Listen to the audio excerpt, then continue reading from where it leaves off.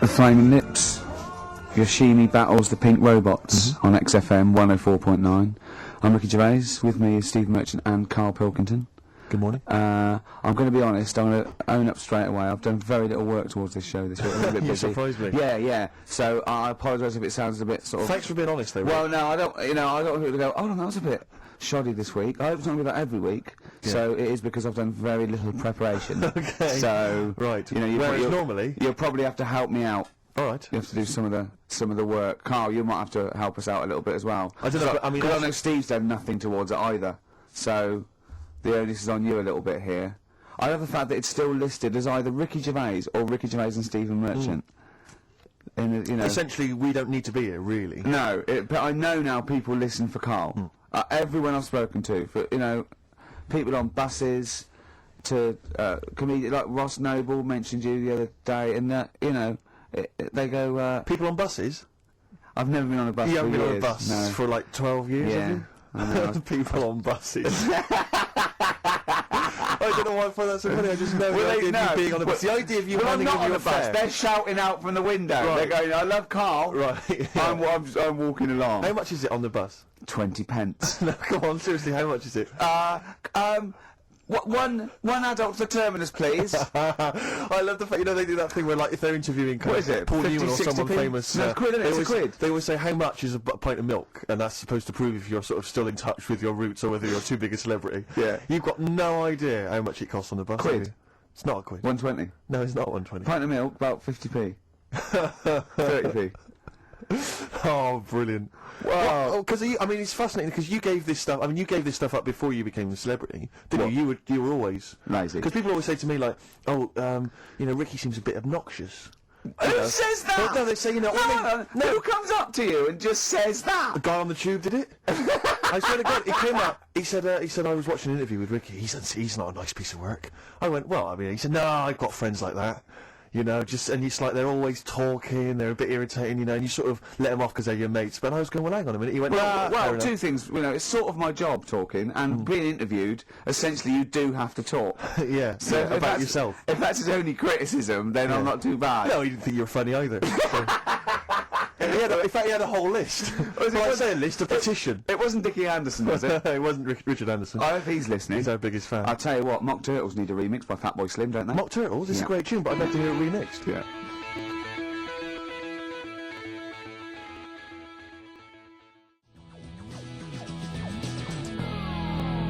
Mock Turtles, Can You Dig It? Remixed by Slim. Yeah. Yeah, XFM 104.9, Ricky Gervais, Steve Merchant, Carl Pilkington. Ooh, stuff to do, what's going on? stuff to talk about and that. What's been going on? Oh, before you came in, you saw it, didn't you? That experiment I was doing with the... An experiment? Yeah. Well, all I know is as I walked in the building, I passed the little kitchen area, you were hitting Carl on the head with a tin tray. Didn't it make a good noise? It was a great noise. But I'm interested. Explain more about the experiment. Well, I wanted to see how hard I could hit him and make it resonate, right, before I either caved his skull in, or, right. You know what I mean? So, you had to hold it quite loose, so it could, like, vibrate, but you had to grip it hard enough to give it a good whack. Right. And his head's brilliant for hitting stuff on. Is it? It is perfect. Carl, could we recreate that moment a bit later on the radio? You'll notice that you've been on for 15 minutes, I haven't said a word. It's had a bit of an effect on me. Still a little bit shaken. Okay. Oh, dear. But yeah, do it again later. We were talking about your head a little bit earlier, weren't we? It's not going to mean that you're sort of a bit, fuzzy thinking, is it? It'll be alright. Yeah. So... Okay, can we recreate that later, maybe towards the end of the show? Just hit you on the head with various objects, see which make the best sound? He said talking about Time Out. I said something about in Time Out, and he went, yeah, do you read that? I went, yeah, I read it, get it every week, yeah. He went, there's no point though, is there? He said, because it's like a telephone directory. If you want to look something up, you look it up, but you'd never sort of browse the telephone directory. And I went, that's an interesting point. He went, although I did. When I was in Scotland, I just looked up how many Macs there were, and there was 42 pages of them. How bored are you in your hotel room in Scotland to suddenly start working out how many people start with Mac. Were you sat in your room? There was nothing else that you could think of I've to been do? working. It's when we did the show from, XFM did some stuff from Edinburgh. Yeah. You were Been a sat in hard your hotel day. room? Sat in the room, waiting to sort of go out and get some food and that. Sat there. Why were you waiting to go out and get some food? Because we were all going to meet up. We're going to meet up with, with Simon. So and you that. thought, I'm not going to switch the TV on, I'm not going to read a The magazine. telly was on, nothing was on. I wasn't impressed with anything that was on, so I'm looking around the room. I had a couple of the free shortbreads. I love the fact he remembers. Yeah. He remembers a specific biscuit he had. Yeah. That's fantastic. I had a couple of them, and then looked around. There was a Bible, and I thought, well, I know about that. Yeah. There's nothing in that I don't know. So, got the phone book up, and immediately thought, there's a lot of Mac this and Mac that in Scotland. Yeah. Macintosh, Mac Daddies. Macateer. Yeah. There's loads of Return names. the So I Mac. thought, I wonder how popular it is. Just how popular it is. 42 pages of Macs. Did you count how many pages there were? Yeah.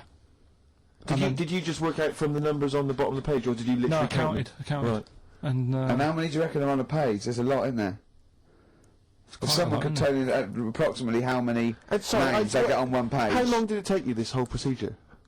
what, the counting? Yeah. Not that No, long. it's It's just 42 counting pages. Yeah. Yeah. It's not that much. They're all And what together, did you do luckily. once you digested that information? What did you do with that information? Did you I tell stored people it, when you haven't I? were I mean, look, how long ago was the Edinburgh Festival? I stored it along with the biscuit. I love to get in his head. I imagine it's a big warehouse, and there's lots of partitions for weird stuff like kids born with tentacles and things like that. I imagine there's like quite an old caretaker, and you go in there, you say, "I'm looking for that." He goes, "Hang on, I know where that. I put that somewhere. Hang on a minute, hang on. Is this the one when they shave the cat? No, it's not shaving the cat. This is the Oh. Max.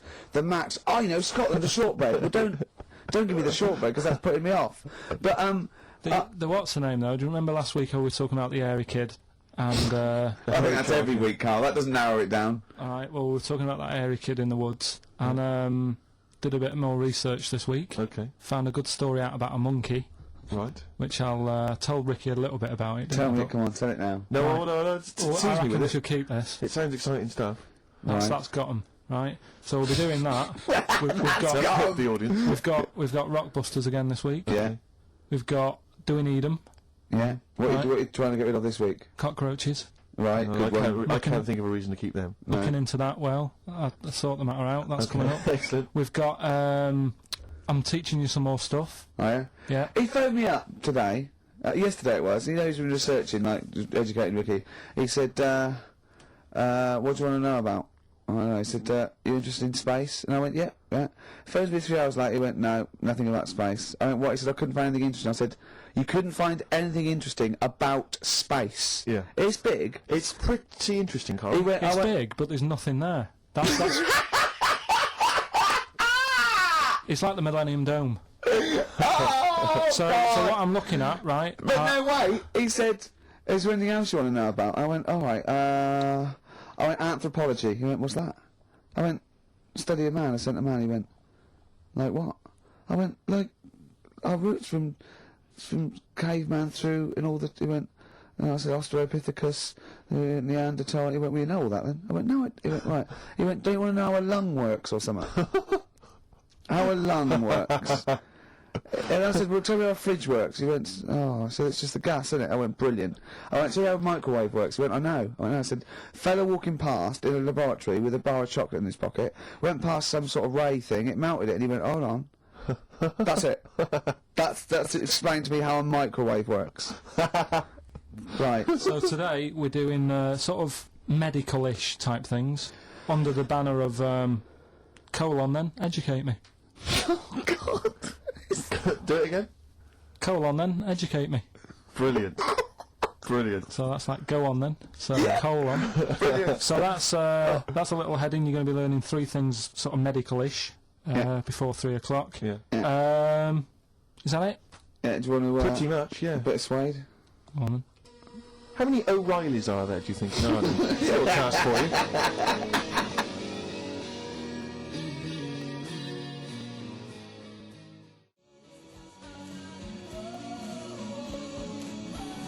Suede, animal nitrate. That's really got a Johnny Marr influence at the end, that guitar, isn't it? Brilliant. Still, yeah. Still brilliant. XFM 104.9, Ricky Gervais, Steve Merchant, Carl Pilkington. Tell us about this monkey, Carl. You're going to love this one, Steve, Go on. right? Yeah, so last week we were talking about how, like, a lad left his family because there was problems at home and that. He went and lived in the wood, he got airy. Right? Yes. No. Leave it there, Rick. We haven't got time to go into Right, it. so... That's what happened. And that's what happened. He lived with the monkeys, he went airy. That's Anyway, what happened. That's what happened. looked into some other stuff about, like, airy kids and all that. Yeah. Yeah. Came across this story about a bloke, right, who worked in a zoo, Oh dear. right? So... Trouble's brewing. loving his job and that, but it's quite a lonely sort of job because you don't see many people, you're just dealing with animals all the time, right? Mm. So, anyway, he gets a bit pally with a monkey because it's the closest thing to a human. Well, that ape is. Right. Yeah, but you can't really go that close to apes. They're dangerous. What do you mean? What type was it? Do you Just mean let him tell the Was it story. a chimpanzee? I reckon it was a chimp, yeah. Yeah, it Oh, was you a don't chimp. even know, so Yeah, it was that's a an chimp. ape. It was a Okay. chimp. Yeah, but it doesn't matter, does So it? he It's the gets story. pally with him. Right, so he gets pally with What, him. do they and go on he's- holiday together? Well, no, I mean, it starts On the off pool together. just checking each other out and, you know, probably sharing lunch and that together. Yeah. Right? Anyway, this goes on for a while. Is you know, they're getting on well and that. And then after a while, right, the monkey starts sort of imitating him a bit more and sort of walking upright, Oh God. Yeah. right? So he thinks, oh, that's a bit weird. Anyway, they get on really better and what have you. So he thinks he could live at home with me, this, Yeah. because we're getting on a storm, Yeah. right? So he takes him home, and before Is you this know the it, beginning of Beneath the Planet of the Apes? I think it is. I think you've seen this on video. I'm worried because he's already imitating him and they're moving in together. I'm thinking it's maybe a bit like single white female. Single white zookeeper. Oh, brilliant. right? So Go on. anyway, so it's moving in, and it's getting used to sort of the normal human life. It's having a cup of tea in the morning. Yeah. PG tips. As a he finishes the day off with Oh, dear. Finish the day off with what? It with does, a it doesn't little have to brandy. move a piano at one point, He does it? finishes the day off with a little brandy. Yeah. What, he pours himself. Is he wearing a smoking jacket? You, I'll tell you what, Carl. You're Listen, a maniac, listen, mate. no, this is why it attracted me. It's amazing, right? So he's having his brandy and that, loving his life. Next thing you know, he sort of I don't know if he loses it or he gets shaved, but the top half of his body is He's hairless, hairless. right? Apart from his head, right? So he's got a Right, nice. so it's the head. opposite of the kid. Well, no, Yeah. this is what well, I'm saying, that would happen. right? Well, hang on, but so you don't know if You he don't was even shaved know. or if it's How dyed? did it say? Then the hairless. What? I'll bring it in for you, the story, and then you All right, can well, see if okay, I've gone wrong. keep going, keep So going. anyway, so this is going on, and he's having a great life. Then the zookeeper starts getting a bit annoyed because he's having a better life than the zookeeper. The zookeeper's in the This zoo. is such So the rubbish. zookeeper's still got to do a day's work. The monkey's at home, he's partying. Well, he's it gets got to a his other point when he chick mates says there's no point you coming in to the zoo because the whole reason of you being there was because you're being kept there. Right. And he didn't want to bring the memories back, so he said, you stay at home. So You are you're talking such. Just let him finish. God, I don't know if I can sit here and listen to this drivel. Let me. I'm fascinated. it's It nearly sounds over anyway, amazing. right? It sounds extraordinary. Carl. So he's walking up, right? He's having a tea in the morning, finishing the day off with brandy. Gets a bit out of hand, only tries it on with the zookeeper's wife.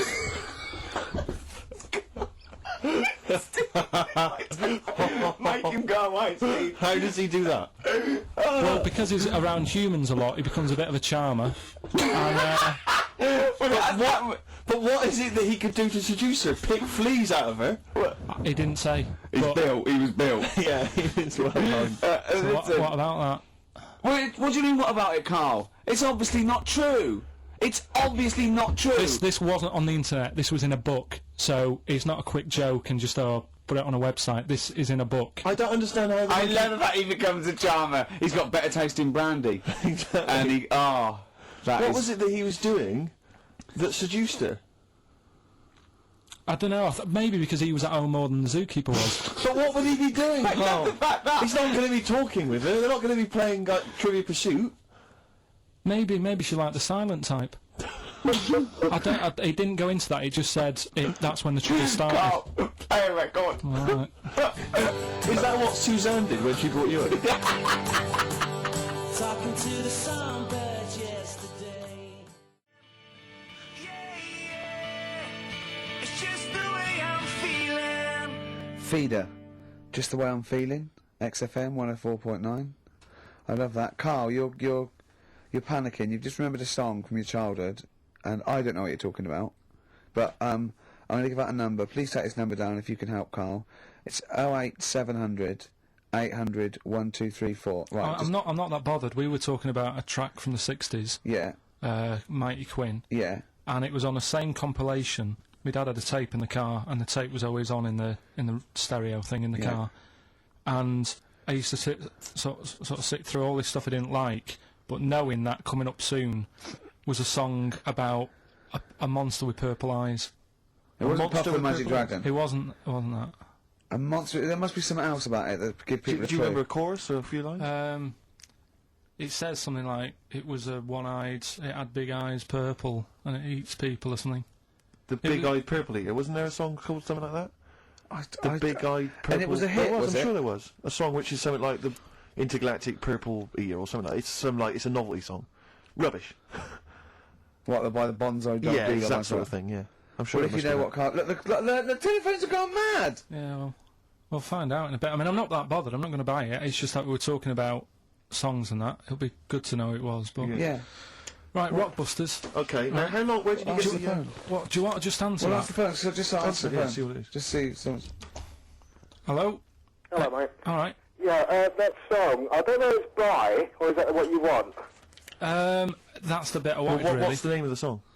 Well, you know how it goes, it's like that, one night down and dawn at a bibbidi. Yeah. Oh, yeah! Sorry, I don't think you've helped much, though. You can't remember what it's called or who it's by. Well, no, I mean, I know the tune, but that's about it. But he's It done seems well. to me- Steve, yeah, he's done well. He's given up his spare time to call in and sing us a song. Don't diss him. Rick, I'm concerned he's just only marginally remembering it more than Carl is. It was actually in, I think it was in the Blob, no, it was in something like the Blob, actually. I think Steve McQueen was driving away and it was running in a sequence. This is so very familiar. See if thanks very much, mate. See if we can get a title off someone. And XFM. Hello, yeah, I know the name of that tune. Go on. Was it the Purple-Eyed People Eater? Yeah, that sounds about right. And who's it by? Yeah, well, I'm just at work and... Who is it by? Just came to my mind. Do you know who it's by? I don't know who it's by, mate, sorry. This is not enough information. I wouldn't phone in We if I didn't had half ask the for it, but information. we asked him just what the tune was. But I want someone like Paul Gambaccini to call in. He knows what chart Well, position it got okay, to. right. Thanks I very don't much. think this is enough information. That's two people. The thing We've barely is, got if any you know the information title, from we can put it in the internet, can't we, and find out who did it. Yeah. That's full of Brilliant. information. Well, thank you very much Yeah, for calling in. I don't know why they bothered, frankly. Right, listen, Sorry, no, I mean, I just think if you're going to bother to call in a radio station, have the facts. Have all the facts you have. He hasn't got the facts, and he runs the radio He station. doesn't run it. They keep him here like a mascot. He's like a pet, isn't he? They have him running around the office. God. Now listen, it's Rockbusters. I've got the prizes here. Rick, I'll be honest with you. I mean, we've given away some shoddy stuff in the past. This But is this is the worst absolute collection. tat, is it? This is really scraping the bottom of the barrel, Carl. I mean, Hold on, the how phone's many going more of mad. these If, can we give away? if you're still phoning, hang up because we're not going to bother anymore. We're really sorry about that. Maybe email us or something. How many of these can we give away? Rick? Look at that. It's only Fools and Horses. The It's the video. Christmas special from not this year, the year before. Yeah. I mean, we have given away so many of these. I imagine there's charity shops throughout London. Throwing them away. Yeah, throwing them away. Yeah. So we got Oh, that, dear. and if you didn't watch it, if you were one It of was a the big 20 green, million that watched it. blue-eyed, fat-legged, purple-eater people. If they had a big and they had a big boo. It's something like that. And once again, the best chill-out album ever, with, this is pretty much rubbish. It was a big boo. Actually, no, the songs are okay, but Purple-eater. it's just basically a collection of songs you might have heard on adverts. So enjoy that. Oh god, this one again, the best air guitar album in the world, Volume 2. This is no longer an entertainment show. This is three people chatting to each other now and again. Sometimes we remember it's going out. Sometimes we just take a call for our own amusement. I mean... It's the same price again. can't- It's the David Attenborough compilation of DVDs, which I'd be very surprised if actually makes it to you. I imagine someone here would have had that long before we posted it. Oh dear. There's a T-shirt in here. This is- XFM 104.9. You get sent a lot of Just in crap case you're wondering what you're listening to. You're And this is listening this is a What is that? Quicksilver t-shirt. What is That's that? fine. What t-shirt is That's that? a t-shirt made by the Quicksilver people, so if you're a bit of a surfer dude, and by the look of the size of it, you're a midget, You can't then say midget. you're welcome to it. And this is, I think, the piece de resistance, Rick. I mean, What? because you know the kind of fans we have, they're pretty cool cats, pretty Yeah. groovy guys. Yeah, yeah. So I imagine they'll be loving, on DVD, Doctor Who, The Aztecs. That's one of William Hartnell, the first Doctor's classic episodes on DVD God. there. Oh, you know, Rubbish. That's rubbish, Carl, those prizes. you- I'm ashamed to give them away. Carl, Thank you know our mate Johnny? He's a Doctor Who fan. Yeah. Do you remember? He bought the Doctor Who magazine, and he went to the toilet, and Steve got post-it notes and put geek on every page, and Johnny opened it on the tube. Right, and it had geek and everything. And Johnny bought in the new Doctor Who magazine, I think this week's or this month's, right? And they've done the perfect Doctor Who fan, right? What the geek is, right? And it looks exactly like Steve. All right, don't ever go, Rick. It does. And he went, and I'm going to try and put it on the website. It's amazing. It's got your hair, glasses. It stands like you. It's sort of dressed like you, and it's only. And it's hilarious. And he was. I mean, I'm insulting you now. It sounds like an insult, but if you'd see it, you'd laugh. Well, Rockbusters, right? Yeah. Right, here we go. Just a little bit annoyed. Just 3 clues. We've lost all the energy in this show, haven't we? Well, I can't get over that insult. I'm just a little... No, Three. we did though. It It just was came sort out, no, I of can be honest with you, things, Rick, it 3 came out left clues. field, I wasn't expecting an insult. No, And, but I I thought thought there it was a was sense of camaraderie on this. No, I'll bring Just it in, email and in you'll see what I mean. Right, play a record, I'm ricky.gervais@xfm.co.uk. just annoyed, I can't What are we listen to doing? Rockbusters I'm just reading out the clues. Should we put this? Let's put this one in for the Sony Award. Let's put this show in for the Sony Awards. Play a song, Carl, because I need to discuss things with him. I've talked before about in Edit second it down. Get this down to 3 minutes. It'd be a great show. Rockbusters in a minute. XFM.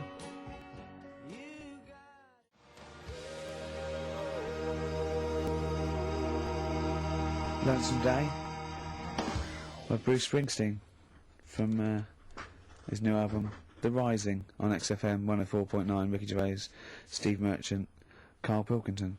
Foreman just phoned in and said to Carl, stick up for yourself, don't listen to that Merchant, he does my head in, he's so arrogant. I don't think I'm arrogant, I think I'm mean. Yeah, I just think I'm sort of objectionable. I don't think it's arrogance. I think it's No. sort of nastiness. yeah. I'm just not a very nice person. But believe me, I'm not arrogant. I think I'm pathetic. We've had a lot of emails saying, could you bring back White Van Carl? Oh, yeah. Which is that section of the show where we ask the questions that the Sun asks Someone various else. random punters Yeah. of Carl. But sadly, recently they've got very politicised and very kind of basically a little bit depressing.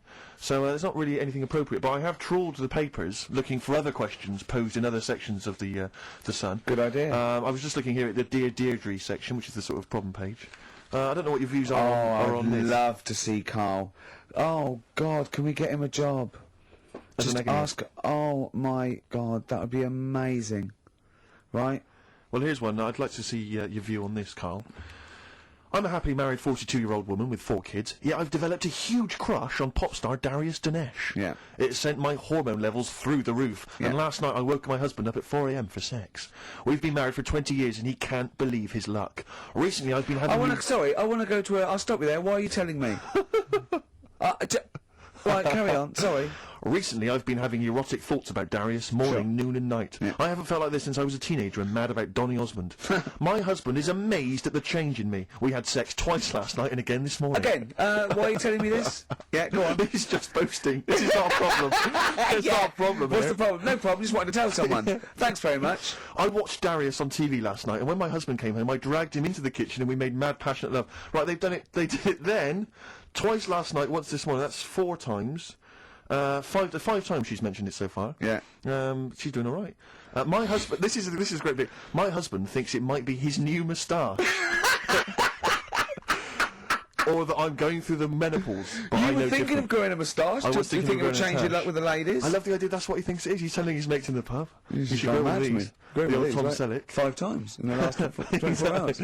Hooray for sexy Darius. So, what do you make of that then? What are your views on that? Hold on though, if that bloke is reading that paper, that narrows it down It's a gotta bit. be, yeah. Who else did he know? His wife likes Darius, he's had sex 5 times that night, and he grew a new moustache.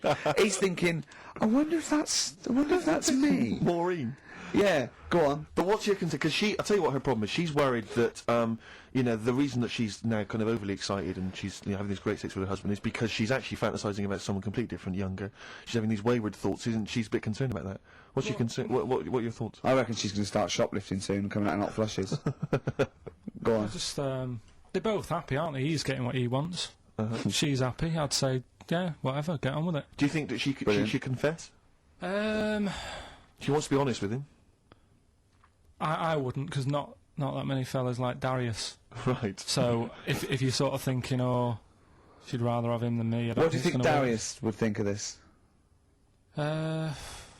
He'd probably be happy with that. I mean, What would you do if you if got loads of phone calls, right, from women going, Carl, whenever you're on the radio, I just have to do it. I just have to do it. Your voice makes me... I'd say, right, well, it's all right.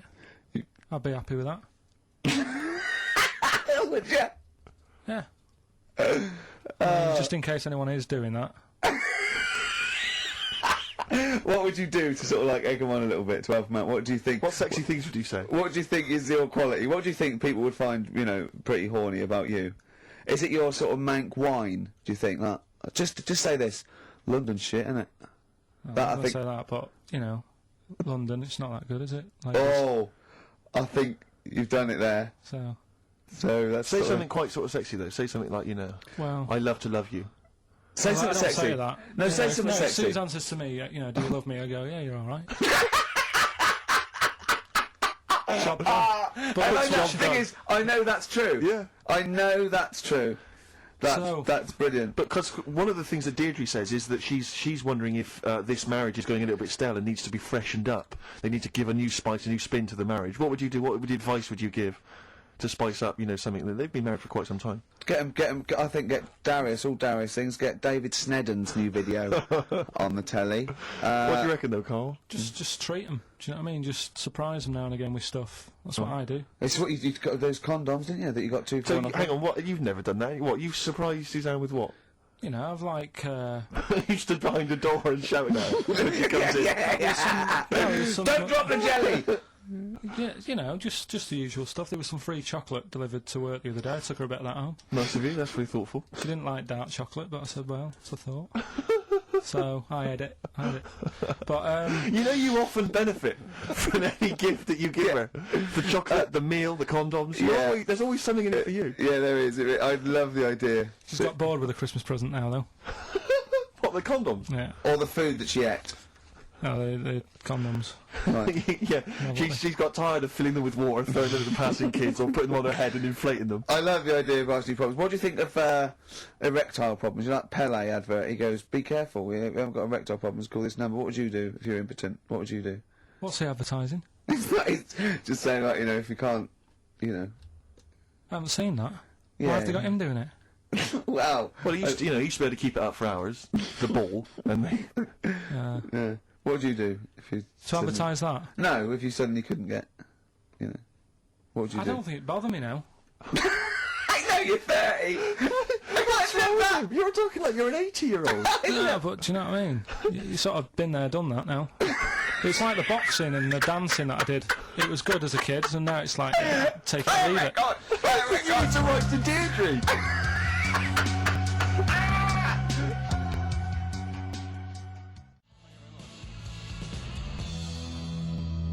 Supergrass, Seen the Light, XFM 104.9. We're a little bit worried. We might have a technical hitch here. We've had no emails, and usually we get loads and loads. So we're worried it's us. Can someone send an email? Yeah, just a test email. Yeah, but we won't know if they have or not. They might just be ignoring us. No one might be listening, Steve, so this isn't proof. I guarantee there's at least one person who would send an email. Maybe if Dickie Anderson's listening, he could do it for us. Anders! Do us a favour for all the pleasure we've given you over the last few years. ricky.gervais@xfm.co.uk. If you haven't heard the Rockbusters, might as well give them out. Well, let's check the emails working before we do it. Yeah, otherwise it's a complete... This whole show has been a sham and a farce and a waste of time. Well, I think they can take that as read. Right, educate me, Carl. Right, well, Go what on, to then. say, right? Educate me. Well, what we're looking at this week, we've done war, we've done We've what else have we nailed done? that. We've nailed war. Did We summed up war with a little French bloke whose battle cry was "John's got a moustache." right. So, and last week we did science, What would you do on science then? Airy Kid, Brilliant. right? Yeah. So this week we're looking at medical problems. I'm sure we do Airy Kid every week. Medical problems. Then I've got a couple of things under the banner of colon. Then educate me. Yeah. We've got this is interesting, right? Do you know if you have an operation on your brain, right? What they do is I mean, this is why I'd never go to the doctors. I don't like doctors because this sort of stuff freaks me out, right? They can operate on your brain, and what they do is they put you to sleep first, cut your brain case open, Your skull, yeah. The brain case. Yeah, yeah. and then wake you up and operate on you. So you're sat there with your head open, Yeah. messing with your brain, and you Well, don't there's feel anything. Well, there's no nerve endings, is there, in the brain? But still, it's not right, is it? What, do you think they do it for fun? No, They but go on, Reg, wake him up so he's all freaked out. Go well, on, wake him up. is it necessary that you're awake, do you think, or... Well, they need the brain active, don't they? Yeah, but it is when you're asleep, you're having mad dreams. I had a mad dream the other day. Go on. No, I might tell you about it later, but there's no sense to it. But, so your brain's still... Where is this conversation? Yeah, I mean, it'll turn out. I go, no, Carl, I was there. That wasn't a dream. Yeah. No, Yeah. but... So, I mean, if I had an operation... On your brain, heaven forbid. Well, operation anywhere, I'd like to sort of think, well, I'll have an injection, I'll go asleep, but when I wake up, it'll all be sorted. Yeah. Yeah. The fact that Your brain case is open. open and they wake you up and you think, oh, is it all done? They say, well, have a look in the mirror. And your Yeah, brain... so I don't think they do that. I don't think they try and frighten you when you're during an operation. Yeah, I don't think that you go about your business and they sort of follow you around, dabbling. Yeah. No, but it's almost like they are having a bit of a laugh with you. Right, well, I'd just like to say now that they don't. Anyone who's going in for an operation on their head, do not ever listen to anything But Carl says. why have you got to be awake? Because you'll be bored anyway, you'll be sat there. They'll Well, be they messing give you a about. telephone directory look, and they say, look how many Macs are in there. That's the Scottish telephone directory. And, you know, time flies when you're counting that sort of thing. No, but do you know, like, when you... What are you telling me? What are you I'm just asking saying how me? weird it is. It's weird, isn't it? It's like, do you know when you go for a haircut, right? It's a bit embarrassing. Well, I don't anymore, but when you go for a haircut, it used to be a When bit... you go for a haircut. It used to be a bit embarrassing when, like, they'd wet your hair and they'd make you have that sort of Hitler cut because your hair's wet, and I used to hate it, and I think, do you have to do that? Do you know what I mean? You know It's what I mean? similar. don't It's you? very similar to open skull No, but surgery. what I'm yeah. saying is, it's almost like barbers like to do that to make you look daft and feel daft for a bit, and there's women coming in and out, and you're sat there with a daft haircut. Yeah. And this is what that reminds me of. Do you think they do it in a shop window? This brain operation? I'm just saying, it's a bit Do you weird. think, why are we doing it in John Lewis's? Just so more I people. love the can idea that that's what doctors are doing. Let's make this guy look a bit stupid. Yeah. Open his brain Look case. at the twatty look from his brain out of his head. Take a Polaroid. Reg, take Yeah, a Polaroid. look at him. Look at his face. Right, clock his face when I give him the mirror. Get this on camera. Put Carl- his fake nose and glasses Sorry, on. is that? Did you teach me something then? Was that I've taught educational? you that your brain case can be open with your awake, and you just sat there sort of letting them get on with it. Brilliant. I've learnt that. I'll never forget that. Right, go on. Anything else? You'll love... Let's play a song, because the next one is amazing. What? Even more amazing than that? Yeah. Play a song? Yeah, bit of Bowie. No email still, by the way. No, I don't think it's working. It's not is it? working today, Lady so we'll Stardust. we'll have to do a phone-in for Rockbusters. Off the Blimey. Ziggy Stardust album. Alright.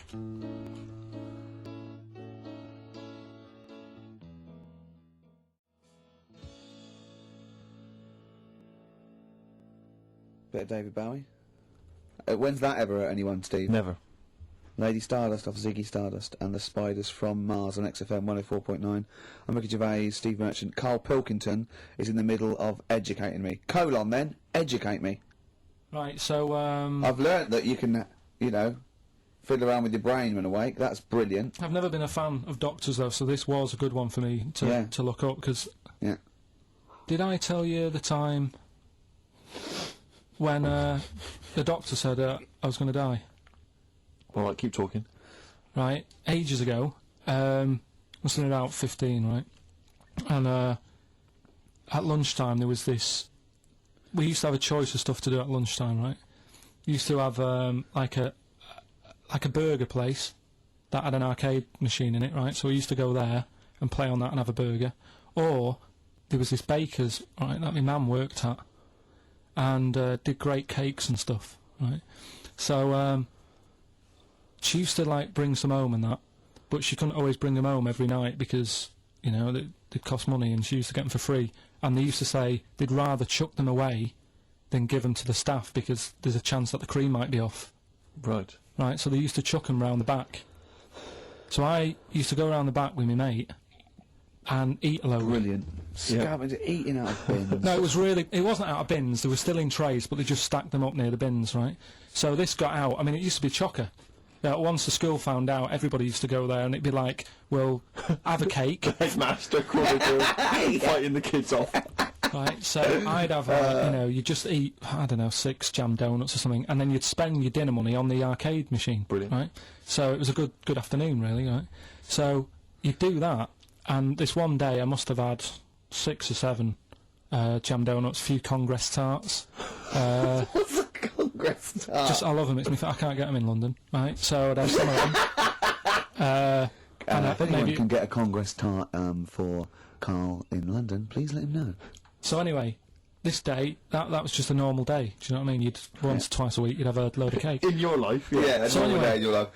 Were the frog boys there with the webbed hands and the big heads? So- and the horse in the settee? Yeah. But the day after one of these days, I had really bad cramp in my belly. Right? I was like in agony, could hardly walk. So I said to my mum, You could hardly stagger to the free cakes. So I was in absolute agony. I said, I don't like doctors, but you'll have to get a doctor in because I don't know what it is. I can't walk. She gets the doctor round. I won't say his name, but he said, well, doesn't look like he's got long left. Blimey. So I was a bit like, hang on a minute, I've only had a few cream donuts. Yeah, My mum was panicking. sure. He went. My dad came in from work. She said, oh, something's really bad with Carl. I think it's serious. You know, the doctor said he ain't got long left. So he said, what? He said that and just left? So she said, yeah. He said, I'll have to call him then. So he called him up, said, what's all this about? You know, Carl hasn't got long left. How long's he got? So he goes, oh, I was only messing. It's just had some bad cream. Can you believe that? Well, the thing is, I like the fact your mum didn't ask any questions. I know. She didn't But go she into doesn't detail. know. No, Well, I- can I- you explain more, Doctor? No, I got to show off. But she doesn't. She doesn't like talking. you know, I don't want to diss you or your family, but I imagine if I was there, I'd have known the doctor was joking. That's all I'm saying. I mean, I sound very arrogant there, but I imagine he went, what's he done? Yeah, I had about 6 cream cones. Oh, right. Oh, wow. He hasn't got long to live then. I'll see you later. That's what I think the doctor did. Yeah. It's like the idea your mum just let him go. Yeah. Terrified, thinking, well, I'm not going to probe him. He's that's it then. Dad comes in. Hi, honey, I'm home. Anything happened?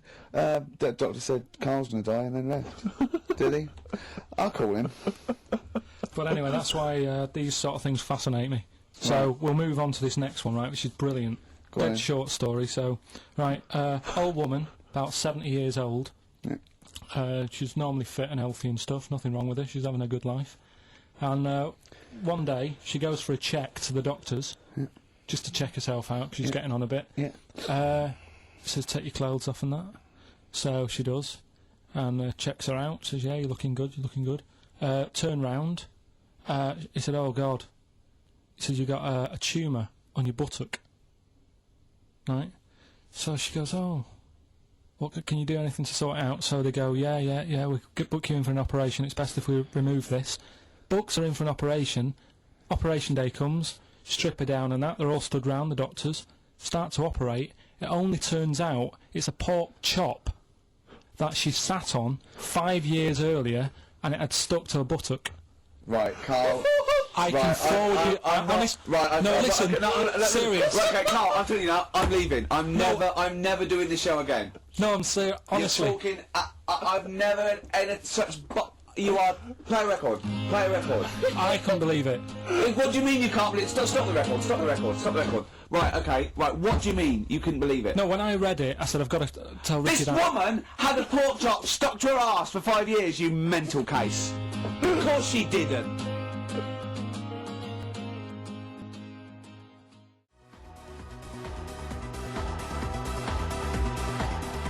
Syntax, Pray, XFM 104.9, Ricky Gervais, Steve Merchant, Carl Pilkington. Right, get off. Right, what you got next? Right, well, running a bit late with this, but it's time for Do We Need 'Em? We're looking into what I'm really animals- worried about this because everyone's getting that last clue wrong. I reckon it's so rubbish that even your mental fans can't work it out. Yeah, it's a tough one, but Give that final Rockbusters clue again. the Jamaican fella had to have some aspirin. Why is that? What were the Why initials? did he have to do it? No, FD. hold on, that's changed. Well, I mean, it doesn't matter. The Oh, story it doesn't still matter. That's the point of a cryptic clue, isn't it? Oh, do. What have you got now? Right, so we're looking into animals that we get rid of. I've spoken to someone about snails. I've spoke to someone about jellyfish, and that. I'm looking at cockroaches today. Right, now who's the expert? It's a woman called Jessica Marshall. Right. Does she know that you're going to play this on the radio? Well, I called up right in the week and said, "Can I talk to someone about Just- cockroaches?" And she was like, "Is that Carl?" She knows who you are. Yeah, Right, so she already knows maybe your angle, your approach. yeah. She was And up for it. she's an expert, she's just not just some random person. No, she works in a museum, a good museum. I said I'd give it a plug. It's the one near Knightsbridge. It's got dinosaurs and that in it. It's worth seeing. At the And this Natural is History her. Museum. Yeah. So Not sure. He's not sure. this is Go what on. happened.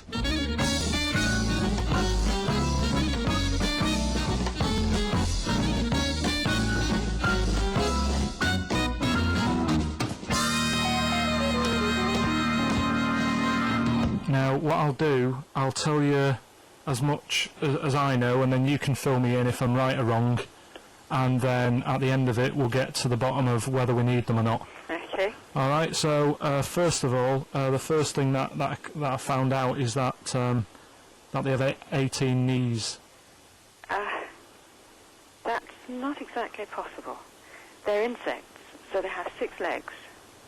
Yeah. And a knee is usually the junction between femur and tibia. That's sort of classic human knees and every other animal knee. So with 6 legs, you can only have 6 knees.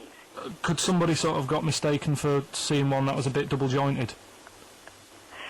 Could I the think traps? you're grasping at straws or something. All right. Well, we might have to come back to that one then. Okay. They can hold the breath for 40 minutes. Well, they don't do that because they don't breathe in the same way as us. They breathe through little spiracles holes down the side of the body, so... no, If they're it- not a very apt simile because the method of breathing is so different.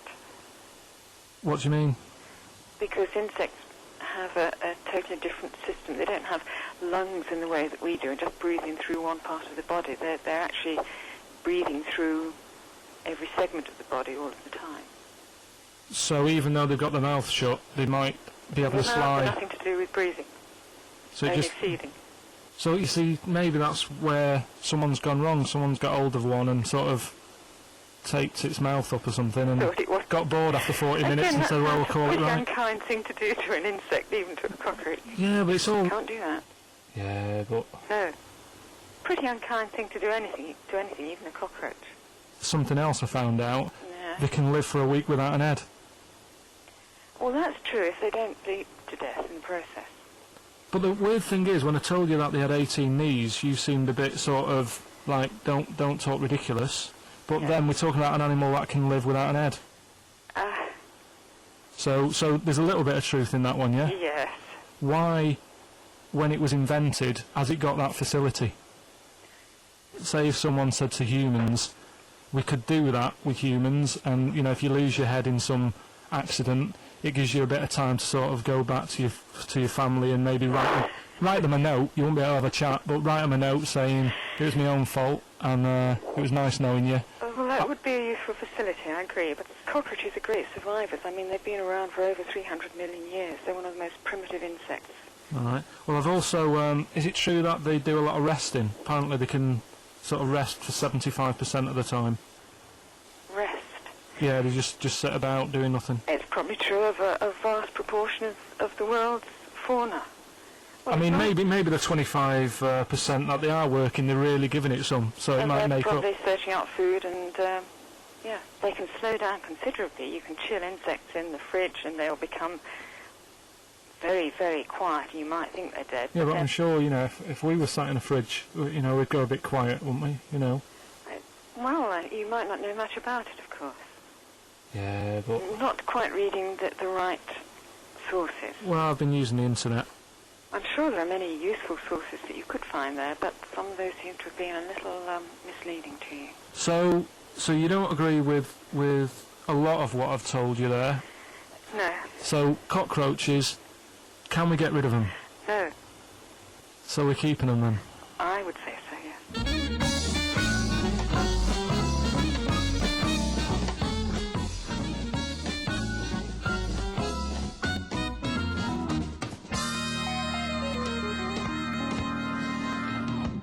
I think we should get her on more often because she sounds like she'd be a bit of an ally, really. Because she knew immediately that you were talking nonsense. She even said, I think you should be more concerned about your sources, which I've been trying to tell you for a year, right? The fact, I mean 18 knees, where did you get that from? It was on the internet. They can hold their breath for 40 minutes. I mean, I don't know what you read and take on. Mad world, don't it?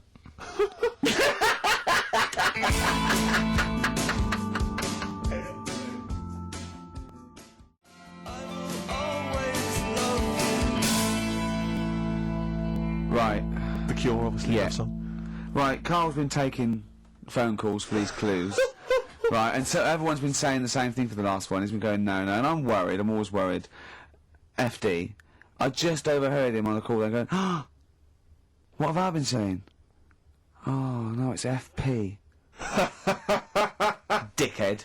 Right, give me the clues out, it's a roller. Right, tell people, we're really sorry to anyone who would have got that right. Okay, right, do the clues quickly, tell them it'll be a rollover, so we have to do 3 new ones. Do you not write these You're down, such Carl? a... I don't write the answers down in case Ricky looks over the thing and sees the answer. Why would I cheat? I'd rather you do something right with your life.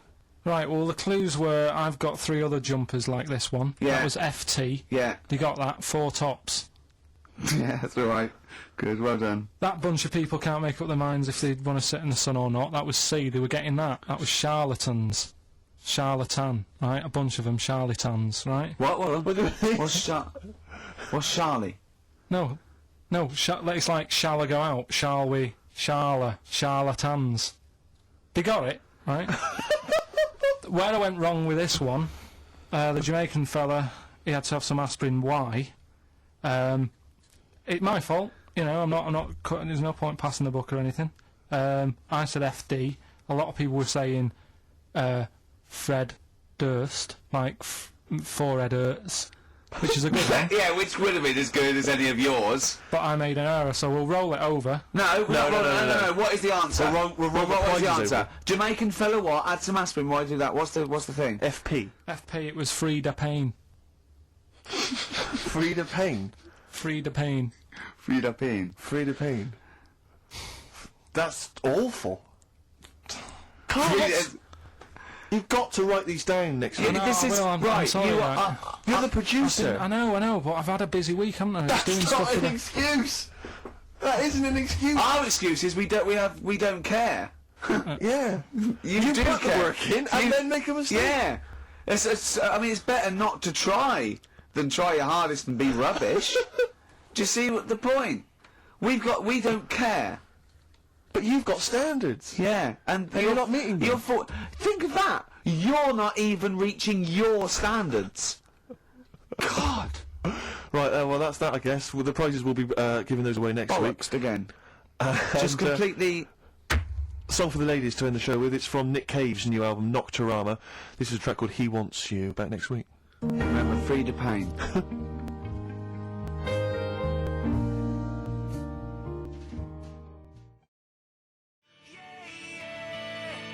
It's just the way I'm feeling.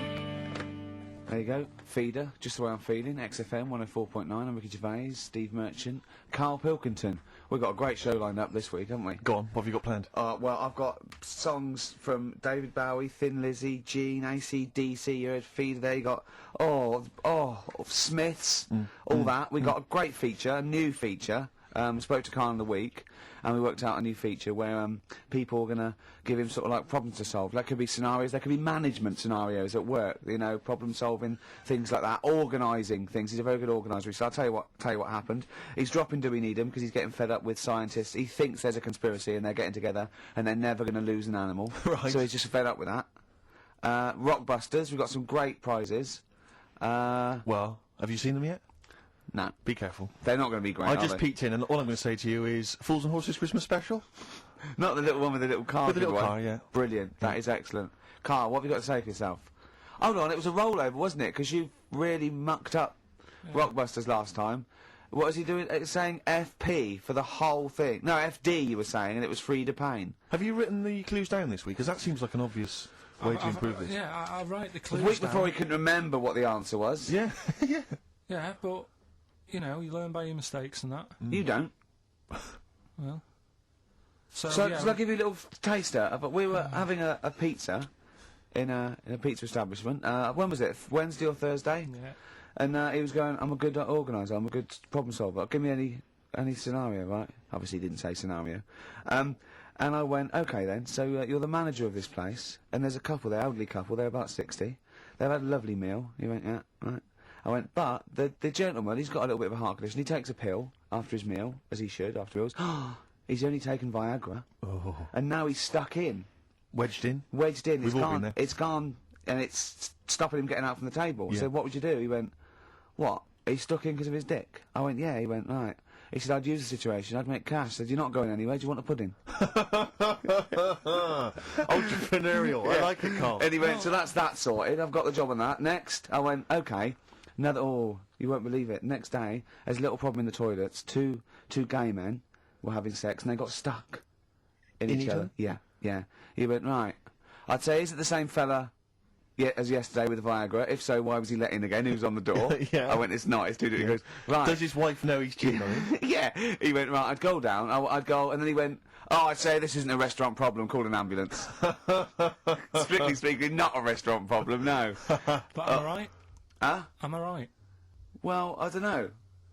Would you give me the job if say, like, you were the boss of that restaurant and you... Do you know what I like about this? At no point did he say, Gervais, why are you being so mental? Yeah. Yeah. Why would someone get stuck because they took Viagra by mistake and 2 people would get stuck in each But other? you've heard the stories from his past. That is a perfectly legitimate situation to find yourself in. If you grew up in his part of What would you Manchester. do if there was 2 fellas with big heads and webbed feet and they had a horse in a... Well, what I'd do is... What would you do? What did you do when you first saw him? What, saw the kids- lads with the big heads and Yeah, yeah. that? We should very quickly remind people, if they didn't listen to that particular show, they had webbed hands. Yeah. Did they, or webbed feet?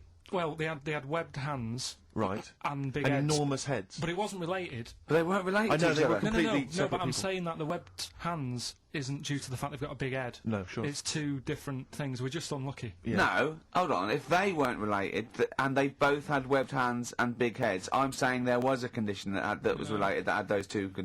I don't think there was. So what do you think the chances of that are? They're not related, and he goes, "Oh, you got a big head and webbed hands as well." Yeah, just a coincidence, isn't it? Yeah. I honestly don't think it was related. Right. Because I've since seen the same problem again on another kid with a big head. His hands look good. Right. So you think the big head is just a separate issue? Yeah, it's a totally different illness. It's like having a headache and a cold at the same time. Right. It's, So you know. not always connected. But the weird thing is, right, looking around in the week at weird stuff on the internet, there was this woman who's got a big head, Oh yeah. and she was fed up with it because when she was walking down the street, it was so big she couldn't hold it up. Right. Right? She couldn't hold it up. Oh God! Oh God! Okay, shut up. So She when couldn't hold it up. when she was walking, her eyes were hurting because she had to sort of look up all the time because her head was that heavy. Her chin was sort of balanced on her chest. Right. And she'd have to peek up. Yeah. So she goes to the doctors, and this was after years and years, and said, I thought I could put up with it, but I can't. It's hurting How my big eyes. was her head? It's I big, think Rick. I don't know if it was like big because there wasn't a picture. I don't know if it was just big or a lot of bone, so it was heavy. Very heavy. Right, like the Elephant Man, just So outcrops. yeah, right. So so the doctor said, we can sort that out, but we'll have to take your head off. Right. Okay. No, Okay. but listen keep to going. this. Okay. Listen, Keep going. Because what you don't seem to understand is I have the same reaction to you when I see it. Yeah. What? Right. You're quizzical yourself. So I looked at it, they took her head off, chipped away a bit of the bone, made her head lighter, put it back on.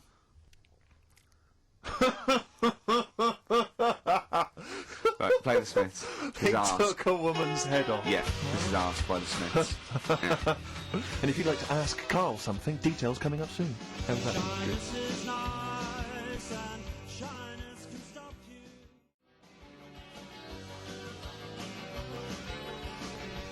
Ask by the Smiths on XFM 104.9. So, what's the email, Carl? If people want to ask you something, a problem, they've got a problem to solve. It can be anything. It could be a personal problem. It could be a scenario. It could be about. It could be about war. It could be anything. But Or it could be more flippant, I suppose, and light-hearted.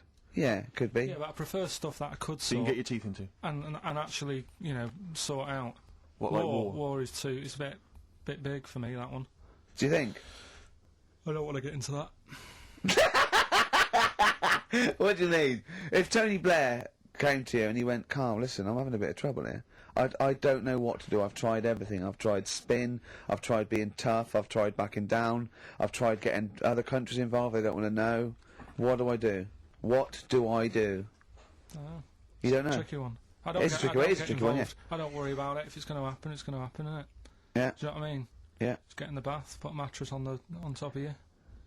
That's it. Sorry, why are you doing that? Ooh, slow down. Why are you doing that? That's what they say you do, isn't it? If it kicks off. If So, what kicks off? If there's a war and that, you get in the bath, put a mattress on top. Right.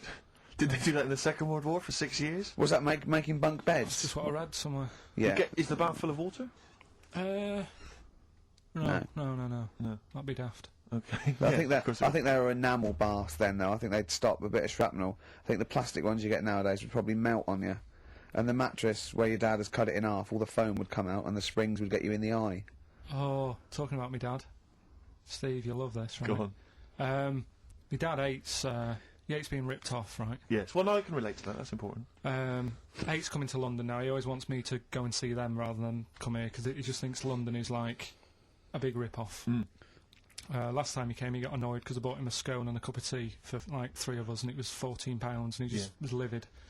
And then we had an argument about that, and then we went to the Millennium Wheel, and I said, "Do you fancy going on this?" He said, "Oh, all right." And then he saw the price, and it was something like 20 quid or something, and he said, 20 quid to go up in the air to look at stuff that's on the ground. He said, "I might as well stay on the ground." Brilliant. Right? Thought, good point. His logic is impeccable. So anyway, this is going on. Anyway, he spoke to me the other day. I said, "How are things? Are they all right?" And that. He said, "Oh, being ripped off." I said, "Why?" He said he ordered. Do you know the place where he got a new bed from because he cut the other one Of in course, half? yeah. Right. He got this bed out of a catalogue. So he sorted out a payment on the phone. He said, "Look, you're ripping me off a bit here on the interest thing, but well, let's do a deal. We'll sort out a new monthly payment that's different to what it says in the catalogue."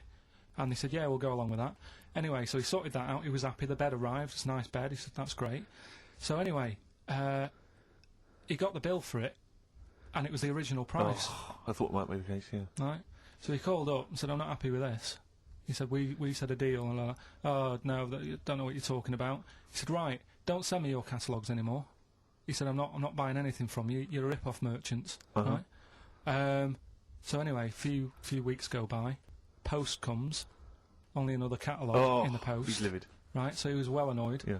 So he looked on the back, and it said on it, "This catalogue will always be property of, the company that does it.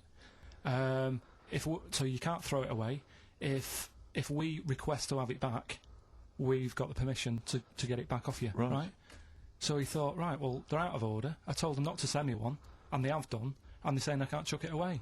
So he called them up and said, "All right, Mr. Pilkington here, bought a bed off you, you conned me, and that. But, forget that. We've dealt with that.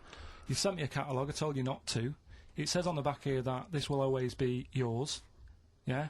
So, in a way, you're using my house as a warehouse. I'll be charging you 26 pence or something a day." Brilliant. He said, "You already owe me £6.28. Something like that. Genius. And, sorted it out. So again, it just So hang runs on, through but are they going along with this? I don't know what happened. He said they sounded annoyed and said they'd get back to him, and they haven't. But he said, "I'm not bothered. They can take as long as they want because the money just keeps going up." Yeah. What So- sort of profit has he made so far? Well, when I spoke to him in the week, it was like £6 odd. Yeah. I think that was on Tuesday. So So he's- he's he's just leaving it. he's It's like laughing. an investment. Yeah. It's like, It's like an antique he's it's bought. just Yeah. it's just going up every day. So Well, keep us posted on that. That's Yeah, dynamite. it's One day we need to speak to your father. Yeah, I think So so. many questions I think need to be we asked do. of him. In fact, I might say and give you a letter to take home. Yeah. Dear Mr. Pilkington, your son Carl.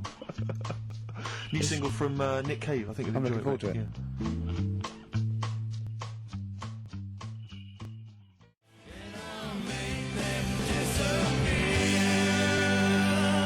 That's the forthcoming single from Nick Cave from his album Nocturama. That's called Bring It On. That's great. I must admit, I was a latecomer to Nick Cave. He's I was extraordinary, yeah. I mean, years into his solo stuff before I decided that he was brilliant. Yeah, He's fantastic. He's fantastic.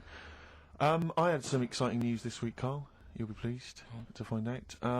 I'm worried that you might get a little bit jealous because it's obviously going to impact on your world quite strongly. Because I know you think you'd like things to be quite samey. You'd like the status quo to be maintained. You like the fact that in the past, we've had some crosswords.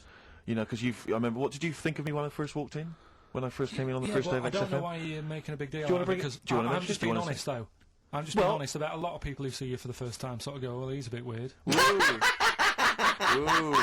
love that, Steve, that you brought it up, and then you're again. But I'm sure that wasn't what he said before. No, did he he say did. before? Yeah, well, he was I- a bit weird. Yeah, well, he looked at you, and I knew. I could see by the look on his face. You know when your kid, and your kid's sort of scared of something, and they go, "Why's your kid?" He goes, "Oh, he doesn't like pigeons or spiders." Right. It was like that when I saw Carl, and I brought you in, and I went, "What do you think of that, Carl?" I could see the look on his face that he was disturbed. Sure. And then, as he said, you get used to it, don't you? Yeah, you get used to it. And you have changed a little bit. Your hair's a bit smarter now, and you've got some nicer glasses and that, I think. Or I might just got used to it. Whoa! Don't bring it up, Steve. Don't Well- look at me like that. So you say that you think some other people in the office thought the same? Do you know that for sure? Did Carl. you discuss it?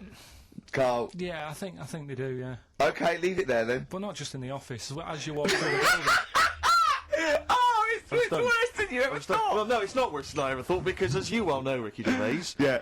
what did I do on Thursday morning? Oh, is this the thing? For those that perhaps are not of the female persuasion listening, there's a magazine. Apparently it sells quite well. It's one of the sort of female, kind of issues magazines. I think it's called Company Magazine. It's like your sort of, I guess it's a bit like your Moore or your Vanity Fair or Yeah. whatever. Anyway, they run every year the 50 most eligible bachelors in Great Britain section. Ding dong, hello. Who's in there this year? In the 50, in the top 50 of the entire country. And then they vote, and they put them in order and see who's the most eligible bachelor. But that's 50 people, right? It always annoys me slightly because bachelor, it kind of seems like a more sophisticated word for loser, doesn't it? no. Which always sort of unnerves me And also, slightly. they try and do a different 50 every year, so they're But- getting pretty desperate to get different ones. No, it's not no, many. no, Because no. also, a lot of people who are sort of like successful, are married, so there's very little to. No, Go on, no. then. There's a huge. I don't know if this is international. It could even be international. I'm not Sure. sure actually. So Sure. I could be up there with the likes of Justin Timberlake, Sure. etc. So Fred Durst. Yeah. That sort of person, So anyway, this is what's exciting, right? Although I'm slightly frustrated because they were telling me that last year, all right, because what happens is the readers of the magazine, they vote for who they think is number one most eligible bachelor, right? Last year, the prize was a 2-week trip in the Bahamas. Okay, this year. I'm rather annoyed because all I'm going to win is a moped. That's the prize this year. That's the prize this year. A moped. Whoa, backtrack. What? Sorry? Last year was a 2-week trip to Bahamas, and this year Just what? a moped. All I'm going to get is a All moped. you're going to win is a moped. Yeah, I'm You're so- not you got no chance. You've having got enough. no chance. You're Who having else is in it? Who else is in it? Well, I mean, I don't know. Lots of them are people you'd never heard of. I know Duncan from Blue. is in Ding. this. So, No. so you're second to him at least already. I imagine you're going to come behind the other 49. No, So, No, but, you because know, there'll be but- people voting for me. They yeah, get to vote for me. Yeah, Steve. They'll see my photo and then they can vote for me. Yeah, according to he, I was 22nd most sexy man in the world. I better take that helmet back. I would.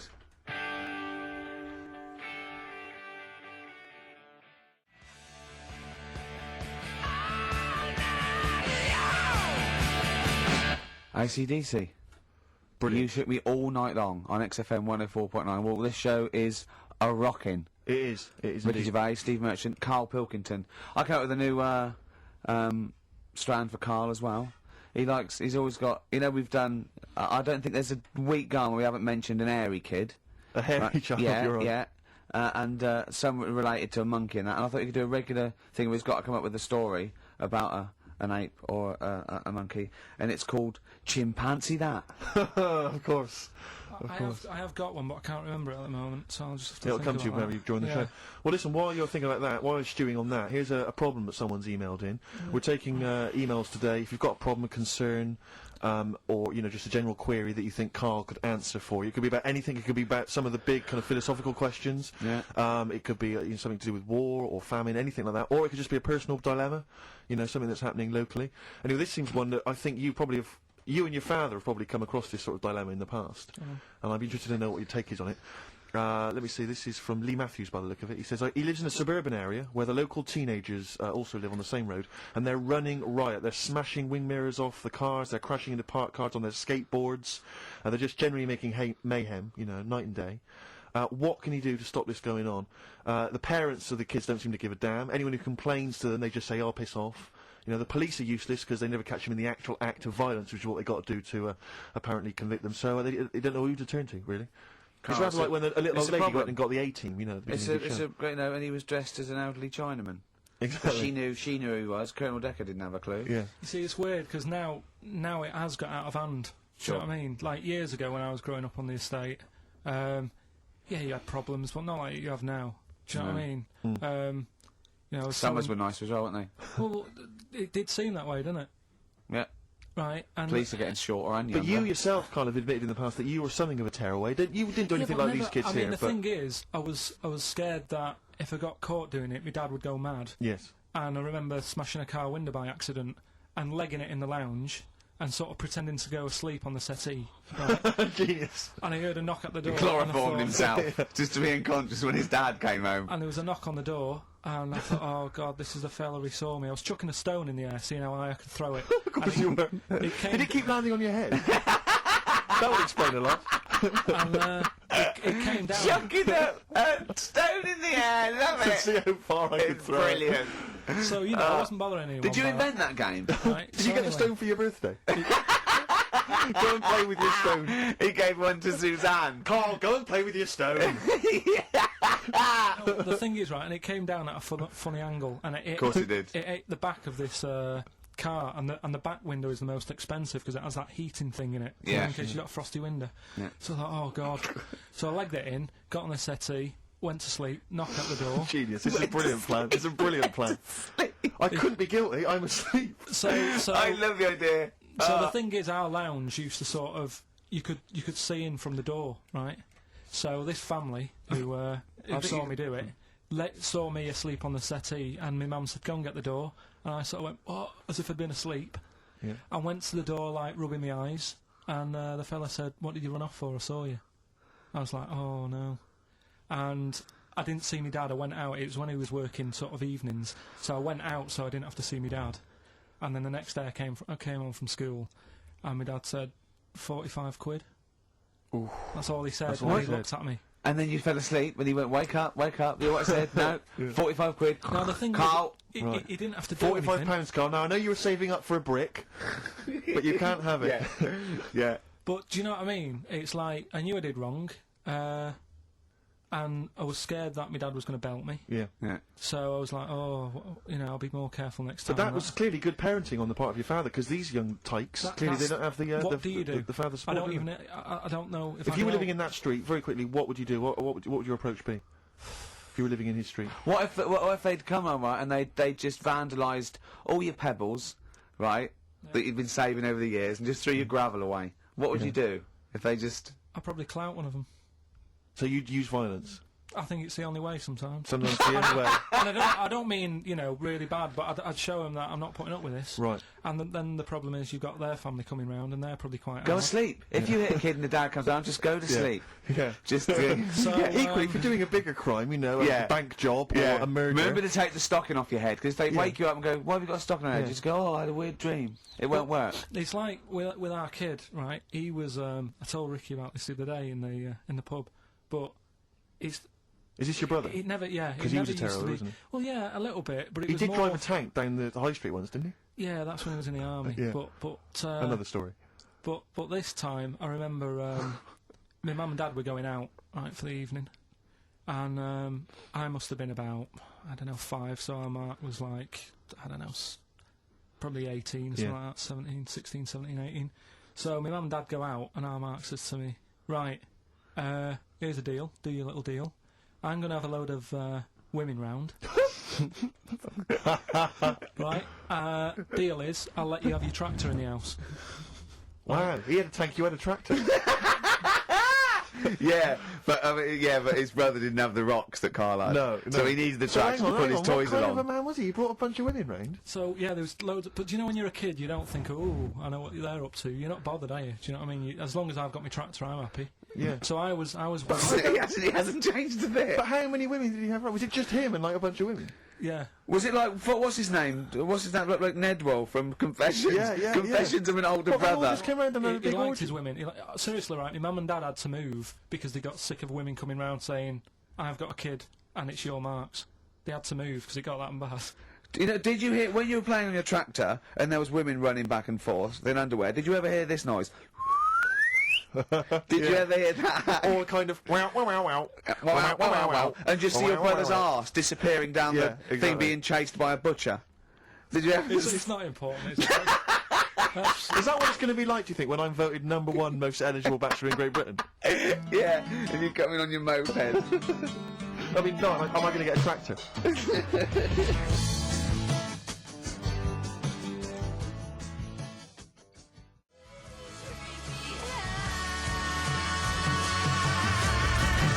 Cheering brakes, painkiller. Open brackets, summer rain, close brackets. On XFM 104.9, Ricky Gervais, Steve Merchant, Carl Pilkington. Rockbusters? Is it that time? It is indeed. Last week, of course, it was a disaster. Yeah, every Saturday at 16 minutes to 2, we do Rockbusters. I have to say that I've not really gone through them, but the prizes look exactly the same as they were last week. Yeah. There's that T-shirt. So it's a There's rollover, still- but you haven't added to it.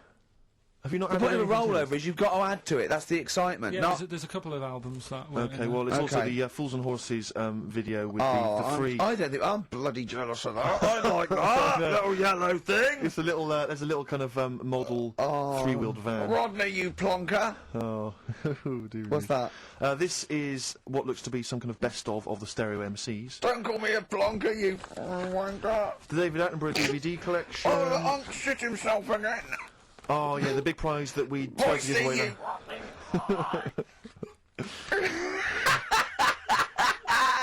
Best chill out album. Cassandra.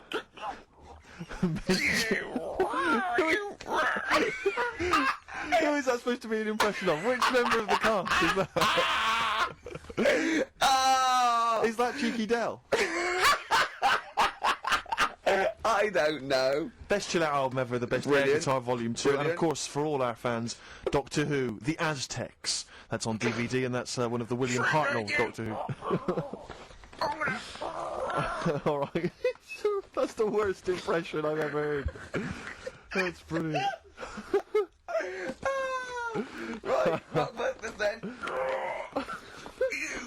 Right, three cryptic stuff. Oh, come on. Right. Rodney, Yeah, Bill. Three. I can't do it. No, come on. Right, three cryptic clues. some of which may be wrong. Yeah, and don't take the letters literally. Yeah. Right, go on. And some initials, and it makes up a band. So here we go then. There's 3 of them. You email in ricky.gervais@xfm.co.uk. Yeah. Right, here we go then. Sure. Number 1. The weather stinks, doesn't it? The weather stinks, doesn't it? Yeah.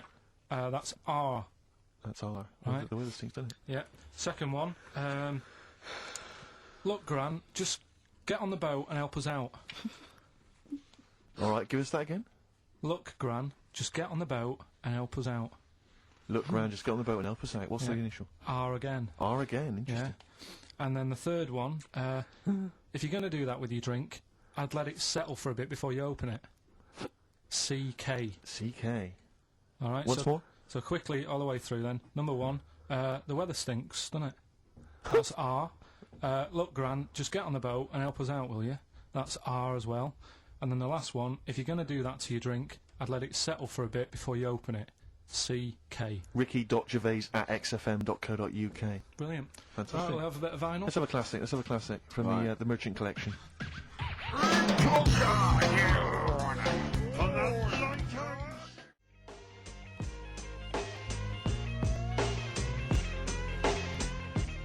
That's going to be the new single from Eminem.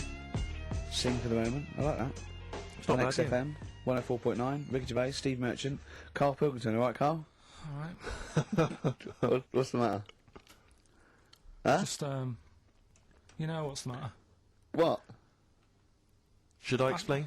if you want. I'm sort of an independent adjudicator, and I couldn't help but notice that you both went out to make the teas, but only one of you came back with a wig made out of that poppy stuff that you pack. Bubble wrap. Bubble wrap, yeah. That you And he pack. didn't want me to do it with sellotape, so I kind of did it with elastic bands that I found. That's nice, Apparently it hurt his ear, it's cut into his head, and look at him, he's annoyed. I don't know.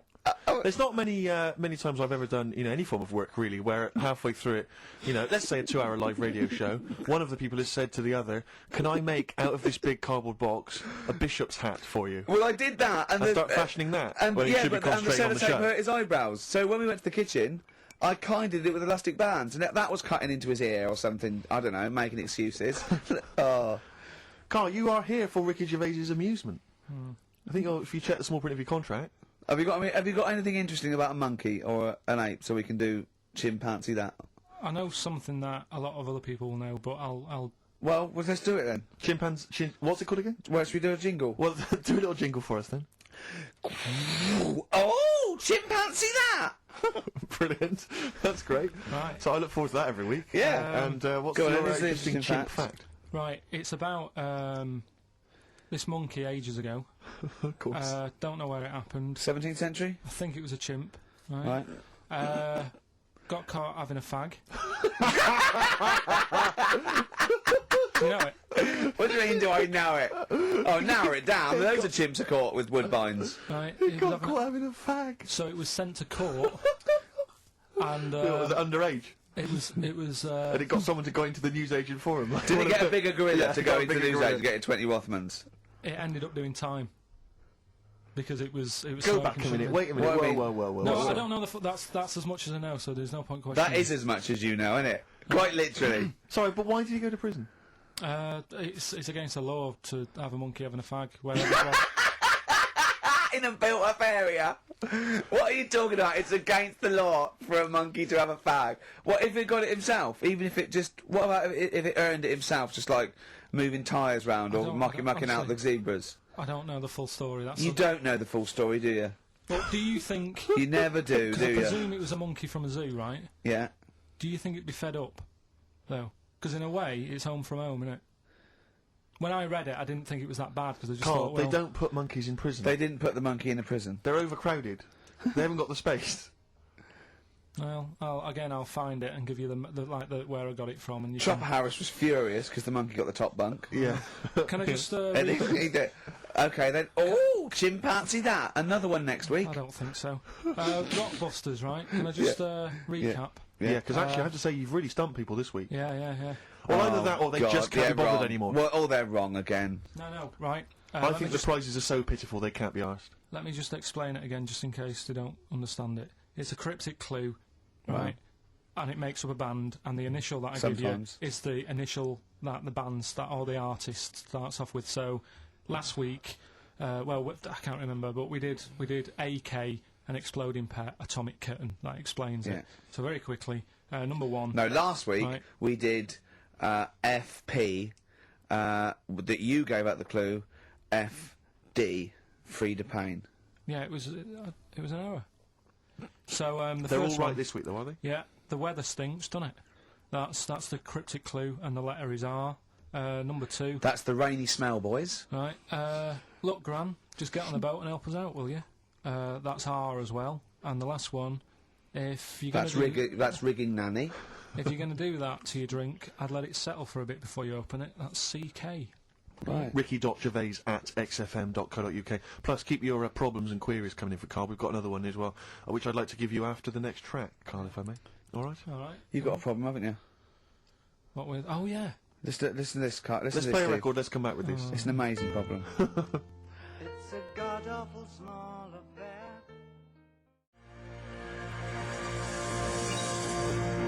Wow. You're getting celebrities asking you questions now, Carl. That's David Bowie. Is there life on Mars? Do you reckon? I reckon there's more going on than just us messing about. I reckon. I hope so. I think. Tell Steve your problem that you aired to me. Well, do you know, like, I'm always thinking about stuff when I'm washing up. I'm just going to look at Steve for the reaction when this question comes out. Okay. There's been a few things I've been thinking about. Do you know, like, how I try to confuse a computer by putting in Y in the search engine? Yeah. So, along the lines of that, I was thinking in the week, if you put a chameleon on a mirror, what would happen? Right. And also, this is a bit of a bigger issue. We're always making more and more stuff, right? In the world, you know, big buildings, big planes, big boats, and that. Will we ever get to a point where all this is too heavy for the world to handle? Right, what error has he made there, Steve? What physical, scientific error has he made there with that question? I can't begin to explain it. Carl, we're not getting the rocks from other planets. It's already here. It's like having a big pile of books in a room and then moving them over to the other side of the room and building a thing going, oh, can the room take it? I'm building a lot of things out of these books. What about plastic? Where's that come from? Other chemicals that existed on the planet. Yeah. Do you see the point? Hang on a minute, though. What about a little tree? You plant that as an acorn, it grows, Rick. That's bigger, that's more stuff. Yeah. Don't listen to him, Carl. He's patronising What you. about acorns and that, though? Right, they grow from minerals and proteins already in our atmosphere or in our the massive Earth. What about a cat, Carl? Right, you get it, it's a very tiny kitten, but it grows up and it's bigger. Carl, he's doing it on purpose. Elephants. Baby Elephants, they're very small to begin with, but they get bigger and bigger and bigger until they get heavier and heavier. Mind you, dinosaurs have gone. You know, but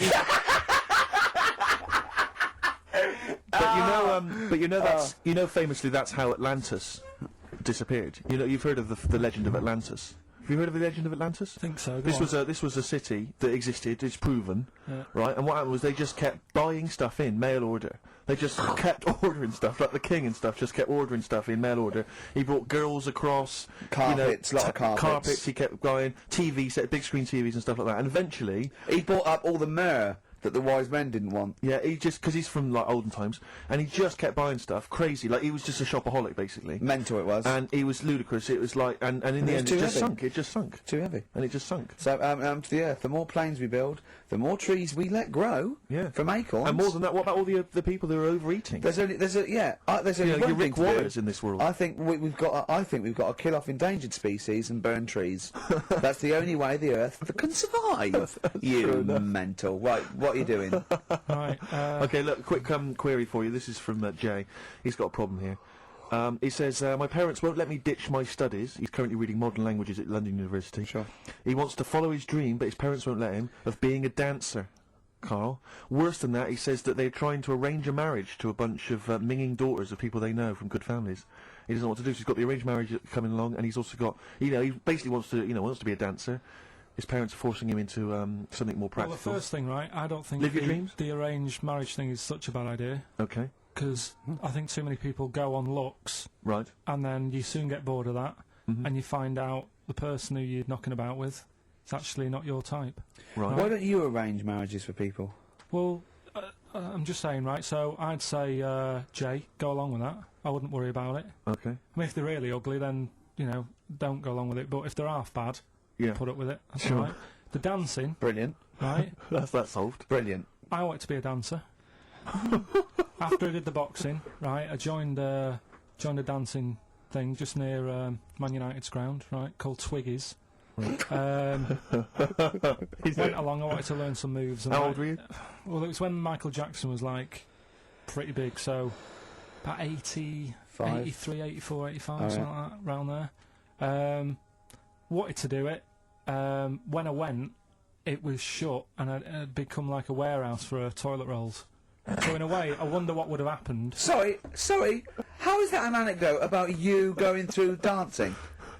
You've told me before, you did boxing for a while, you did dancing for a while. You had a true fight in the boxing, you didn't even get in the...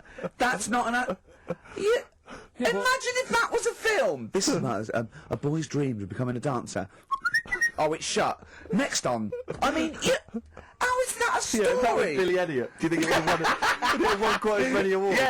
Yeah, brilliant. Footloose. All right, Yeah. I'm fed up. They've banned it. Let's go. Oh, it's shut. Flash dance. First, there was. Oh, it's a warehouse. Never mind.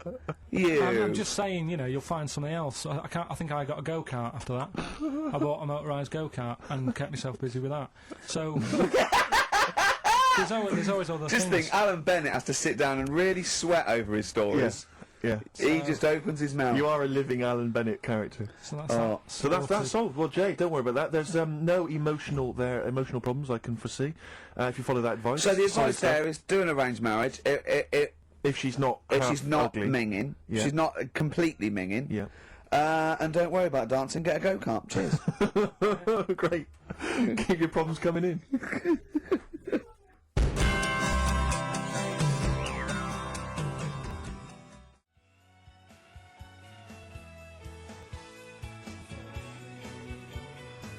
Truth, Rest Your Head by Gene on XFM 104.9. Ricky Gervais, Steve Merchant, Carl Pilkington. While I was with Carl in that restaurant, while I was giving him the problems, the old fella with Viagra and the two fellas making love in the cubicle, we came up with a new idea because he's dumping. Do we need him? As I say, 'cause he thinks the scientists have got together, they're never going to wipe out a limpet or a slug. They think they're good, but they're not that good. This is people that are lauded as great minds, and Carl has brought them down. He's taken issue with them. Like what? He went, right, great thinkers, and I went, okay, then Sir Isaac Newton, the father of modern physics. He went, is he the fellow with the apple? I went, yeah. He went, there again, see? Why do I need to know that the Earth sucks us towards it, gravity? He said, if I was floating around, it would be a problem. I'd ask his opinion. I went, what about Einstein? He went, again, I've never needed, and this is what he said, I've never needed MC squared in my life. The fella who invented the video, I watch one a day. You know what I mean, though? Give credit where credit's due. Right. And I think that a lot of this stuff that was invented, like when we were talking about inventions, you know, I started to look in books and that, finding stuff out. And there was some fella who got a mention on an invention site just because he came up with the fishbowl. And it's like, is it that hard? Yeah. Do you know what I mean? It's clearly a bowl. Sorry, you're not putting him in the same category as Newton and Einstein, are you? He was on the same list. Einstein was on there. It was saying about him doing that. And Newton with the apple. And who else was in there? Da Vinci, whatever. He was Leonardo on there. da Vinci. Yeah. Is he the one who did Mona Lisa as well? Yeah. Yeah. He said it took him 12 years to paint the lips. I don't think that's that good. Like, it takes that long. I saw, you know, when you think, saw Tony Hart do like an Aborigine man with a elephant in the background, took about 3 minutes. Aborigine. An Aborigine? Well. Really? An elephant? So what about some of the big names? Well, Just go on, then, what's your first reaction when I say some big names from history? Go on. Gandhi. Again, what did he do? Good point. Right. Good point. Okay. Good point. But yeah, all right. Do you understand what he represents? Well, go on, tell me, and then I'll tell you if he deserves to But be you know, mentioned. his whole kind of attitude towards peaceful protest. You know, it's quite a sort of modern idea. You know, very much the forefather of the '60s movement. You know, where people would sort of sit in, you know, and protest. You know, Steve.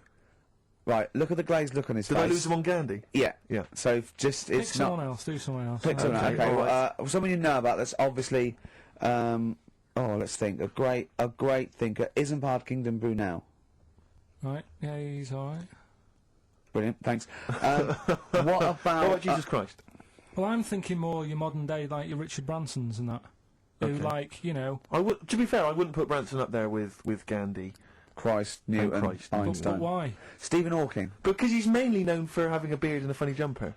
To be honest, you have to start including Noel Edmonds. That's Noel Edmonds, yeah, you're getting confused there. But Branson's a businessman. He's not one of the great sort of, scientific minds I think or in philosophical time, thinkers. right, in time... Whereas we've Clive worked out- Sinclair, in his little car, on his way to work, brilliant.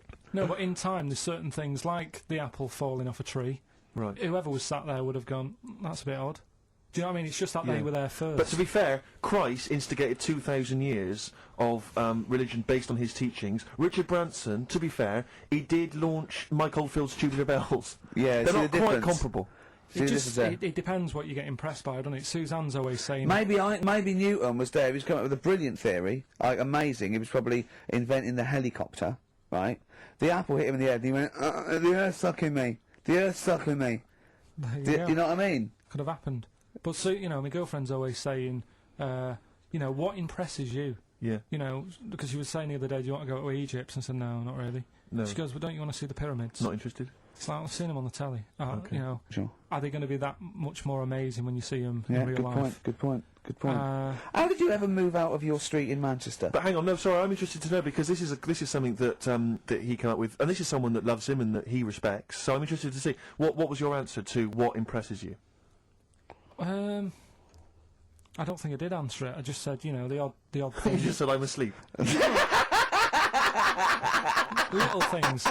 Little things like I ran home the other night and said, "Oh, I've just learnt something today." She goes, "Go on." And Lego bricks. Oh yeah. The name came about because some kid's mum, the kid was messing with the bricks, and she said, "Let go of them and come and have your dinner." Play record. It's got to be rubbish. It's got to be Play rubbish. It's always rubbish, isn't it? They're Scandinavian for a start. So, well, there is no... Let go.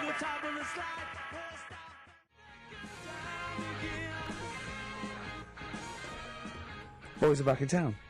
Thin Lizzy, what a classic. Beautiful. Carl, should that be our anthem, me, you and Steve, eh? Eh? Yeah? Can I just get a couple of bits of admin out of the way? Go on. We've had an email from Peter Goff. He has said, "Where is Richard Anderson?" Where he is he only Dickers? tunes in to listen to him. Where's and it's absolutely Dickley? fair Where's enough. little Dicky Docker? Little Dickie Anders is not emailed in. If you don't listen normally, Anders is our biggest fan. He Normally he's got loves some- us. I just absolutely But he's thinks the normally world got of... a little bit of constructive criticism, Oh, which right, we no, always he's appreciate. not. Yeah, we're open to that. Sure, sure, Exactly. sure. So- I'm gonna shove this up your... So if Dickie Anders is listening, then he might want to get in touch.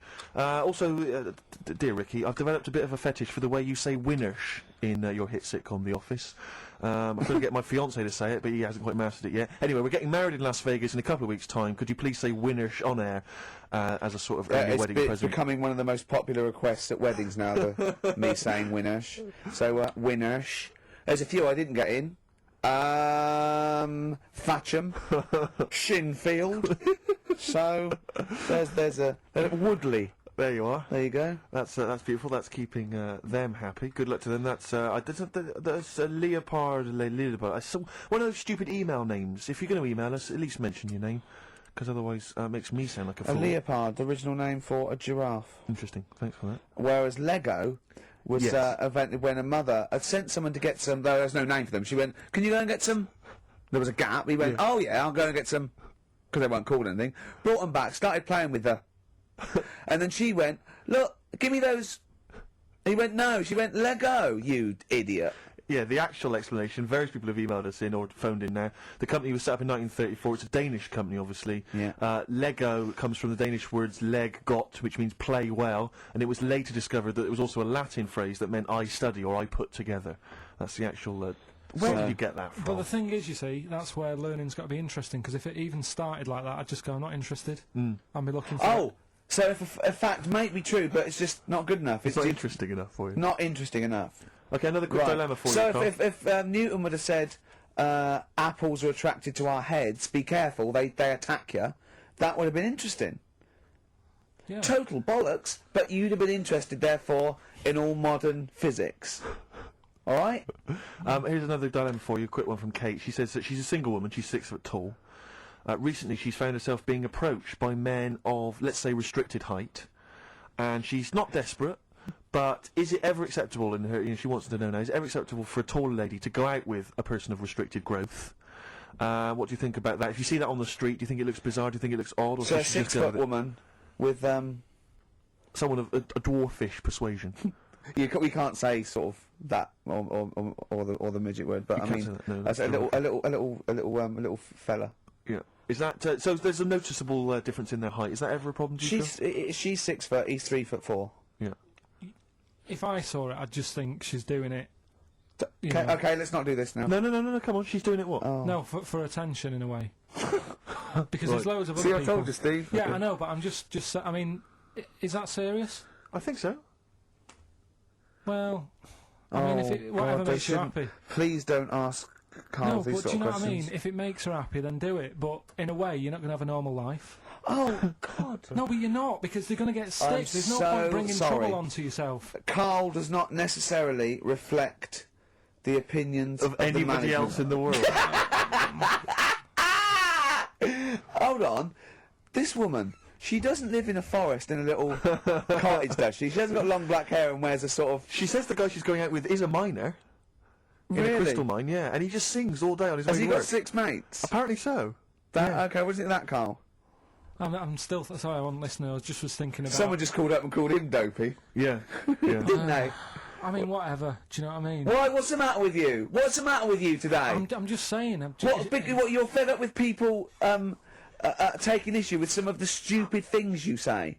Lego was invented by a mother going Lego of that. What are we going to do with all the buildings? The earth might collapse. What do you expect people to say? Even our listeners know you're talking rubbish, and some of those aren't allowed to wear socks. I mean, Listen, right. Last week when I did Do We Need 'Em, do you know when I called up one of the museums, a science museum? yeah, are you talking to me? Yeah, I'm just saying. I wanted to tell you before when the song was on, but you're so busy listening to it. Yeah. I've got to- Was I so busy listening to a song I was playing? Yeah, but we're doing a radio show, aren't All right, we? what's your point? Well, I just wanted to say she emailed in to say I got her name wrong, so I'm just apologising for that. What did you call her? I think I called her Jessica. What was her name? I don't know. I've got it on email somewhere. What? This is not an apology. No, I'm You've just got saying. it wrong You've not again. even said her real name. How is that an apology? Well, I remember I read the email, so yeah, I But who are you apologising to? Apologising I think to? her name's Jackie. I think. Oh, you've got it wrong again, haven't you? Well, anyway, and she just said if you want to see dinosaurs and that, go to the museum. You were complaining about that as well, weren't you? You went to a museum and there was too many dinosaurs. He said you just need 4. No, well, Steve, have you been to the one in Knightsbridge? I think This so. one that I called up, right? It's nice. You go in, you get a good collection of stuff. You walk in, there's 3 or 4 dinosaurs. You've had enough, right? I went into New York, right? Went to the museum there, hundreds of them. You can't move for dinosaurs. Yeah. It's almost like they're responsible for them being extinct. There's loads of them. So all I'm saying is, if you want to see a dinosaur, go to the one near Knightsbridge. They've got a nice selection, some old vases and stuff.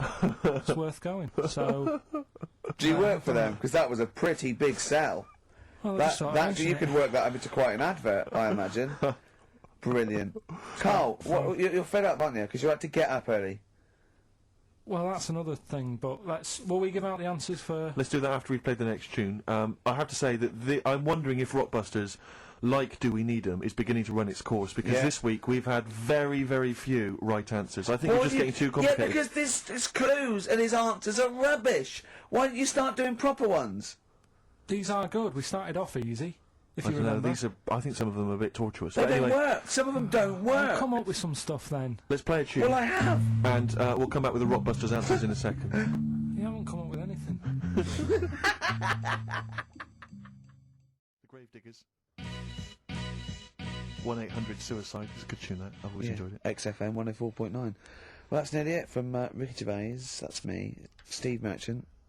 One of the 50 most eligible bachelors in Britain. I hope people as well, if you buy Company magazine, if there's any ladies listening, every week, of course, I've played you a song for the ladies, and I hope now that you'll be able to return the favour and maybe vote for me. Buy Company magazine, vote for me, so I become the number one That eligible shows bachelor. that wouldn't mean anything then, would it? What do you mean? Well, it wouldn't mean anything then, would it? If they voted you and you got into the top 30, it wouldn't mean anything because you've asked them to do it. What are you talking about? Because it means that they care for me enough, and then they are impressed and charmed by enough that they've actually made that effort. That's beautiful. It's a I think beautiful that gesture. would ruin it. Well, you know, let's wait and see what the results are. Do you think, what do you, I mean, just, you know, I mean, getting off that, you know, because we don't want Steve to use as a platform to get in the top 48. That's bound to, he's bound to beat a couple of people. But, what do you think of him now, Carl? Now you've known him for these many years. What do you think of his looks objectively now that you've known him? Can you remember what you first thought? Like I say, he's changed a bit. He's sorted himself out a bit. Yeah. Looks a bit better. How? What's he done? What's he I done? don't know. His hair's better. Yeah, what was it before? It was just a bit nothingy. Do you know what I mean? It was like just like if you just let your hair grow and do its own thing. Whereas now it's got a style. Yeah. So Yeah. it looks good. Glasses, he's changed. His glasses are stylish. Yeah. Just stay sat down. Right, Rockbusters. Some people like tall men. Yeah, go on. That's yeah. But- Right, first one. The weather stinks, doesn't it? Yeah. That was R, which was rainbow. Right? Rainbow? Like rain is the weather, and it smells like body Bow? odour. Body odour. They No, say, it's oh, yeah, B.O. It's B.O., that's It's B.O.W. pronounced B.O. Well, yeah, but you've got to play. It's not pronounced bow, and it's not spout bow. Who calls it bow? Everyone knows it's B.O. What, you don't care? You don't care that doesn't work? Well, they got it. So again, as long as One they're getting person it, got as it, long as Carl. they're getting it. One person got it. Of all the emails, one person got it. Second one. Look, Gran, just get on the boat, will you, and help us out. Go on. That was R. That was a Ronan, right? Ronan, who's Ronan? Ronan. Who's Ronan? Ronan Keating. But he's known as That's Ronan Keating. No, it's not. RK. No, it's not anymore though. He's gone on his own, hasn't he? He's just known as Ronan. No, he's not. No, he's not. It's Ronan Keating. He's always been known as Ronan Keating. All right. So that doesn't work like that. Go on. Third one. Next. If you're going to do that to your drink, I'd let it settle for a little bit before you open it. That was CK. Right. Shake a can. Shake a can. If you're going to shake, you can. This is the worst competition ever. So, It's Chaka. have you got... It's Chaka. It's Chaka. It's Chaka Khan. Shake a can. No, Chaka Khan. What you got? Chuck a can might have worked. To throw a can. Who got all three right then? Well, because basically what happened was people We're just stopping this. emailed in 3 guesses. We're stopping and this. the guesses that were right came from Mandy Thompson in Hendon. Let's ruin but that one frankly, then. Well, that's run that into the ground. That's Do We Need 'Em ruined. No, we can't That's- just bin everything on 1 week. I don't think we're going to get that. Oh, they're not as good as they think they are because you've only picked on Newton Einstein. You don't know anyone else. You don't know who Gandhi is. Chimpanzee, that you've run out of. I did like the jingle for that though. Oh, chimpanzee, that. That was a great jingle. Yeah, But sadly we well, won't be able to use that again. So who's won anyway? Well, it was Mandy Thompson I mentioned, but as I say, she guessed, so I mean, she can have the prizes. She's welcome to them. But There you go. I think we should knock it on the head, Carl. Maybe you should come up with something Yeah. new. No, I think it's still got a few weeks in it. I think we should take some time off. Well, Yeah. What about like the foreseeable future? Don't know. song does for that the sound? lovers. Do you want to just play A song that for the one? ladies. Listen, you know what? I think it's maybe the March issue of Company Magazine. Buy that. Top 50 most eligible people. There's probably an address or a phone number to call. And here's another song for the ladies, maybe just to charm you further. Tom the Model by Beth Gibbons and Rustin Man. Carl, say And Karen goodbye Allen. and say it nicely, like you're happy. See you later. Is that the best you can do? Forget you. Badly Drawn Boy, Born Again on XFM 104.9. Here we are then. Ricky Gervais with me, Steve Merchant and Carl Pilkington. Raring to go. He's a bit grumpy, Carl. Woken up at 8 Because he's o'clock. from the north. Yeah, because he's in London. Yeah. And London's rubbish, right, isn't it? Oh. Where can you can't even get a Band-Aid in London, can you? Or grouting. In Manchester, I could walk to the next shop and definitely get some Flash, or maybe some Vim. You can't get it down there.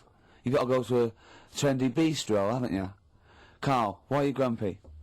I told you before, I'm just a little bit tired today. Because he had to get up, but the builders next door woke him up. No. He's always going about his hours. Those builders probably got up at 6. Yeah, to but I get can there at understand builders who get up early because they're building outside and they've got to get the job done before it gets dark. But he's working in someone's lounge. If it gets dark, put the light on. It's not a problem. So why is he starting work at like 7 o'clock in the morning? Well, because the builders get paid by the day, and if you get a builder there and go, I'll just do 11 till 3, he's not going to go, I'll tell you what, love, just give me 40 quid. I didn't do a whole day. It's a day's work, isn't it? So you want to get the most out of them, don't you? Plus, he probably wants to finish early so he can have a good night out. Yeah, it's a Saturday night, you know what I mean? He wants to... Yeah, he wants to get at least 15 pints in. And he was cheery, I bet he was whistling and, you know, dancing around and dancing tapping, you know, so I don't know how you can be annoyed at that. Why don't you get earplugs? I don't like it, the idea of earplugs. Why? Because I live in a flat, so it's not as if I'm looking after my house, right? I know. Already, I've lost you. No. That wasn't even a whole sentence and I don't know what you're talking about. No, but what I mean is... What? If you live in a house, right, you know that you've turned the lights off downstairs. You know you haven't got a frying pan on, right? Right. Okay, So, not really. Keep him going. But I live in a flat, and I don't know what the other people are like. There might be some daft people in there who God, don't, imagine that. right, who don't turn stuff off. Now, if I have earplugs and the fire alarm's going off, I'm not going to hear it. I'm going to have a good sleep, but who knows what could happen? So I don't like earplugs. It's not safe Okay. if you live in a block of flats. But I think you'll find, because I've used them, I think you'll find that a fire alarm will cut through I the wear them earplugs. sometimes if it's noisy or I want to go to bed early or something, and I hear my alarm clock, and it goes. Beep, beep, beep, beep, beep, beep, beep. It's All that right, loud. okay, well- And a fire alarm is deafening. All right, so we've talked in the past about snails who sleep for 13 years. No, you have. That's never been confirmed. In fact, the expert hadn't heard of it. Well, they do. Okay. I read it on different sites. Okay. So how much does it take to wake them up? Got you? What do you mean? Well, they sleep for 13 years. Yeah, but it's probably. But I don't know what you mean by sleep. It's not the same sort of pattern that we have in a mollusk, is it? There's different. What is sleep? It's when you're sort of shut down, and But they can estivate. They can actually literally no, but shut they didn't down. say that. like- They said they sleep for 13 years. And if I mean, have you ever had like more than 10 hours sleep? Yeah. Feel really groggy. Well, no, I feel good after 10 hours sleep. I feel rough. I just was thinking what a snail would be like. Be like, oh, Be even slower than normal. Be even slower than you. Play a record. well, anyway. Email in if you know what on earth Carl's talking about. Ever. Don't erase none of that good shit. The rhyme came from the pressure of heat when it was laid out on the ground of paved streets. Wu-Tang Clan. Uzi on XFM 104.9. Ricky Gervais, Steve Merchant, Carl Pilkington. We've got a lot to get through. We've got things like Radiohead to play. We've got Feeder. We've got Teenage Fan Club. You know, we've got 2 new competitions, Steve. Go on. A great one coming up. A film competition. I'm excited. That's great. And a music-based competition. Is it right to say that Rockbusters is no longer? We've still got Rockbusters. It's hanging on yeah, by yeah. the Oh, skin of what? its I thought teeth. we got rid of that. I genuinely I thought we'd all agreed that we got rid of that rubbish. No, No. I think we should do it. I think people like Nobody it. wants it. Nobody wants it. It's because he got his name in Heat now. It's No, Ricky Gervais, honestly. Steve Merchant, and Carl Pilkington, and the Heat said they like Rockbusters. That's why. He's Carl, I pandering. thought we had a He's meeting and we pandering. agreed that it was not going to happen anymore. He's worried about the fans. There's a guy here emailed in. He just emailed in 3 band names. He said, I may as well email in now on the off chance these are right because it's such an arbitrary quiz. Yeah. It's essentially a waste of time. The clues are so complicated. D. Frida Payne. That was a classic. That was a classic Rockbuster, wasn't it? When they start getting a bit ridiculous and that, and people aren't getting them, Oh. then we'll. You can't drink that pop now. Shaka Khan. No. That was what- another piece of genius. Well, I think we've already reached that stage, Carl. To be I've truthful, only mate. just got in this river, and there's loads of logs. Justin Timberlake, he said river. Lake, he said river. Lake, he said river. Just few of the highlights of Rockbuster. Can you please promise that this is the last one today? Because it's really, I think it's bringing the show down. Steve, he can't promise he'll remember the answers today. How can he promise what's going to happen next week? I still think it's got legs in it. Let's just see how it goes next week. You're not going to bring it back next week. It's got to be finished. We've got to put an end to it. We've got to give it a sort of final sending off. Okay, I'll tell We've you got what. to smother it, Carl, for its own I good. do want to trial this new film quiz we've got because it's. I mean, I'm excited. I think it's the best competition we've come up with. To be quite honest. I mean, Carl, you agree, don't you? It's all right, yeah. Yeah. It's a film-based quiz. Right. We'll play you a clip from a classic film. I can tell you the film we're going to play. It's The Sixth Sense. Right. And there'll be a question afterwards, and you can win The Sixth Sense. On DVD. Yeah, not the ability to sort of tell when someone's behind you, but just No. the film. You know. Do you believe in sort of like extrasensory sort of perception and stuff, Carl? Ghosts and that. Yeah, Yeah. of course you do. Of course you do. Not ghosts, no, the fact that people maybe can sense you know, beings. There was a woman in on the Christian's breakfast show, right? Yeah. Blind woman. Right. Clairvoyant. Is that her name? Forgot. But she was a bit useless. She's a bit useless. I'm always worried about what's going to come out of I'm Carl's worried mouth. what you mean. What? Do you know what I mean? She's a bit rubbish at being a clairvoyant. Yeah. Right. I mean, I think if you're not that good at something, don't go on the radio and do it. Carl, you better leave. So, what... Sorry. Well, she was saying... So like, what was the relevance of her being blind? What was that for? What did you I tell me? just thought it was a bit weird. I think she was using that because the fact that she can't see living people, but she can contact the dead ones. Yeah. That's I'm just- so sorry, this is XFM No, but I'm just 104.9. not Once listening again, to you. Carl's opinions do not necessarily reflect anyone. Those of any human being. Any other person alive today. Sorry, Yeah, Carl. So but why? How did she demonstrate her clairvoyance? she and why was- was it not very convincing? She was sat in the chair you're at, right? And people called up and I said... sensed that. Weird. They called up and they said, right, can you have a word with me gran? Yeah. And she goes, yeah, she's dead, isn't she? And it's like, yeah. He goes, oh, and everyone's like, oh, she knows her stuff. It was 50-50 to be fair. Yeah, and especially with a gran, because the person sounded about 35, so the chances are Yeah. they haven't got a gran anymore. Yeah. And it was just Unless stuff it's the like, fellas from Busted, because they, in the year 3000, they've only got to a great-great-granddaughter, and that's 1,000 years, so presumably, you know, they can live a lot longer. yeah. I just wasn't convinced anyway. I don't want to diss her, because, you know, she came in and she did her stuff, and if people believe in it, I'm not going to put it down, but it just was a little bit You odd. believe in it? You just think she didn't have the real power, as opposed to it being rubbish. No, whatever. But yeah, I don't know what we were talking about there. So we've got the film thing going. I don't know what we were talking The about. film. What were you talking about earlier about glasses as well, and Steve taking his glasses off? What was that? What are you saying that in front of him now for? Was it an insult? It wasn't really an insult. but Carl, I what don't- were you up to? No, what was it? I genuinely don't remember. I genuinely don't remember. Right, Steve. I'm not having a go. Right. Just saying how people. It's a bit weird that you've got glasses because you've got a good pair of eyes on you. Right. That isn't an insult. What were you talking about, though? What was it? Why did It was the fact that people who wear glasses always look a bit weird without them on. It's like, you know, they should wear glasses. Okay. Why did we get round to this?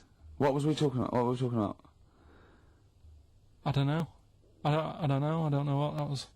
It sounds like an insult, even it wasn't No, intended as it one. wasn't. It sounds It like an wasn't. insult, Carl. It does, yeah. No, it wasn't. I But should be listen, allowed to punch you every time you insult me now. no, but I'm not Oh, I'm having a doing go. it. I'm going to give you a dead arm. Look, Steve, it's you. You always do. wasn't, you intended it to be one. What you? That was real. Play a record. No, but It's mad. Every time you insult me from That's mad. Is this the Cardigans? Great. Brilliant. I didn't even say anything. It makes me feel better. It makes me feel better. I can enjoy the rest of the show.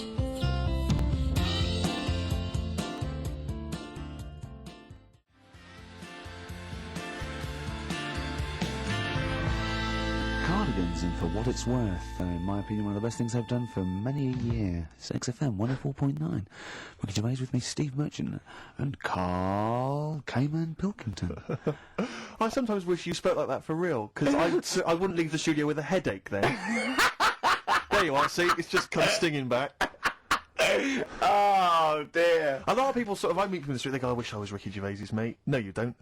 Let me put your mind at rest now. You're not missing anything, am I right, Carl? Who says that walking along the street? No, people When's that shout ever it. been said? They shout it out. What are you thinking? Oh, just thinking. I wish I was Ricky Gervais's mate. No, I've met people that are friends of There we friends. go. or- He must be fun to be Yeah, with. exactly. He must be a great in an laugh. enclosed space. Yeah. Yeah. In an echoey small Oh, space. imagine sharing a prison cell with Ricky. Oh, that'd be good, wouldn't it, Carl? Oh, that would be fantastic. Well, I'd be the daddy, wouldn't I? I hate it. The suicide rate in the prison would shoot through the roof. Yeah. No, come over here and suck mummy's. Now listen. What right? do you reckon, Carl, to being Ricky's friend? Did you find that an exhilarating experience, something that you enjoy and you look forward to? It's all right for about an hour, and then anything over that is when he's just messing about and he wants to hit me on the head with a tray. We went or, for lunch yesterday, didn't we? That was more than an hour, wasn't it?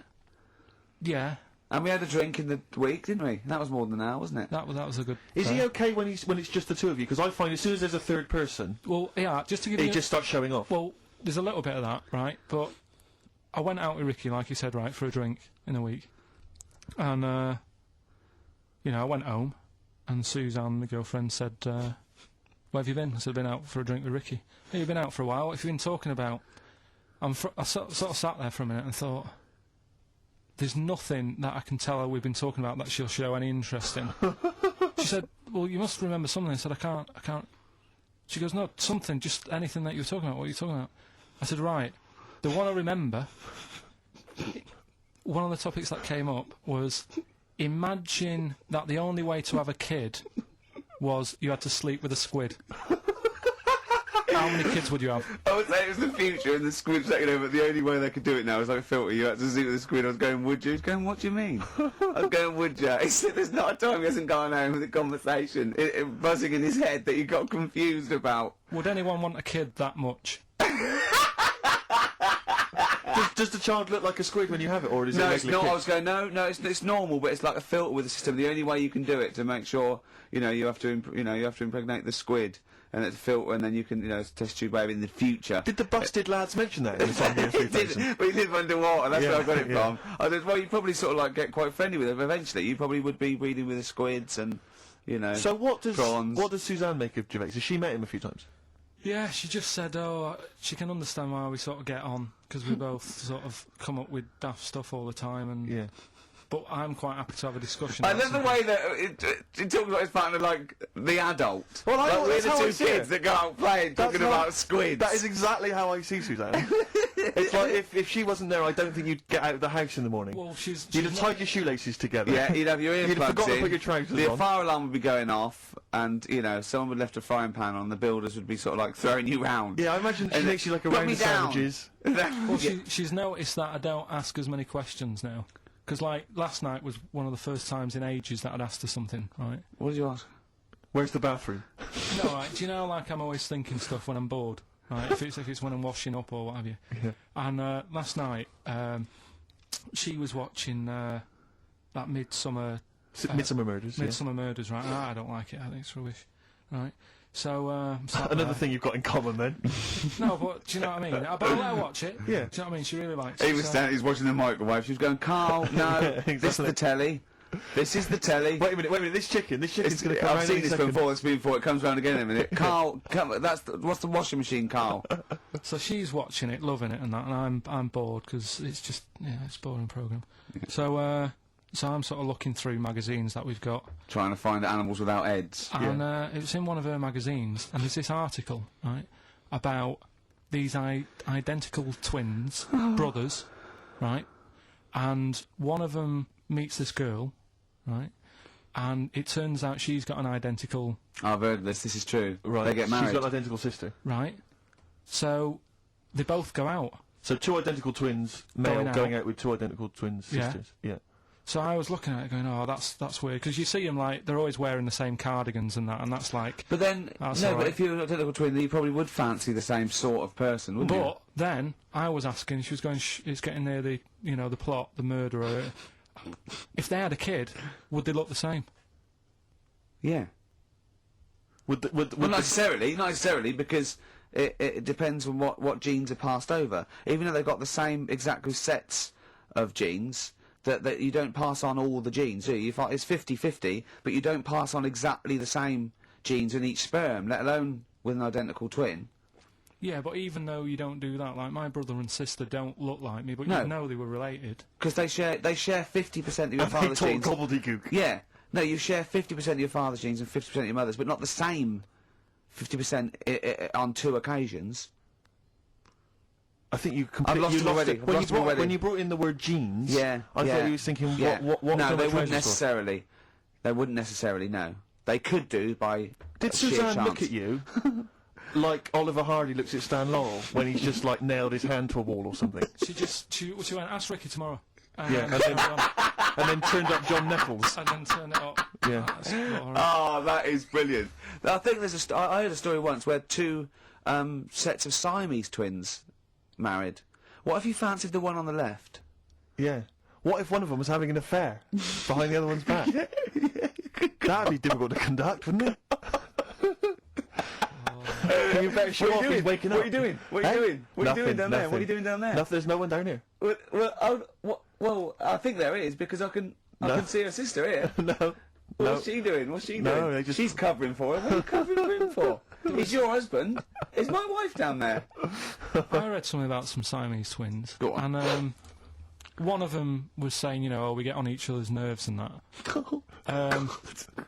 The other one was going, we don't. I didn't know this. Yeah, I've never liked you. I've never liked you. One of them was going, oh, you know, I hate doing the washing up, but I let her do it. And the person doing the interview said, well, why don't you help out? Just dry up and get the job done quicker. And she was like, no, I can't stand it. I prefer just to hang around there and wait for the other girl Yeah, to do the washing up on her own rather than help and get the job done. sure. Just selfish. Well, there was one set of Siamese twins. One had a job and the other one didn't. That's ludicrous. Yeah, the other one was unemployed. The other one had a job. She had to go to work. She had to get up at 6 o'clock on her day I'm off. supporting you, literally. Yeah. Then they get done off the social for sort of... Yeah, because the other one was signing on. Are you living together? We're not.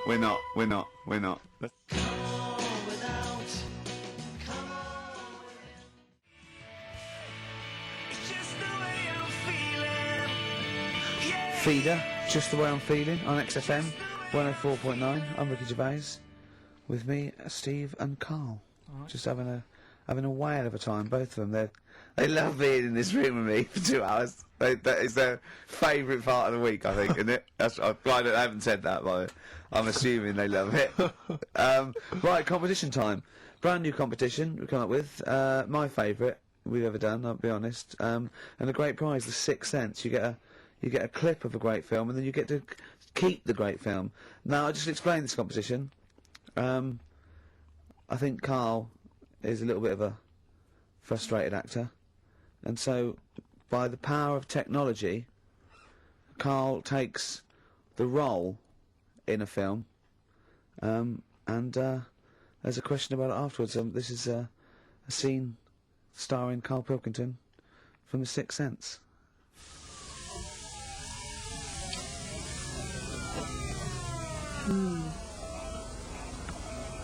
Jeez, I hope nobody got hurt. Be alright. You're very quiet. I'm just thinking about stuff. That's all.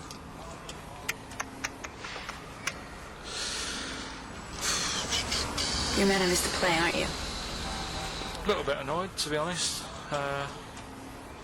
Went down a storm playing the drums in Little Donkey, but your loss.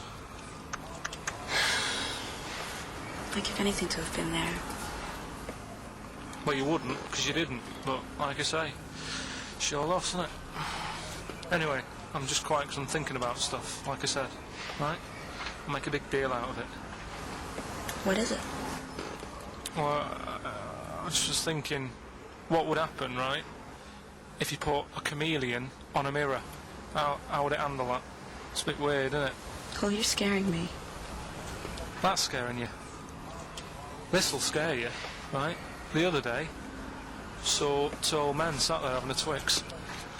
You never see that, do you? Old fella having a Twix. You see ghosts, Cole? No, just the old fellas having a Twix, but They talk to you? no, They tell you to do things? no, because they were too busy eating. But what's that got to do? What are you looking like that for? Do you think I'm some sort of freak or something? Is that I would never think that about you. Well, Ever. No, Got it? right. Well, It's a very chilling scene, that. that is great. Oh, that is It's a very spooky scene from the film The Sixth Sense. Rick, I think you've got a question. Well, yeah, I mean, Carl played it wonderfully there, the role of the child that sees weird stuff. But who played the original role? What was the name of the child actor who played the original role? It's email only, ricky.gervais@xfm.co.uk. You can win a copy of The Sixth Sense. But I think we can probably play it again later for those that missed it, or those that caught the tail end, or those that need another reminder. Yeah, you got get your it's 15-20 minutes. Get your answers in. We'll pick a lucky winner, and then we'll play it again, because I think that I think Carl can go to Hollywood with some of the things I've seen there. Absolutely Okay. stunning. Absolutely Brilliant. stunning. Ricky.gervais@xfm.co.uk. I'm going to play a track now. We tried to play it a couple of weeks ago, but it jumped, so I got a new CD of it. It's Papa Garcia, and this is Natalie and Nusi.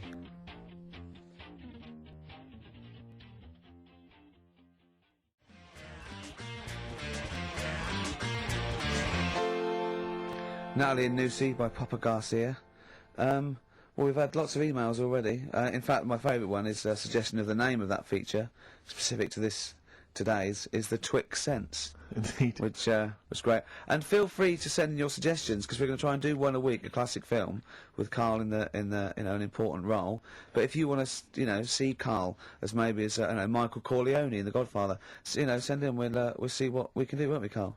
And don't imagine that it has to be a male character. I imagine that you could play, for instance, Sharon Stone's role in Basic Instinct. I don't imagine it has to be a human. I mean, an animate object. He might be better suited. He'd be very good as a rock. Yeah. Or something. Exactly. Yeah.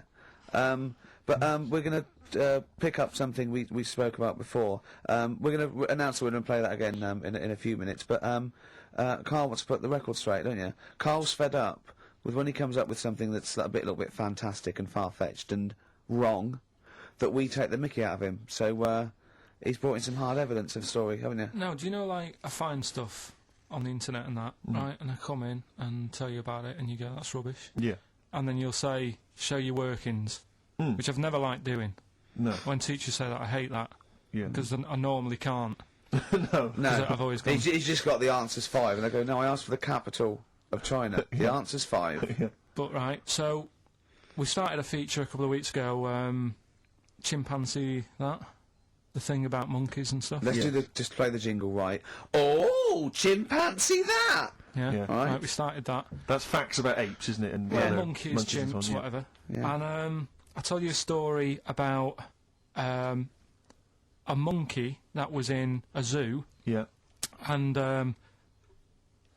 it got pally with the zookeeper. Right, yes. Remember? It moved into his house, didn't it? Yeah, and didn't it it like- ultimately have an affair with his wife? Yeah, it liked a little brandy at night and a cup of tea in the morning, then he went to work and it moved in on its wife. Yeah. Right. Now, I read that in a book. Yes. Right. But then I was looking for some more monkey stuff online the other day, and I found the same story Right. from a different source, Okay. which is always a good sign. And it's corroborated what you claimed, is it? Kind of. There you go. It's not a different source, though, is it? It's someone who read the same thing as you and printed it It's- themselves. then. I left out a fact. His name's Oliver. What, the monkey? So or I got that wrong, yeah. The monkey's called Oliver. Can you see that, Steve? Oh, yes. Right. There's Do a you picture of him here. Do you want to read it? Now, or- do you, where is this from, then? I was looking for world famous monkeys online, and it... www.apenaut.org. This is someone who, in America, who set up a sort of similar website I don't know to... where he is, but... Yeah. Okay, he was originally brought into the US with 12 other chimpanzees, but immediately stood out as different. He learned to drink, enjoy coffee and beer, and smoke cigars. In the evenings, he would sit on a sofa and watch television. If his caregivers were out of coffee, he would walk into the kitchen, pour a cup, and take it into the den. As he got older, he made sexual advances on the wife, and as a result was sold. I reckon it was a stowaway. And to not get caught, he pretended to be a monkey. Yeah. Whereas really, he was just a That little would make fella. sense, because the final line is, he's now living in retirement in Texas. Yeah. But I get my only query, and I don't mean to be disrespectful, is that it doesn't really give much more information. I mean, someone who's set up a website like this, I'm worried that what I'm saying is I'm worried he's a kind of an American twin of you. Do you know what I mean? Do you see what I mean by that? There's no real hard evidence. There's no kind of dates. There's no references to where he was specifically or what zoo he was there's a in. lot Carl Pilkinghorn. Yeah. From Dallas. Hi. We're cousins. Why do you need to know all that? The story's What do there. you mean, why does he know that? Why not accept it? Because another fella reckons a chimp moved in on someone's wife. What I'm saying is, he could be as much of a nutter as you. Do you see what I mean? What do you mean? He is. Yeah, exactly. What, and go to that much trouble of, like, Yes. sorting out a website and that? You host a radio show, for goodness sake. To spout your idiocy. Setting up a website's hardly anything. You've had to get a job. He was stressed yesterday because we want to do another chimpanzee that. Have we got a new story coming up for chimpanzee that? He was stressed yesterday because he said, I'm really overworked, I'm really getting fed up. He said, I haven't even sorted out the story about this monkey. He said, how overworked am I that I haven't even got time to sort out a story about a monkey? You know how much I love that. Rick, do you think there's any way we could lure Oliver out of retirement to come over and produce this show? I think we probably could. I'm parched for a cup of coffee. Would you pop to the kitchen? We're going to play a bit of Springsteen. Oh, I'm loving it. For Martin Freeman, he said, please play some Springsteen or Bowie. I'm trying to get him into Motown, but he only likes Level 42. Yeah. But this is for him.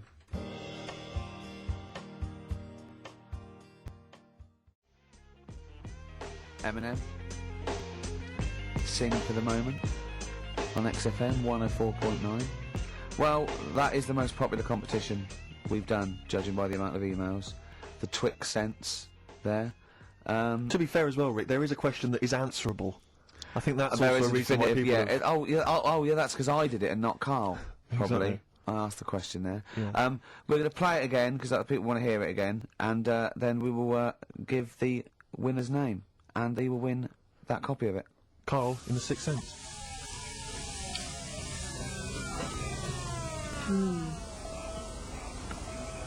Jeez, I hope nobody got hurt.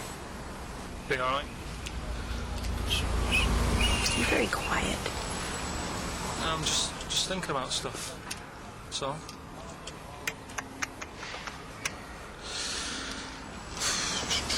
You're mad I missed the play, aren't you? A little bit annoyed, to be honest.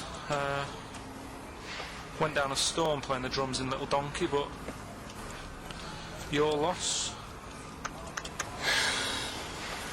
I'd give anything to have been there. Well, you wouldn't, because you didn't. But like I say, it's your loss, isn't it? Anyway, I'm just quiet because I'm thinking about stuff. Like I said, right? I'll make a big deal out of it. What is it? Well, I was just thinking, what would happen, right, if you put a chameleon on a mirror? How would it handle that? It's a bit weird, isn't it? Oh, you're scaring me. That's scaring you. This'll scare you, right? The other day, saw two old men sat there having a Twix. You never see that, do you? Old fella having a Twix. You see ghosts, Cole? No, just the old fellas having a Twix, but They talk to you? no, They tell you to do things? no, because they were too busy eating. But what's that got to do? What are you looking like that for?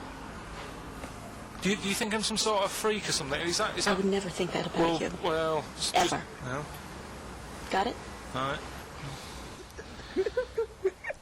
Oh, there you extraordinary. go. And so the question was, who played the original role of that kid in the car who saw strange things? And the answer is Steve. Haley Joel Osment, of course, Yeah. who is a talented young performer, but I don't think really has anything on Carl Pilkington, who I think made that scene even more chilling and more atmospheric than the original. Definitely. And we'll give this to, let's see, I think it's Francis Marnie, who's emailed in.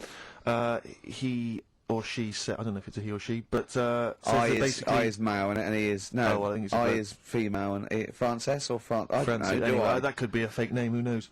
But let's assume it's a he. He says he's a sad little nerd who, it was his birthday yesterday, and only his mum remembered, even his best friend forgot. Definitely a bloke. Yeah, I mean, I can't really relate to life as a bit of a loser, a bit of a nerd, so I don't really know what he's talking about, but I imagine a lot of our audience do, so let's give it to him and sort of... I imagine he's a little four-eyed, little lanky... loser. Yeah. Actually, as I look again, I notice he's not even got the name right. He spelled it Haley Joel Osment. Instead of Osment. But, so he really is pathetic. I mean, what a pathetic little Actually, weasel. well, totally fun now. Now we've humiliated him. Don't give him the prize. Give it to someone else. Well, it's on TV tonight anyway, on ITV, so No, well just done, watch it then. Francis. Thank you for listening, and well done for spotting who Carl was trying to... And whatever girl you fancy at school, ask her out. Say, come back to my place, watch The Sixth Sense. Yeah. She'll love it, and you'll be guaranteed a share. Why do you assume he was at school? I don't know, because his spelling is terrible. Although I'm looking at Carl. Yeah. Yeah, it's just a very badly put together email. I just assumed it was a kid. Right. Well, if he is a kid now and he's going through formative years, he's probably really... I never dreamt it was a kid. Really? I feel a bit bad now. Well, you thought it was a sort of 25-year-old loser, Yeah. even more pathetic in a way. Yeah.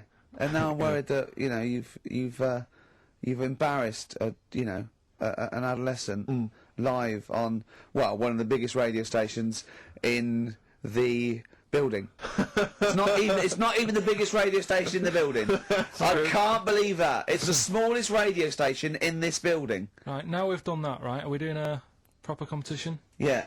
Setting up the old Rockbusters, your favourite, isn't it? Well, You- let's play a tune before. I don't think I can face that Well, straight it's just away. I that need a break. we've also got that song sounds all right, aren't we? Another new feature. that, forward that to that. song sounds good. Can I just say before we play a record that we've had an email from Dickie Anderson. Dickers! Richard Anderson. Oh, Dickster, you Dicky Docky Dido, how are ya? If you're a new listener, then you won't have come across Richard before, but But he loves he's the show. He's our biggest fan. He's a bit of a, and he loves the show. He tapes it and listens back to it 4 or 5 times. But He- the great thing about him is he's not afraid to offer a bit of constructive criticism. Oh, well, yeah, go on, what's he said? What's he said? Well, all I'm going to say to you is he said, is it true that companies are now getting rid of hold music and are instead using your show to irritate their customers while they're waiting on the phone? I don't know. We'll try and we'll look into that, Dickie, but thanks for that.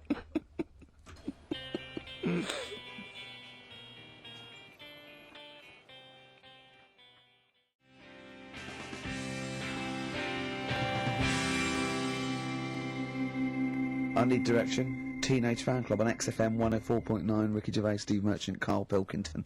Do keep your suggestions coming in for roles that you'd like to see Carl playing in future editions of that quiz. This is the most popular comedy we've ever done. Has it got a name yet? Have we come up with a name? Holly wouldn't. Okay, brilliant. Well, anyway, we've had some suggestions. Neil Wilson in Bedford, he suggested he'd like to see you, Carl, playing the role of Clyde the Monkey in Every Which Way But Lose. That'd be great. And also an excellent suggestion from Lee Gridley in Essex. The obvious role for you is, of course, Dustin Hoffman as Rain Man. I said that, didn't I? That's perfect.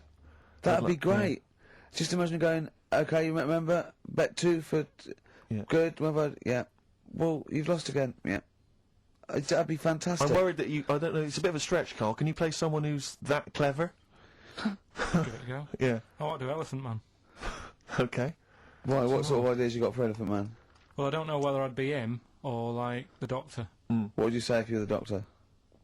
Just like, oh, how you do that? You know what I mean? How'd you do that? Yeah. Yeah. Oh, look at your head. Have you seen your head? Or he goes, I'm not an animal. And you go, well, It's judging 50-50. by your head you are. Yeah. Forrest Gump? Yeah, do that. Yeah. It's loads, isn't there? Yeah. We'll keep them going in. That's brilliant. So, The competitions don't stop there, sadly. No. Rockbusters. Oh, God.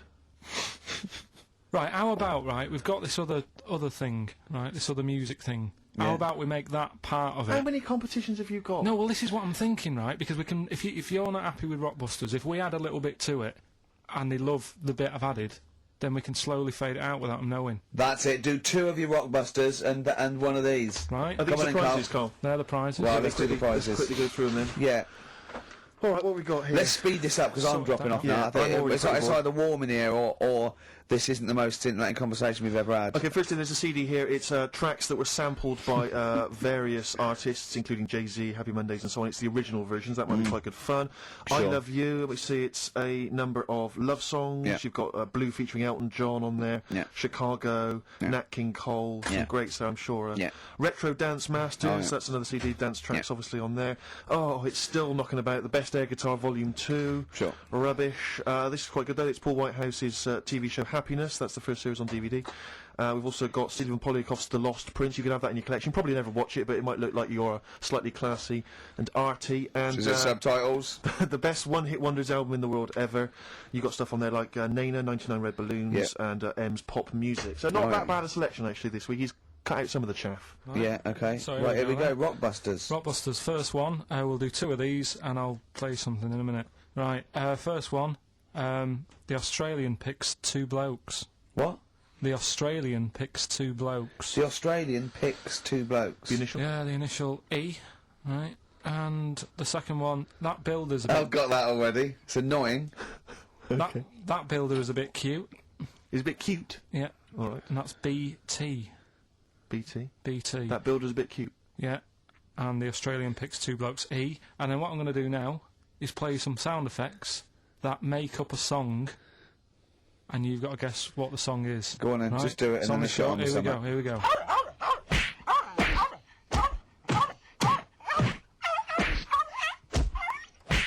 There you go. So what song's that? It's Yeah. sort of an XFM Okay, type well, song, that's isn't it? great. So Email the only. first, so I should just clarify that the first 2 are band names or artist names, but that's the title of the track that we want there. Yeah, that's Okay, right. it's That's so right. confusing. No one's ever going to figure this out. They will, though. They will. They'll do it. Ricky.gervais@xfm.co.uk. Hey, listen, we've got the best fans in the world, Steve.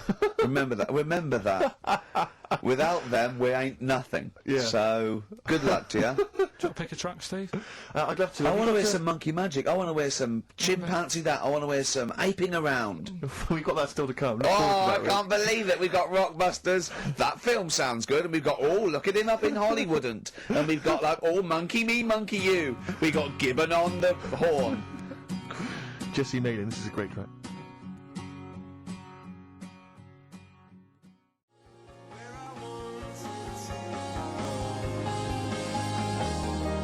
Coldplay, Clocks on XFM 104.9. Ricky Gervais, Steve Merchant, and Carl Pilkington. Right, give me some monkey magic, Carl. Hang on, you better do the jingle, haven't you? Oh, chimpanzee that! Right, you'll like this one. What I've found is, found out like a lot of monkeys' names. Like that's how I found out about Oliver. Yeah. What do you mean you found out a lot of monkeys' names? Well, there's a lot of monkeys out there, and you think they're just called Monkey and what have you, but they're all given names, right? So this one that I found about, bit of a weird name anyway. It's actually called Crap. Its name, right? And So they're not born with those names. It's not like their parents give them those names. You know, they're just chimps. yeah. But this one, right? And It's called Crap. yeah, I know. Right, but do you know what it's famous for? What crap? Yeah, No. Go on. Is it involved with this show? it the first monkey to have its name tattooed on its head. Yeah, again, I will say not by choice. There is no way that a chimp would go down to Camden Lock and go, are you a registered tattooist? I am, yes. Yeah, it's the cleanest, yeah. Go, okay, Can I have a look through your book? Can I have a look through your book? I'm looking for something quite gothic, but, I'd like, you know, what's your name? Crap. Oh, I'm not sure I can do that because you're not drunk, are you? I have another drink. I have another drink. I've had some Mbongo, and that's all. But no. What are you talking about? The first monkey to have its name tattooed on its head. What are you talking about, There's got Carl? to be more information. Don't tell me you're leaving it there. There's got to be more information. That was it, and then I read it thinking, well, that's weird because that means there's loads of monkeys with tattoos on their head. If that's the first one. No, it could be still the only one. First and only. Yeah, but would they report that? What, you don't What do you mean, would they report it? This isn't the Washington Post you're reading. This is mentalists who do websites about themselves every day. What? There's got to be a third Why is act that to that news? story. Why is that news? How did you come across that? Well, you First nut monkey with tattoo head, I mean, what are you talking about? But why did it have its name tattooed on its head? No, it didn't say that. I mean, yeah, I know, it's mad.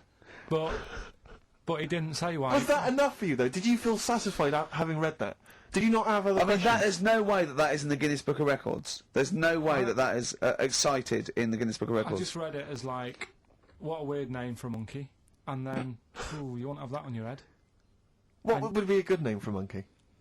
I don't know, anything but that, really. Yeah. Dave. Ted. But what do you think of that then? Well, I don't know what to think about it because I don't know what you're telling me. I don't know that that's news. I don't know that it's true. I mean, I don't know where to start with that.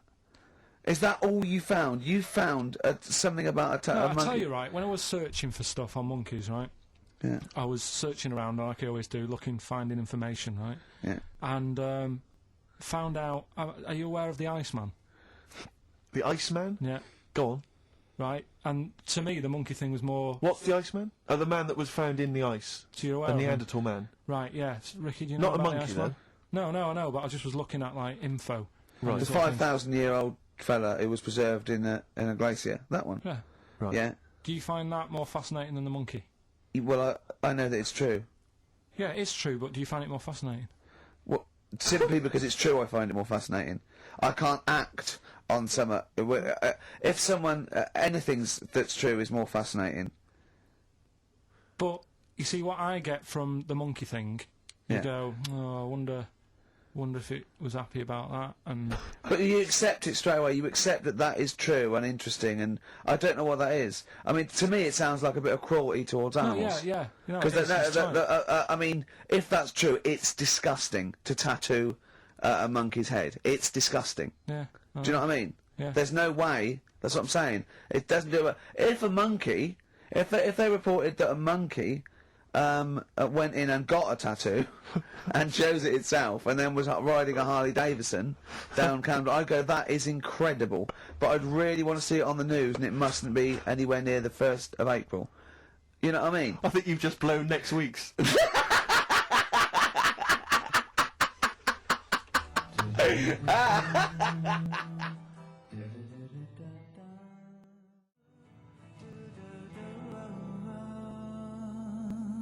Letter to Hermione, David Bowie off Space Oddity album, XFM 104.9. See, I don't know where, I thought you'd sort of learnt a little bit, Carl, what is an interesting fact and what might just be a mentalist online. Do you know what I mean? Do you know what point we're making here? Why the truth is so much more even a little bit, even something that's just, you know, mild, but is definitely the truth, is so much more interesting than just wish fulfillment of truth. To me, if it starts with there was this ghost, right, it's not interesting. You could say anything. There was this ghost that could turn custard into wine. It doesn't matter. There was this ghost that had 9 heads. Doesn't matter. Doesn't matter. There was this You know, Carl's looking at you going, there's a ghost that can turn custard into wine. Yeah, it doesn't matter what you say after that. There's a ghost that can swallow alligators whole. The premise means it's not true to me. Do you know what I mean? It's like people say, you know what, God, right, he's incredible, I'll stop you there. The fact that he can make the earth in 7 days, well, you've lost me already. Do you know what I mean? Whereas someone says something like, you know, a cockroach can live 5 days without a head, that's interesting. That's interesting. Right. Do you think when you die, they say, you're a ghost, this is going to amaze you, you can go and you can spook people out? Yeah. Do you like custard? Come over here. No. Well, if you don't, you don't. Do you like wine? Of course I do. Oh, you are going to love it. You're going to love me. You're going to love it. I've lost all my loved ones. Yeah. Do you see what I mean? It's what your sort of beliefs are based on. Mine are sort of on, I suppose, logic and science. And So but I'm what- amazed by the world and. So the Iceman, why does that amaze you? What's like, ooh... Well, they found some part of our preserved past. You know, it's interesting. Again, I'm amazed by anthropology and evolution. Yeah. Go It's on. just that line on its own like that, you know, they found an Iceman is great, but then it went on, and it's going on about, you know, they've had to get different people involved to find out how old it was. Because first of all, the story started off, right, an old fellow on holiday somewhere, where did they find it, in Sweden or something? And he was walking in the hills, and... He was walking in the hills. in heels. Was he a transvestite? In the mountains. Oh, right. In the hills. Yeah. Yeah. So he's walking about, and he sees this body in the snow, and he thinks, oh. So he calls the police up, and they come and have a look, and he goes, oh yeah, it's probably a murder. So then they dig it up and find out he's got hold of a spear in his hand. Right, and he's dressed like Fred Flintstone. Yeah. Right. And they realise it's probably not a recent murder. Right. His knuckles are dragging on the floor. He's Yeah. a Neanderthal man. They Yeah. think, hang on, Carl Pilkington. But when they found out, hang on, it's an old thing. It's an old thing! Can it? If it was a murder recent, then you'd go, hang on, how did this happen? Who does he belong to? Yeah. But the chances are whoever murdered him is also dead. 5,000 years ago, probably, yeah. So leave it. Just bury it. I don't think it's a murder investigation. No, but they are. It's not Quincy going, this was before my time. It's not a murder investigation. is- Yeah, No. just one thing bothers me, sir. Just one final thing. My wife loves you, but this guy. That's how they were Why treating would he it. have a spear Yeah. and a leopard skin? I just can't. I can't get over this. What are you talking about? That's what I'm saying. What are you saying? Right, shut up everybody. What are you saying? You've got one chance now. You've got to ask me a question, and I will answer it the best way. But what are you saying? I'm What is your saying, question? Right, he probably spent a load of money That's trying not to a sort question. out- That's not a Yeah, question. but let me tell you what I'm saying, right? They're probably spending a load of money finding out stuff about this fella who died. And even if he wasn't murdered, he'd be dead by now anyway. So get over it. right? 3,000 years ago, he died, right? So then they start messing about with it, saying, well, how did he die? Well, it doesn't matter. It was ages ago. Then they start digging his belly open, seeing last meal that he ate. Yeah. Oh, he ate seeds and leaves. Well, no surprise, really. There's now else around. Again, spending more money. Someone's been paid money to sort that out. Then they bury him, and then said, hang on a minute, are you sure that he died by, like, a spear? Let's dig him up again. So they dig him up again, and find some splinter or something. I don't believe they buried him. They did. Well, in some sort of fancy coffin so everyone can see him. But for me, that is more wasteful than sorting out something that's, you know, like someone who's ill. Sort something out, you know. Sorry, it's not either or. They didn't put a doctor out of surgery. Exactly. It's not an old man in a bed in a corridor or something. Yeah, they go, Ted, what are you doing? I'm just giving this bloke a stat clear. No, look, we found an old fella in a skit. Okay, okay, you take over. It's not either or, Carl. What are you talking about? It's scientific research. But don't you see why this is fascinating? It gives us an insight into how we lived 3,000, 5,000 years ago. That's an incredible historical document. What if it was your equivalent? What if he was like the Carl of the time, and there's people, you know, ghosts now through there going, oh God, you don't believe, I don't believe it. They've dug up Carl. They think we're all like that. Oh no, oh no, they're going into his brain now. They're looking at how his brain works. We're going to get such a bad rep.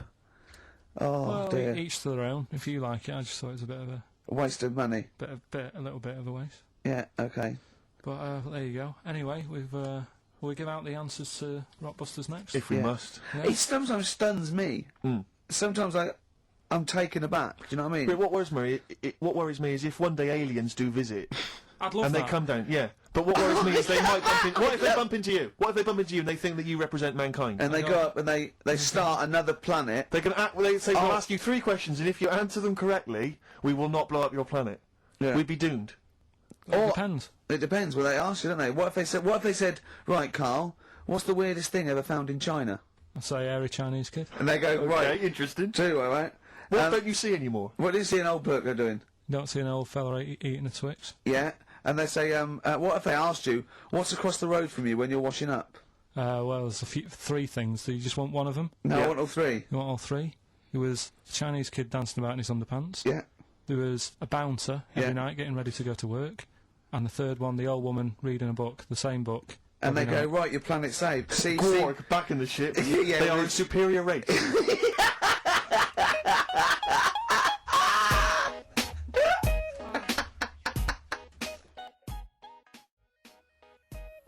Eve featuring Gwen Stefani. Let me blow your mind. XFM 104.9. Well, moving on. Answers? Nearly done. Let's play Rockbusters. Alright, first one was the Australian picks 2 blokes. The initial was E. The answer there, Eminem. Eminem. Alright, the second one, that builder is a bit cute. The initials there were BT. That was Bonnie Tyler.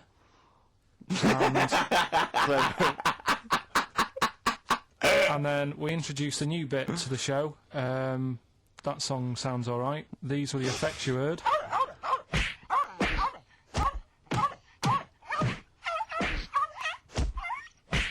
And that was Prodigy, Smack My Bitch Up. Who are you punching there? And could I just say, no animal was harmed in the taping of that effect. There you go. No. Right, so have you got a winner? Yes, Rob Preston from Croydon. He has got all 3 correct, and he wins a selection bag of shite. Exactly. So, so good luck. Enjoy that, Rob. If you can. Yeah. Sell it. Record and tape exchange within 40 minutes of receiving it. I imagine the one good album that he likes. Bob Dylan on the tracks for all this bag of shite, please. Should we play a record? Absolutely. Can I just ask now, what are we thinking with Rockbusters? Are we sticking with this, or because I really thought we'd cancelled it? What about that format we've just done where there's like 2... This is another off-air discussion, I think. Well... I just feel the listeners should be able to contribute. They do. Yeah. They phone in and say, the show's rubbish, move on. can we experiment on Carl? I'm a Yes. doctor. Yes. Yeah. Yeah. I would like to tattoo on Would he Carl's like a head. tattoo? Yeah. Oh dear. Well, have you got any tattoos? Have you ever thought about that? Any kind of piercings? Don't like the idea. Don't mess with your body and that. Okay. He doesn't like the human body. He's scared of it. But I told you, didn't I, about me uncle God. Tattoo Stan. We've talked about that, haven't we? Yeah. Tattoo stand. Yeah. Yeah, he's got loads, and I Yeah. think now he sort of, looks in the mirror and think, oh, what have I done? Yeah. But then again, So do you. I was With me life, go on. telling Ricky before about someone who had a tattoo. It's a bit horrible, really, isn't it? I don't know. I can't remember. The skin thing.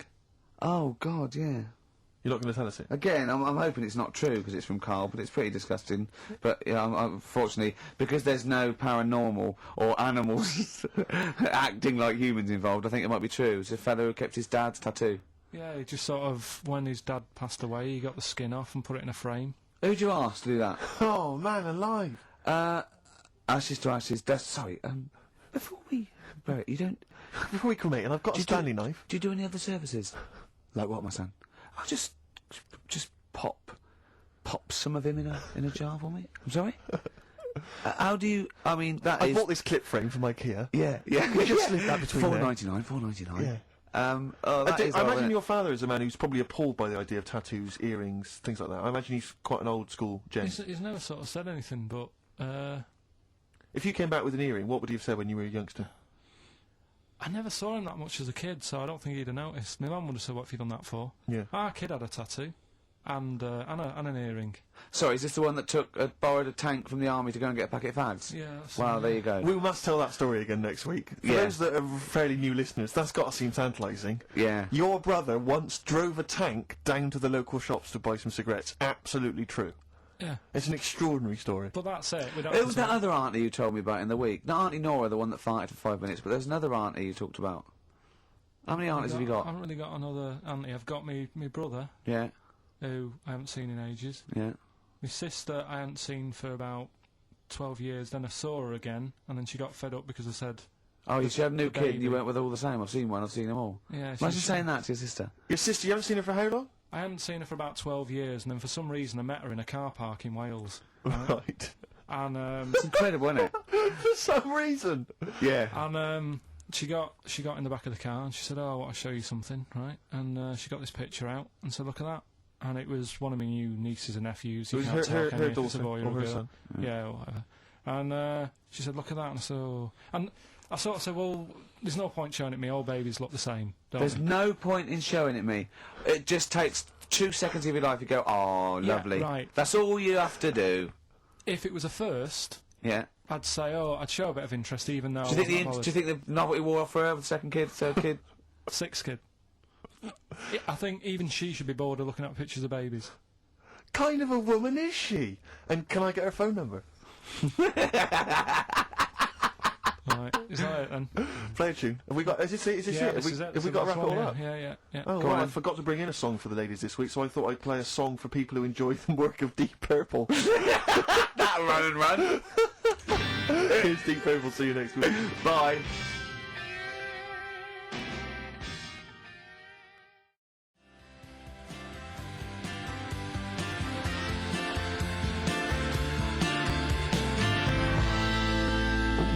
Chilly weather, why not put on a cardigan? That was the Cardigans. And for what it's worth, a lovely tune there. Oh, that's a joy. We should definitely talk like that more. XFM 104.9, Village of A, Steve Merchant, Carl Pilgerton, alright? Alright. Yeah? How's it Well, we going? got a jam-packed show today. Go on. We got so many we got more features than Carl's got on his face, which is about the same as Morph. Yeah. Very few. It's just really a head, isn't it? A little. That's where I've seen him before. More. On Take Heart. Yeah. We've got Rockbusters. That's Have we? still No, going you know strong. my feelings on that. No, Fair but enough. he's said he's going to buck his ideas up. We've got chimpanzee that. Carl finds an amusing monkey or ape related story.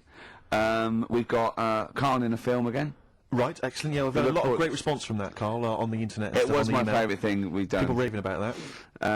So and, what? Can we say what the film is this and week? excuse my French, we've got some bloody great music. Oh, pardonnez-moi. Wow, I don't know. I can't speak French. I was going to Well, I'll just give you a taste. We got Oasis, Cardigans, you just heard there. We got Lloyd Carl. We got a bit of Pretenders coming up. Eminem, Feeder, Coldplay, all the greats. Can I play you some Teenage Fan Club later? Yeah.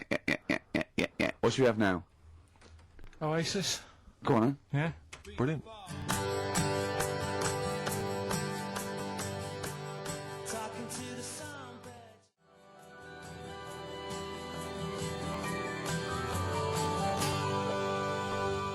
Oasis and Songbird. It's a nice little ditty It's all right. Yeah. of a It's not too Saturday. bad. Yes. Thank you. XFM 104.9. Ricky Gervais, Steve Merchant, Carl Pilkington.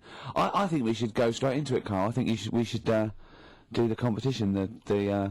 There's Carl in the corner. It seems a little premature. Do you reckon? Yeah, I Do you think reckon it's so. safe? It's Yeah, so good. it's- We should tease it out of Well, them. it's a big thing. It's just that I've got absolutely nothing to say.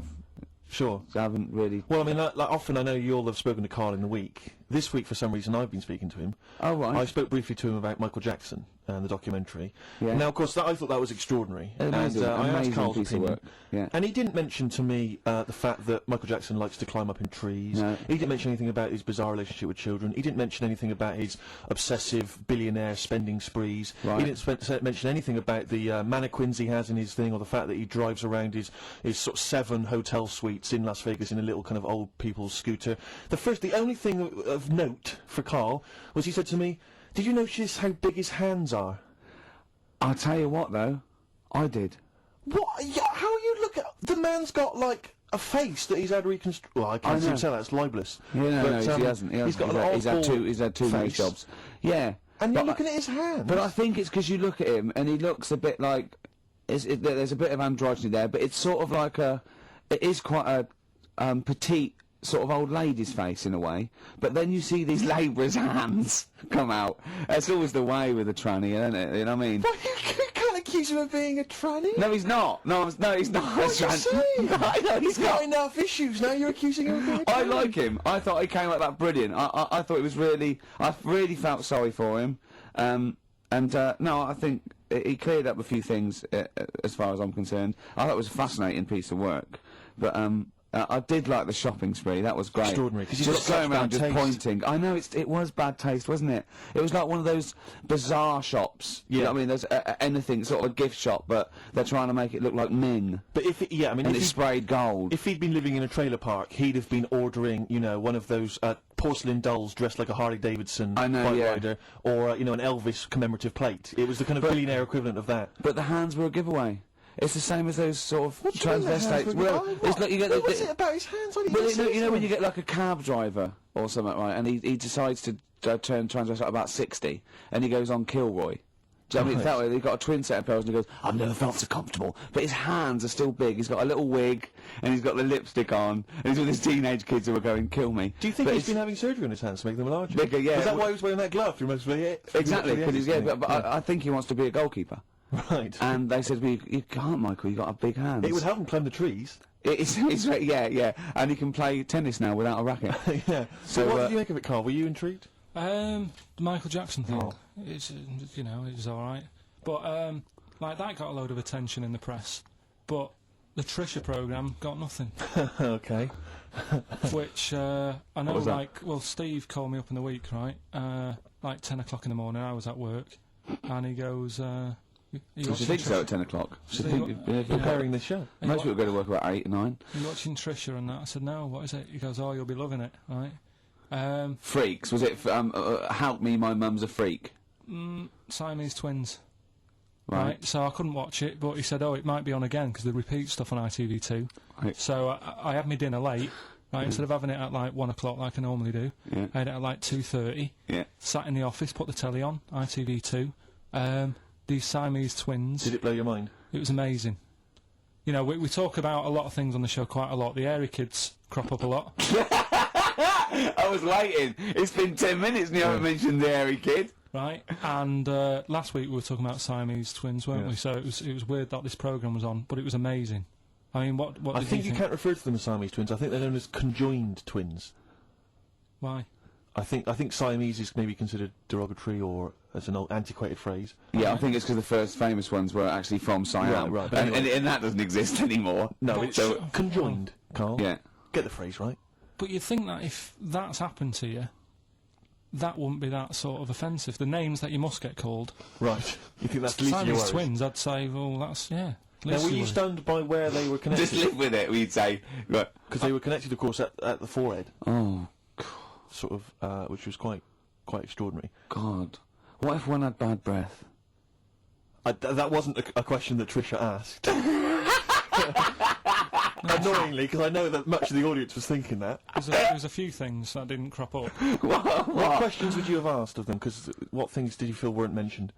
I'd love to just watch Carl watching amazing things. Exactly. Do you know what I mean? It's like early learning thing. Mouth slightly open. Yeah, mouth open, like dribble, looking round to see if anyone else has seen it. You know, I hate that. Like when a cat sees a bird land on the balcony. Exactly. It can't believe it's luck. I'd probably say, how do you buy her a birthday present? Surprise gift, yeah.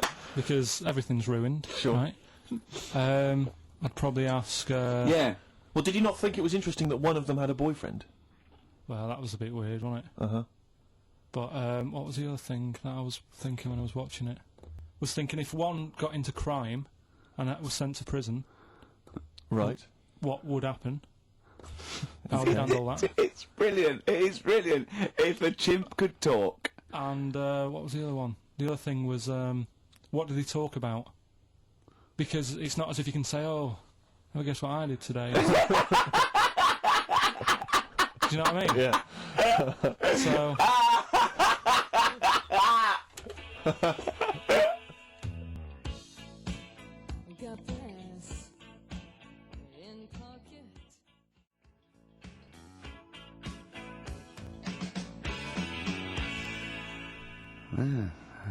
Brass in pocket, and if they're pretending to be good, they're doing a bloody good job of it.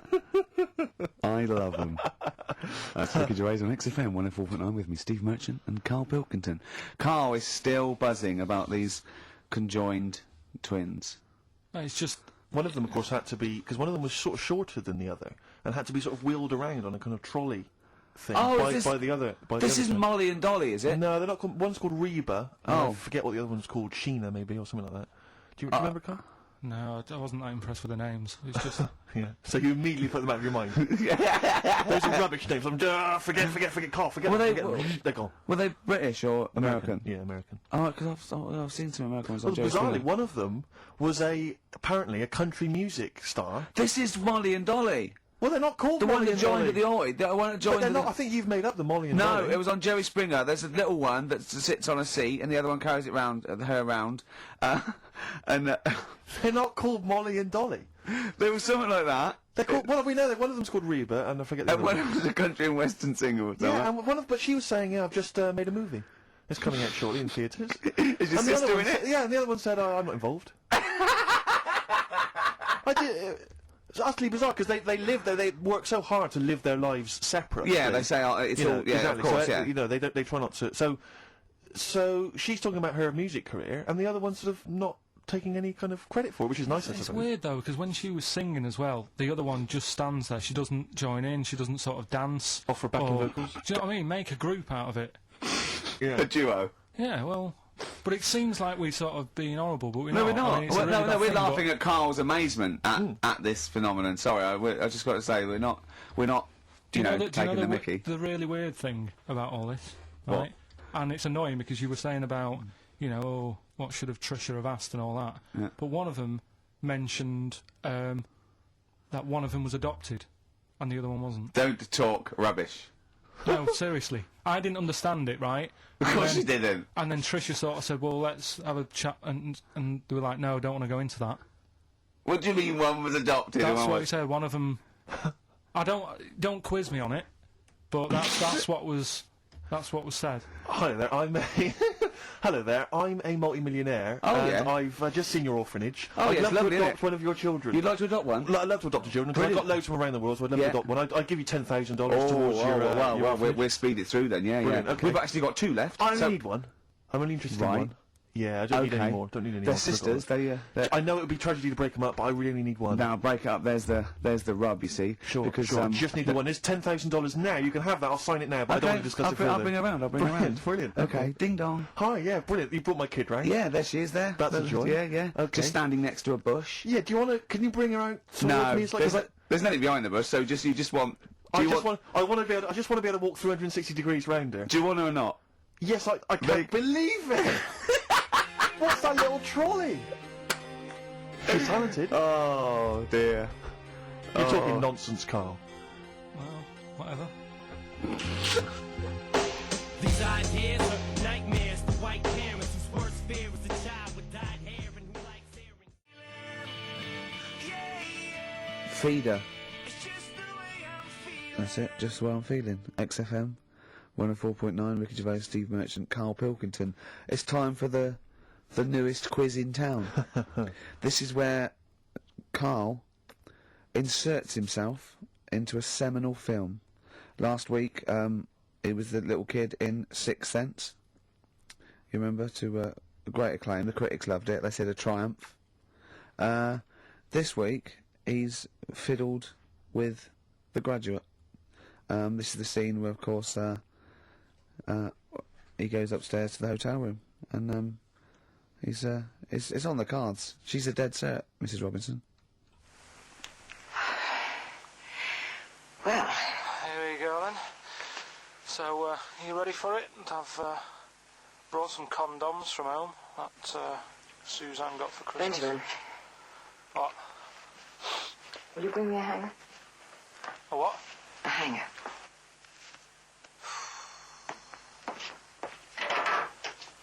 Tell you what, I've got wood. What?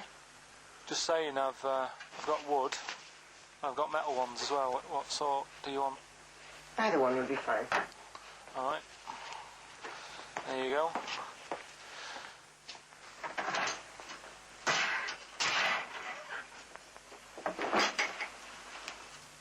Are you afraid of me? No. No, I've seen weirder things than you. Have I ever told you about the two lads I went to school with who had big heads? Webbed fingers as well, but not related, and weren't mates, but both had the same thing, which is a bit weird. Yeah, I've never found out what was wrong with them. Can I ask you a personal question? As long as it's not about my head being round, because Ricky's always gone on about that. He's saying I've got a round head. Well, you can admit that, can't you? No, it's I'd say it's a normal sort of shape. It's just round. It is, isn't it? Yeah, but what do you mean? So is yours. Head should be It's round. nothing to be ashamed I'm of. not ashamed. It's just a normal shape. Mm-hmm. And you can talk. Look at your saggy arse. Anyway, get your knickers off. Hello, darkness, my old friend. I've come to Oh, that was a joy. Oh dear. Oh. It was an absolute treat. Now, I should say that obviously the prize is a copy of The Graduate. Now, bear in mind that XFM is giving away these prizes. Yeah. Carl is so cheap that he wouldn't even buy it on DVD. He's bought it for $6.99 on VHS. It'll be panned and scanned. It won't be widescreen. There's none of the extra features that you get on the DVD. Oh, look how at cheap- Carl's face. He's gutted. Carl, did you pocket the rest of the cash? No, I have to use my own money to buy these, right? What, you're using your own money to give this stuff away? Yeah. So I had to go and buy that, XFM is so cheap, I I know. understand. right? I know. And it's not worth having it on DVD, is it? 'Cause Why it's not? It's an old film, so. So the quality is set, do you know what I mean? They can't really tidy it up. 'Cause Of course they can. They do it from a print. They don't do it from the video. They don't get the video and go, let's make it into a DVD. An old Betamax copy that someone had knocking about. Well, anyway, it's you the can. same film, though, isn't it? Fine, okay, well, you're yeah, right. it is Yeah, the same but film, anyway, yeah. you can win $6.99's worth of The Graduate. The question, and it's email only, Steve, it's not Steve, it's ricky.gervais@xfm.co.uk. The question is, name the actor that Carl was taking the place of in the film, and of course the actress that he's performing opposite. ricky.gervais@xfm.co.uk. Lovely. Do you want to play something from the... I would love to. It would seem appropriate. Yeah? Hello, darkness, my... Dear Mr. Simon and Mr. Garfunkel, please, let's not have the sound of silence. Let's have some more beautiful music. Get back together, please, quickly. That's XFM. I think you should do every single link like that. Brilliant, it's the best bit of the show. That's on XFM 104.9. Are we going to have time to play the clip again before, I don't know, before 2 o'clock, let's say? Are people not listening to the question? Is that what you're... Some people are not listening to the question. Oh, dear. Okay, we'll play it again at about 2 then. And personally, any excuse to hear it again, because I thought it was a I think Carl should go out and get the DVD. I think it's embarrassing to give away the yeah, VHS. you have to get it. You have to go out and buy the DVD later. Carl, on the DVD, it's got a booklet, it's got an audio commentary, it's got behind-the-scenes features, and it's got this pristine widescreen version of the film. You've got some cheap $6.99 version. Yeah, and on so VHS. because you were being mean, because it was your own money, you're gonna have to waste that now because no one wants it. So it's gonna cost you twice as much as it would have done if you just got the DVD the first time round. A valuable lesson learned. Yeah. Have I rewound it? There's a penalty if you've not. No, you haven't rewound it.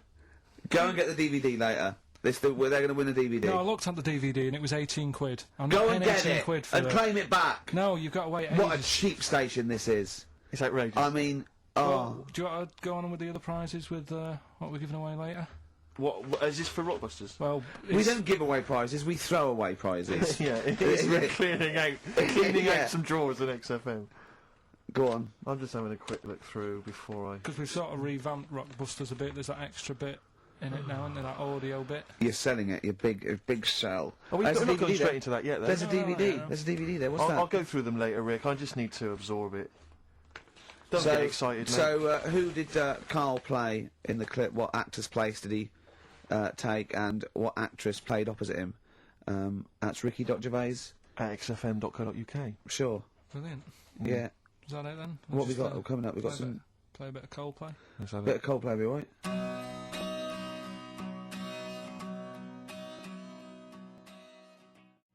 How they shine for you, and all the things that you do. Coldplay. Yellow on XFM 104.9. Get it on DVD. It's an embarrassment. £7 worth of old video, pan and scanned. I've bought it now, that's what they're getting. Right. He's put a downer on it. All the work, you know, that went into that, and then just going to fob them off with a bit of old celluloid like that. Right, listen, still to come, right? We've got the monkeys thing. Oh, chimpanzee that! And when I was out last Sunday, right, at Johnny's birthday party, Yeah. Steve was there. Yeah. Got talking about stuff. And a debate that we didn't really finish cropped up. It blew your mind, didn't it? Amazing. Oh, I know about this. Steve told me. This is the infinite amount of monkeys. Or a monkey with a typewriter at an infinite amount of time would eventually come up with the works of Shakespeare. Yeah. There was no debate. It's a philosophical, mathematical problem. There's no debate. It's true. It wouldn't happen. No, listen, Carl, listen. Infinity sorts it all out for you, right? An infinite amount of monkeys at a typewriter, right? They do everything. They type everything. Infinity just sorts it all out for you. There's no getting to it and they're going, oh, well, let's have a look what they've done. This one's come close. It did Romeo and Juliet. It would do it all. It would type everything ever possible, conceivable. Yeah, but it's a mathematical well, infinity. we've heard your side of the argument, Rick. And I'll be honest with you, it's a persuasive one. But let's hear Carl, because he heard about this in a pub last week. Yeah, so what's he's got some strong What's your ideas problem with himself. it? What's your problem with it? well, first of all, right, you're saying it's a load of monkeys. It's not just one monkey. It That depends. can live forever. No, wait. It's either a chimpanzee with a typewriter with an infinite amount of time. He would eventually, by definition, mathematically, type everything ever possible. Okay, or it's an infinite amount of chimps with typewriters, and one of them will type it first time. But already, that's sort of that's not right. You either need to have What do one you mean? monkey. What? You mean Let's hear his employment point. laws? He What do you mean can't- it's not right? Let's hear him out, Okay. please. If it's one monkey Yeah. with a typewriter that's got loads of ink in it and that, right? At least it knows what it's done in the past. It's not. Keep going. Cry. If you've got a load of monkeys, it's like if you have too many. What's that saying about too many chefs? Too many spoil- chimps spoil the soup. Right. Well, it's the same thing. It's like, well, I didn't tell you to put salt in it. I was going to put salt in it, and it messes it up. Whereas if it's just one, they know what's gone on. So what I'm saying is... honestly, just leave him go. I can't be bothered, I want Steve. to hear, I want to hear the rest. This blows my mind. That he doesn't know what this does to me. It's a mathematical problem. I want to hear the rest.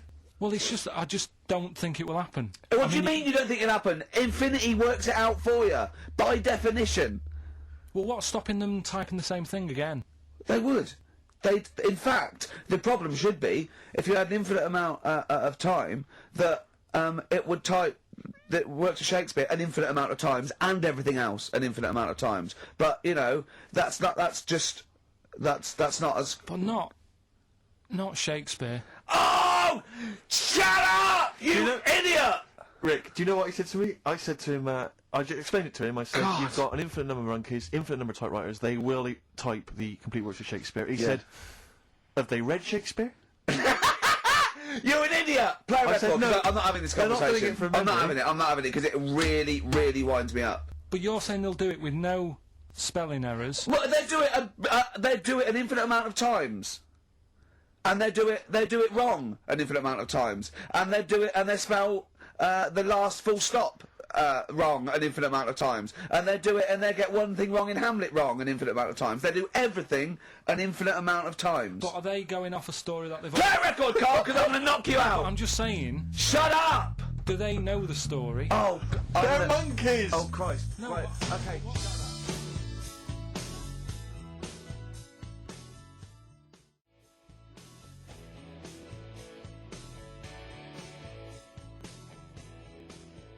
Lloyd Cole, she's a girl and I'm a man. Good that, innit? On XFM, 104.9, Ricky Gervais, Steve Merchant, Carl Pilkington. As ever, Rick, there's always someone who steps in to defend Carl.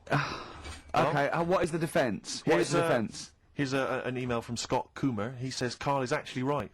I've got an A-level in statistics and probability. It doesn't matter how long they have and how many monkeys you have. You cannot guarantee they would type the complete works of Shakespeare. Infinity makes it probable they would get it right, but not definite. Yeah. Well, yeah. Yeah. That's what I was saying. No, you weren't saying, Carl. You don't understand it. Infinity sort of sorts it out. That if they do anything, they nearly do everything, won't they? No, I mean they'll give it a good shot. On that. No, that's not the point. But the I'd point be is surprised if they did one page right. Right, listen. It's not to do with consciousness. It's not to do with them aiming. They are just bashing away at the keyboard. It's like they're used to show that there isn't consciousness. They chose the chimpanzee because it can type, presumably, hit the keyboard. It's because they hadn't come across you at the time. Yeah. It's to take out thought out of it. It's to take out reason and trying, right? It's just random. They're saying that if you typed enough things, if the computer was left like that, typing everything, if you left it for an infinite amount of time, and they chose Shakespeare because there is meaning behind it, and it's difficult to get it exactly right, to show you that Infinity would come up with it's not just Shakespeare, it's every novel. It's everything. Fairly eloquent there from Gervais. A quick riposte, please, from Carl Pilkington. No, I'm just saying, what I don't understand, if it hasn't read it, then how does it know where it's going? Listen, right, okay, listen, right, can I just explain to people, right? Some people have said, oh, why are you cruel to Carl? He drives me mental with things like that. What do you mean, well? Let me just take a breather. How do I do your editing? He keeps coming in the week. You know that I work here properly in the week, don't I? Yeah. I've got a proper job, yeah? Should be 9 to 5, but I normally get in at about 8 o'clock and work A lot of about people get in at 8 o'clock. Working hard, trying to do my job. 3 times this week, I've been rushing around. I walked past my little studio. He's sat in there, alright?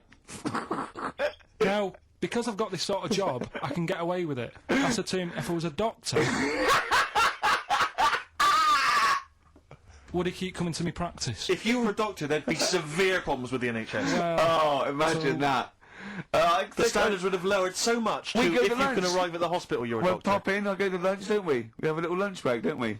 Okay, come on, let's go now. He goes, I'm busy. I go, come on, let's go now. He's going, oh, you're doing me head in. Well, when I was talking about the monkey conundrum with Carl, he said to me, right, if I had a day off work, and I was, say, watching the TV, and with one hand I was typing a typewriter, would I type Shakespeare? I mean... Yeah, but you see, there's certain things. We were talking a little bit about this stuff the other week, weren't we? When we said you were going on about Einstein, and I said he's not that good. You know, E equals MC squared. You know, it sounds good, but I've never used it, and that. Right? I've never used it. You haven't used 2 and 2 equals 4, Carl. The fella with an apple fell on his head. You know, it could have been anyone sat under that tree. Do you know what I mean? It's just annoying. Lucky. And Newton gets all the credit for his laws of the universe. Well, other people were working whilst he was having a lunch break under the tree. So in a way, it's like he didn't deserve to have that success story. Again, forget the apple and the tree and whether he was sitting down having a lunch break. It's totally irrelevant. Yeah, but what I'm saying is there's certain things that will just happen. You know, it's like, I think we were talking, when we were out eating the other week, we were talking about Noel Gallagher. Well, this is the reason the monkey discussion came up, right? Noel Gallagher... I don't know what to say. I don't know what to say. Rick, I don't want to misquote Noel. I'm going to be like Herbert Lom in Clouseau. I'm going to get a twitch whenever he opens his mouth. I don't know where to start with some of his statements. Well, as I say, this discussion began because we were talking about a quote that Noel Gallagher supposedly gave. Now, I don't want to misquote Gallagher, but the gist of it was that he said, had I...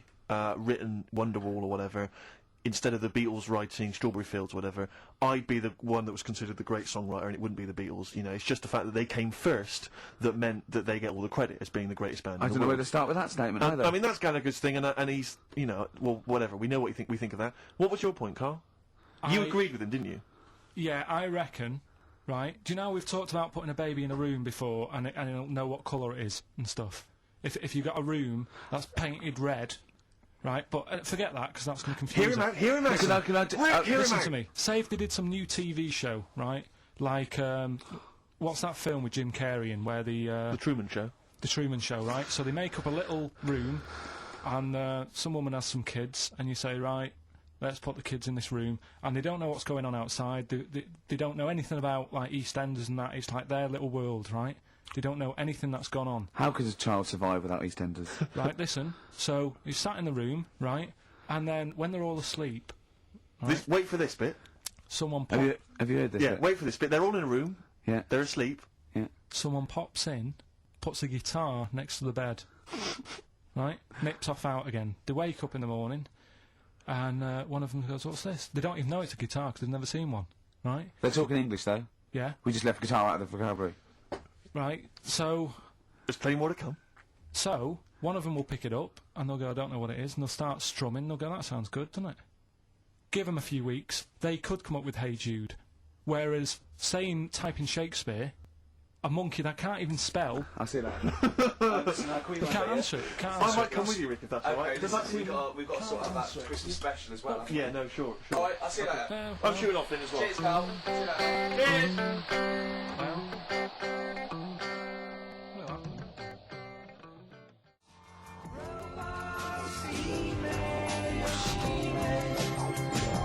Flaming Lips, Yoshimi battles the Pink Robots on XFM 104.9. Before the ad break, Steve Miller Band, Fly Like an Eagle. Great track. Lovely to hear that. Brilliant track. We're not scared of playing that sort of stuff, are we? Indeed. We've got some great... I think we're underestimated here. People think we're just like, you know, two guys and a buffoon in a room. But we're so much more than that. We try and put together a whole package for them, don't we? For their Saturday afternoon listening pleasure. If there was an infinite number of us three in an infinite number of studios, broadcasting for an infinite number of shows, would we ever do anything half decent? Yeah, we eventually... Would we ultimately come up with something quite good? What was that email that you were laughing at? I can't, it's too rude. What does it say? It's too nasty. Oh, go on, give me the gist of it. The gist of it was that it would mean that if there was that infinite number of monkeys, eventually, besides the fact that they would type the complete works of Shakespeare, they would also type the sentence, Carl Pilkington is a genius. But the email also said it would also type, Ricky Gervais is a... I can't say the word, but... I know. Yeah. But the number of times they type it and write, Carl Pilkington is a genius, and Ricky Gervais is a cund. Exactly. Yeah, that would be there a lot. Yeah. Before we carry on with anything, I should just tell you, we're on the subject of emails. There's one emailer we're always looking forward to hearing from. Dickers! Anderson! Dicky Docky Doo! Richard Anderson, thanks for emailing. He's my biggest fan. He's now. one of the biggest fans. He absolutely loves me. But not afraid to offer some constructive criticism. Go on, that's what's the he great said? thing about Dickie. And from Anders this week, he says, Ricky, I'm lazy, I talk nonsense, I'm badly organised, and I believe in ghosts. Can I have a job working on your show?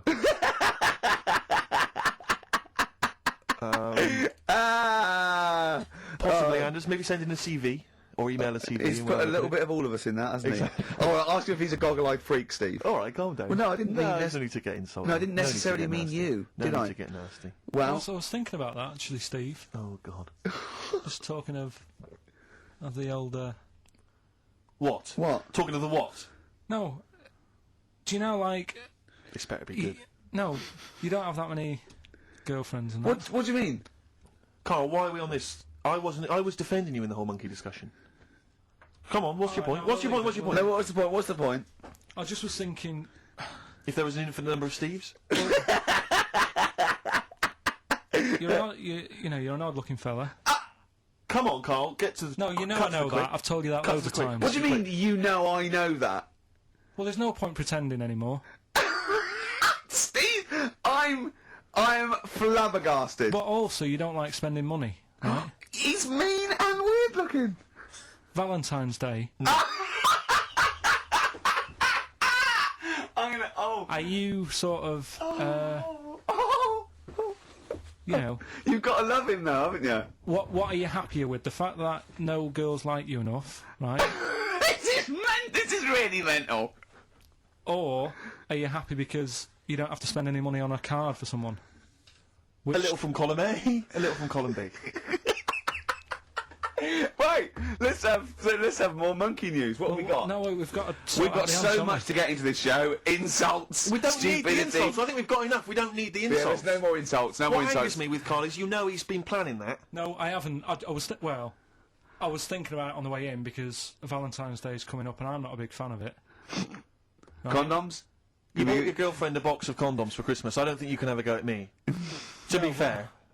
No, but I don't just treat her on Valentine's. I'm always... Do you know what I mean? You don't even treat her on Valentine's. You don't even treat her at Christmas or on her Hang birthday. on a When do you treat her? Hang on a minute. Wait a cotton picking minute there. Oh, why I order. Wait a minute. What was that? Tiffany Dog. I treat your girlfriend better than you, and I've only met her twice. I took her out last night and she enjoyed herself. Where'd you go? Until she had to write the check. Where'd you go? Where'd you go? To a chippy. A really... Play a record! It was To a chippy? No, a really quality one. Right. Oh, God! Under a fiver for two. Oh, nice lots. wrapping. Not newspaper, greaseproof paper. And bread. And bread.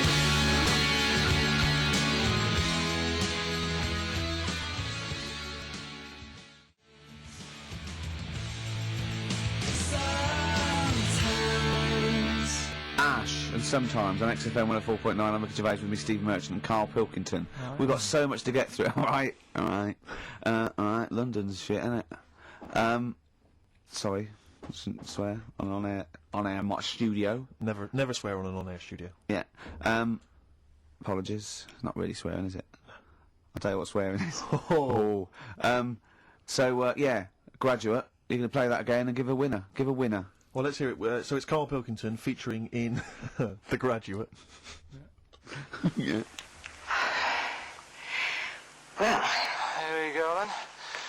So, you ready for it? I've brought some condoms from home that Suzanne got for Christmas. Benjamin, What? will you bring me a hanger? A what? A hanger.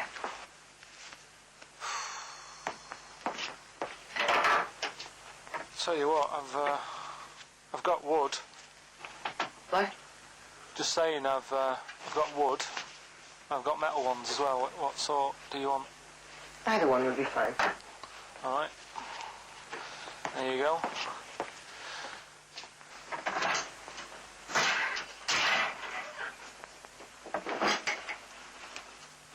Are you afraid of me? No. No, I've seen weirder things than you. Have I ever told you about the two lads I went to school with who had big heads? Webbed fingers as well, but not related, and weren't mates, but both had the same thing, which is a bit weird. I'd never found out what was wrong with them. Can I ask you a personal question? As long as it's not about my head being round, because Ricky's always going on about that.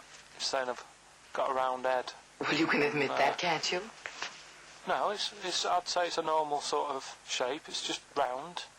It is, isn't it? Yeah, but what do you mean? So is yours. Ed's should be It's round. nothing to be ashamed I'm of. not ashamed. It's just a normal shape. Mm-hmm. And you can talk. Look at your saggy arse. Anyway, get your knickers off. Hello, darkness, my old friend. Oh dear. A classic, an Oscar-winning classic. Oh, Carl Pilkington in The Graduate. But what was the question, Steve? The question was, which actor was Carl Pilkington taking the role of? Well, and that's easy. which Everyone knows actress that. was he performing opposite? I know that. And the answer's Ricky? Hoffman. Mm-hmm. And Bancroft. Anne Bancroft, Dustin Hoffman, and the $6.99 VHS cassette is going to Laura Gomez because she says that she'd be happy with the VHS, not the DVD. So, best of luck to her. I hope she enjoys that. All right. Yeah. What we do next week? I've got loads of. I quite like hearing Carl in a sort of seductive environment. It gives you another insight into him. It gives you another dimension. I know. E.T. it is then.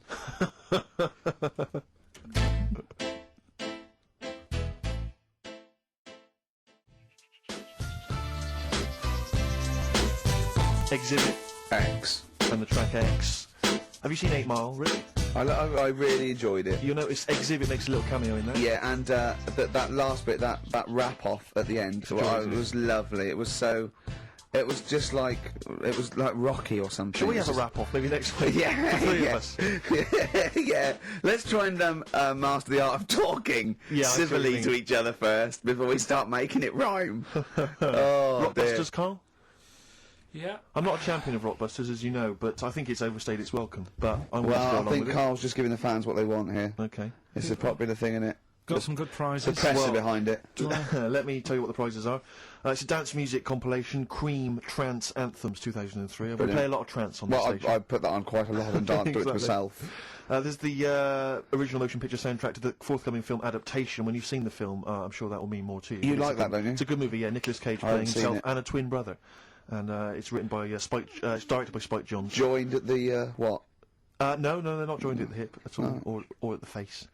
And we've also got the best one-hit wonders album in the world ever. What have we got on there? We've got things like The Crazy World of Arthur Brown, brilliant. Nana, 99 Red Balloons. The Rembrandt. In fact, it kicks off with Nana. Sure. That's followed up by I'll Be There For You, the theme from Friends by the Rembrandts. Yeah. And of course, Breakfast at Tiffany's by Deep Blue Something. Brilliant. Deep Blue Something. Is What that the happened worst to name that? ever? I think it possibly is. No, Sixpence None the Richer. Sixpence None the Richer That's is a quite pretty bad name. Okay, again, I know we've got a lot of chill-out fans who listen to us, so the best chill-out album ever. Yeah. Bear in mind, of course, all these prizes collated by Carl from, I guess, people's drawers. Yeah, maybe their looking in the bags. drawer, looking in the drawer. Oh, dearie me. What is it? The only thing probably worth having is a, I mean, it's topical, if nothing else, Carl. A 7-inch by the White Stripes. Merry Christmas from the White Stripes. That was their exclusive Brilliant. Christmas single. So if So you that's early, isn't it? That's yeah, worth get that. something. It is worth A lot of something. people have got to wait 11 months before that's released. Yeah. Or is it last Christmases? Exactly. And I have never heard of this DVD. Go on. I like to think of myself as being fairly familiar with TV and films, but I have never heard of Stephen King's Rose Red. Welcome On to a DVD. place evil calls home. And it's on DVD, it's certificate 12, so don't imagine anything too shocking.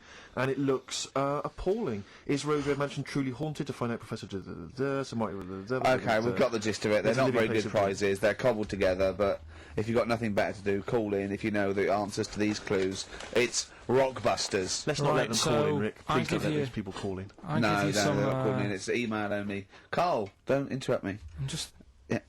Ricky.gervais@xfm.co.uk. Email only. I can't stress that enough. We just don't want to speak to you people. Right, go on. Right, so I give some initials out and a cryptic clue, and it makes up the answer and that. Well, sometimes it does, yeah. Go on. There's two of them, there's a new aspect, which I'll explain about in a minute. So, the first one is, cryptic clue is, well, if he would have been wearing an helmet, it would have been alright. And the initial there is B, right? So, well, if he would have been wearing an helmet, it would have been alright. That's B, right? Band or an artist. Second one, why are them Jamaican fellas swinging fish around their head? Okay. Alright, Just initials fills me with... DS. DS. Why are them Jamaican men swinging fish around their head? Alright? And the final bit to Rockbusters. It's a new bit. Last week I played you this.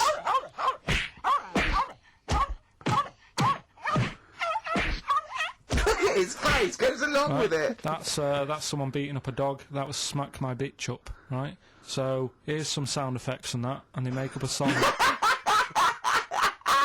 I could listen to him talk all day. Let's have a listen to the effects.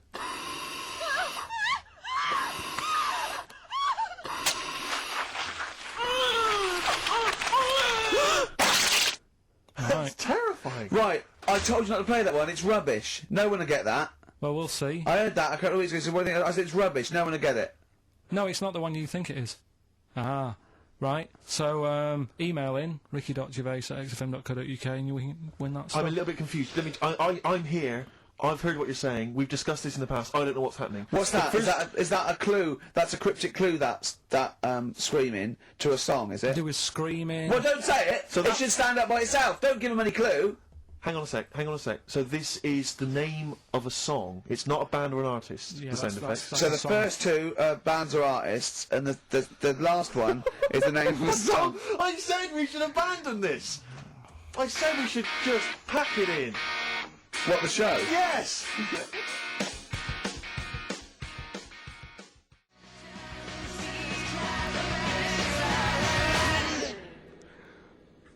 Come on, someone talk. I'm looking at his face, his headphones are too loud. Instead of turning them down, he's just grimacing, going, these are too loud. I don't understand it. How have you lived this long? How did you make it to 30 without getting squashed or eating something deadly poisonous? I told you, I used to choke a lot. We've had an email from... placebo, the bitter end. We've had an email from Andrew Forrest, who has just simply entitled it, Carl Pillockton. Oh, Carl Pillockton. What do you think of that? That's got to be your new name from now on. I had a mate who used to use it. What, he used to call you that? Yeah. Was that your nickname at school, Pillockton? No, it's not my nickname. It is now. No, it's not. It is now. Pillockton. Pillockton. Oi, Pillockton. Oi, Pillockton. Pillockton, do my homework. Where do you live? Where do you come from? Pillockton? No, there's this lad who called Mark, right, who used to go to school with, who used to call me that. And his mum, right, was like obsessed with cleaning. And I was never allowed in their flat.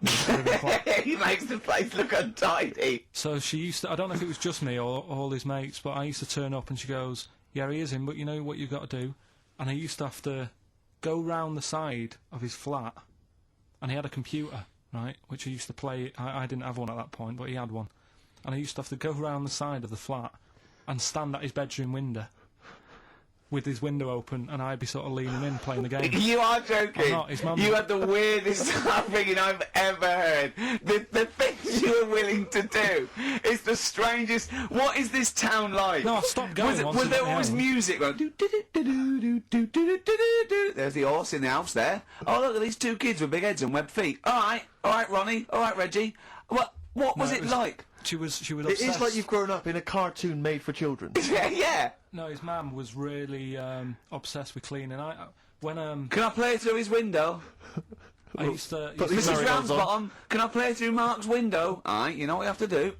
She used to be up till about 3 Is in that the morning. Pillockton again?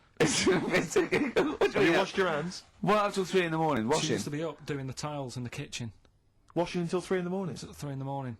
And for ages and ages, that's saying that out on the tiles, I used to think that came from, like, his mum. Because she was out, like, cleaning them late. So, till I was about 13, I thought that saying, out late, on the tiles, Yeah. was... And now you're not confused by anything. Well... There's no misunderstandings in your life now, is there? So what was he allowed to walk in and out of the house, was No, he? he was all right, and he used to come round to ours a lot, and my mum used to get these pies from Hagenbach's, right? So I don't know what that is. it's at that bakery where they used to chuck the cakes out the back. I'll tell you about. Yeah. Oh, and you at 6? You at 6? He loved it, but I could never go round to theirs, or if I did, it was like, well, yeah, he is in, and I'd go, all right, and then I'd walk round the side of the flat, stand outside. Why did you ever knock at the door? Why don't you just go around and knock on the window? Just to check he's in, because he wasn't always in his room. You If he say was it in was the a- lounge, he'd have to go to his bedroom, and then that's You where say he'd To it meet check. you. This is the strangest. And you'd play a computer game through the window. You say it was a flat. It wasn't like a 5th story one, and you had to get in one of those kind of cleaning contraptions and, like, winch your way up. On the I first love the floor. idea of that. So, Oh, Pillockton. So, Right, we're done what? so What's this? you What, told me. have you got me any chimpanzee that? We've or got monkey news still to cram in the next. Like, Let's do monkey news 25 now. minutes. I need some monkey no, news. I think we've done enough here, right? What do you mean? I think we've done enough here. We'll play a little song, eh? What? Play the verve. All right.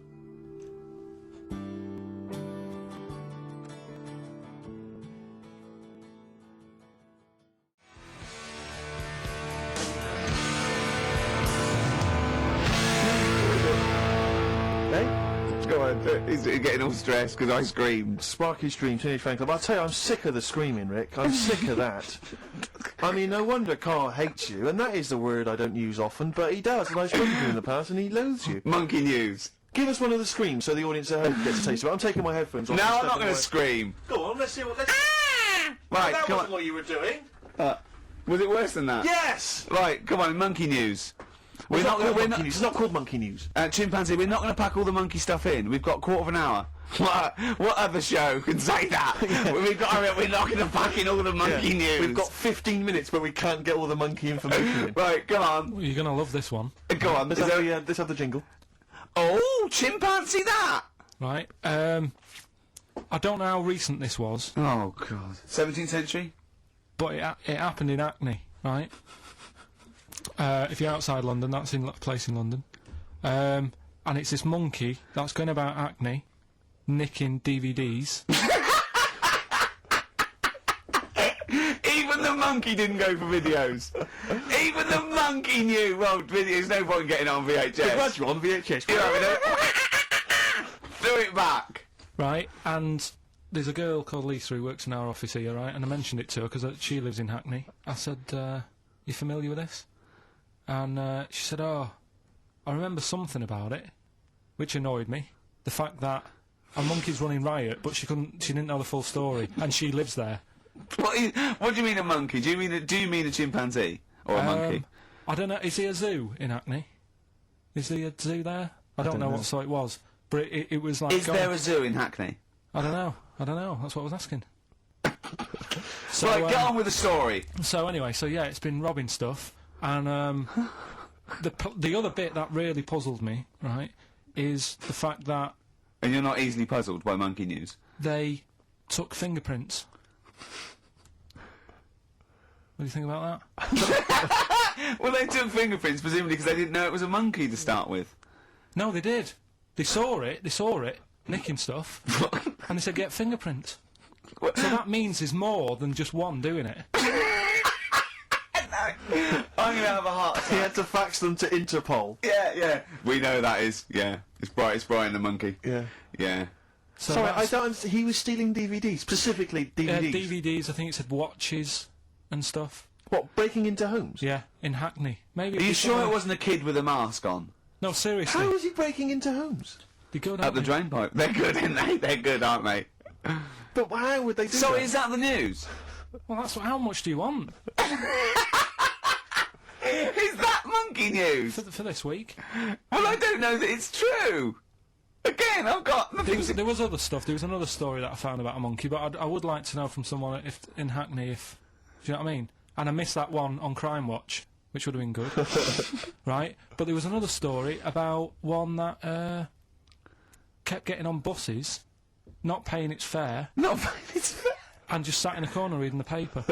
Reading the paper, Carl. You're an idiot. Well, that wasn't in London. You're an idiot. That was in America. It wouldn't read the somewhere. paper. Why would it read the paper? Because it was its way of sort of going, oh, well, if I'm reading something, maybe the instructor... The instructor won't notice my hairy hands. Oh, Carl, you're such a fool! Well... Pillerton. Carl, I've just had a news flash that an infinite number of monkeys in Hackney are nicking an infinite number of typewriters. Yeah. We don't know what for. At this stage, we've got no more information. And they've taken back an infinite amount of graduate on video. So this is rubbish.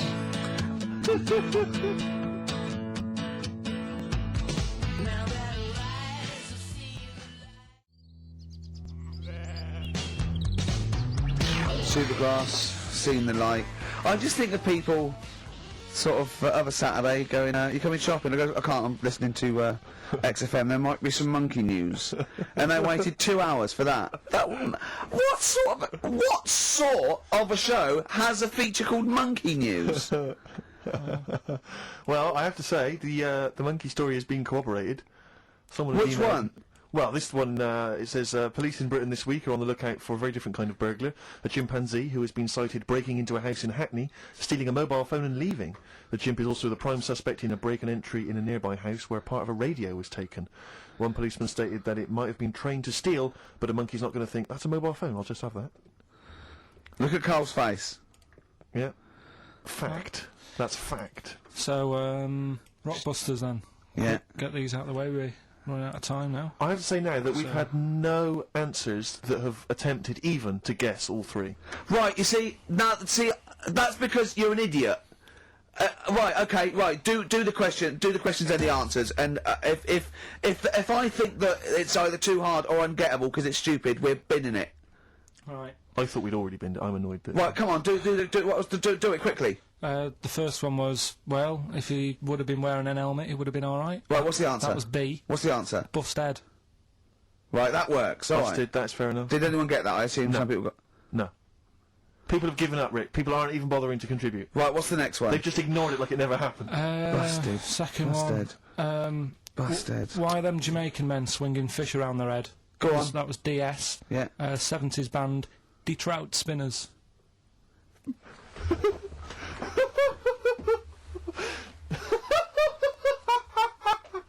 The Detroit Spinners have become the D-Trout Spinners.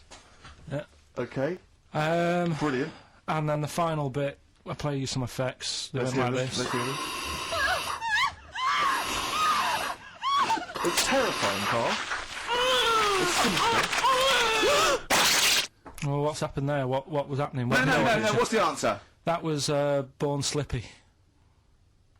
The woman was having a baby, the doctor tried to grab it, it fell onto the floor. That's in your head, Carl. That's just a load of screams. That's and in noise. your head. Oh. Do you know what? I haven't even got onto Born Slippy. I'm still on the Trout Spinners. Well, let's put a song, that's it. I don't know what to say. Steve, a song for the... A song for the ladies, surely. Did anyone get any of those? Let's end with Nick Drake and the beautiful Riverman, and we'll see you next week, and hopefully Rockbusters will be Trout Spinners. ditched. Trout Spinners. Well, don't keep saying it. You say it like that. White Stripes, Dead Leaves and the Dirty Ground on XFM 104.9. I'm Ricky Gervais, with me Steve Merchant, Carl Pilkington. We have got a great show lined up for you. Absolutely. Today it's just, Valentine's weekend, some love songs, Ooh. we've got some chat, and of course the competitions. I'll tell you what, I was walking here today, and the West End is crammed. There's helicopters, there's police, there's about 1 million people sort of just milling around, standing around with placards and stuff. I don't know what they're doing, but they've got too much time on that. They need a war. You don't read the newspapers, do you? Boring. Ooh, those boys can rock there. That's the Guns with All Their Roses. And Sweet Child of Mine. On XFM 104.9. I enjoyed that. Yeah. That was good. It rocks. I hope the audience was playing it loud, like us. Yeah. Ricky Gervais, Steve Merchant, Carl Pilkington. Well, look at him yawning. How rude is that? Carl, what's wrong with you, man? Have you been up late? A little bit. Girlfriend was away, wasn't she, yesterday? Yeah, I always have a problem with that. I always have... Because you don't go to bed, do you, early? Do you know what I mean? You sort of think... I just always find that thing that if, you know, you're used to living with someone... Yeah. One of you will go, let's go to bed, then you'll go, alright. But when you're on your own, you go, You just forget to go to bed. you just stay up. Okay, stop eating now, Carl. You've ate all the food. That's just a plate. All right. Okay. Yeah. No, I stayed up and watched, there was a thing on about Dracula. Right. What, Dracula? And I found a flaw in it. Go on. Not the fact that he's the living dead and and drinks blood to stay alive and he doesn't reflect And he can in turn into a mirrors. bat. Well, And you can go on. the mirror thing, you can't look in mirrors, can he? Well, he can look in mirrors, but he can't see himself in a mirror. Yeah. Like that, it still doesn't work. Go Okay, on. go on. It doesn't work at all, Carl. It doesn't work. Go anyway. on. No. Well, Centre parting's always really neat. His centre parting's always how really does he do it if he can't look in the mirror? Blood on the floor or something it was called. Rubbish. I love the flaw in the Dracula film is that his centre parting's too neat. How did he do it without a mirror? Oh. Was it a documentary about Dracula? No, Yeah, it was the real it's Dracula. The real Dracula. Yeah, the real Dracula, the It's true just a story. film. It had blood on the floor or something. It was called. Yeah. It's rubbish. From 1970. Yeah. Right. But you say that and watch that. You know there aren't Yeah, really that's right. vampires in that sense. Yeah. Yeah, but it still annoys you that his centre parting was too neat. Well, if you're going to do it, do you know what I mean? I'd like to see him with a fringe sort of pushed forward and maybe a hood up, alright? Come to suck your blood and that, alright? Yeah, just bits of tissue paper all over his face where he's cut himself shaving. I can't see it. Bloody mirrors annoying me, alright? I'd love to see that. A little mank Drac. That'd be great, wouldn't it? Well, that might be a film that we do in our movie. Mancula. Just getting onto that. Mancula. Count Mancula. Alright? You got any rave? You got any rave music, right? Huh? Got any Oasis, right? That'd be brilliant. He came from Manchester. Please welcome Mancula. Alright? That'd be great, wouldn't it? His hair's a mess. Well, I can't see a mirror, can I? Well, we've got a show lined up for you.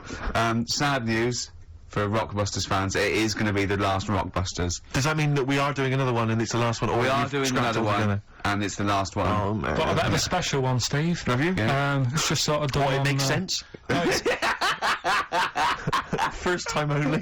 no, it's done on accents because I'm running out of like clues and that to use. Oh, is this as good as the Jamaican one? The trout spinners. The trout spinners. That doesn't work at all. A bit like that. Okay, so go on, what's the gist of this one? Well, it's just I've been the sound effects bit that didn't really work out. So there's 3 sort of cryptic clues. Yeah. And Sort of cryptic, yeah. it's done on accents, and I've sort of worked down the country. So I've got a northern one, I've got a Brummie one, and I've got a Cockney one. Alright, Excellent. we'll look forward to So that. we're We've doing got that quite later. a lot of competitions, haven't we? Because you've also got your film competition. He's appearing in The Shining this week, Steve. Excellent, okay. We've also got, chimpanzee that. More monkey news from around the world. Monkey news. Stay tuned for that. But there's one that I thought we could phase in as we phased out Rockbusters. It's an old favourite. Carl, it was before your time. XF Family Fortunes. XF Family Fortunes, it's brilliant. Get It owes up another nothing line. to TV show Family Fortunes. No, it's XF Family Fortunes. You can't get him on that. So we'll be playing that a little bit later as well with 2 lucky people at the moment, and we'll be giving away some great prizes, I imagine, Excellent. Steve. Yeah. Go through those a little bit later. Yeah. As it was Valentine's weekend, what about a lovely song by Lloyd Cole? Like lovers do.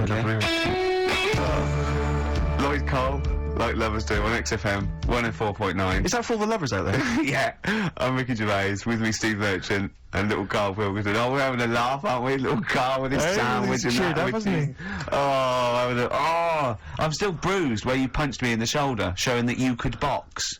Yeah, to be fair though, Rick, you do think that you're now a professional boxer I'm because like you've been on the telly like boxing. Marciano, yeah. No, he does. I mean, he laughs about it, but he does walk around thinking, yeah, I could probably handle myself in a street brawl. In fact, I walk around handling myself Yeah. a lot of the time, don't I, Carl? And often Carl. Yeah, yeah. Oh, I love it's because his little round head. I've got another mate that's got a little bald head, and I'd like to squeeze it. I'd just like to see how far. Do you know what I mean? Like an egg, you can squeeze it that way, sort of sideways, and that hurts. But then squeeze it forward to back, it doesn't hurt so much, does it? Do you know what worries me though? I think if you ever actually did crack Carl's head, I think yolk would come out. Yeah, he was drawing, and I gave him a little karate chop on the back of the neck, and he jumped. He spasmed. Sorry, you gave him a karate chop on the back of the head? Yeah. To be fair though, I think I'd spasm, Rick. If a man crept up behind me and karate chopped me in the neck, Oh, that's didn't I probably a laugh, natural Carl? reaction. Didn't I laugh, Yeah, Carl? that's right. Good laugh. Oh, so we got lots of little things to get through. I mean, look at his little face. You're right. We had a little lunch yesterday, didn't we? We did indeed. That was a nightmare. Yeah. I hate going out with you two. I was explaining to Carl, right? I like to excite Carl's imagination, right?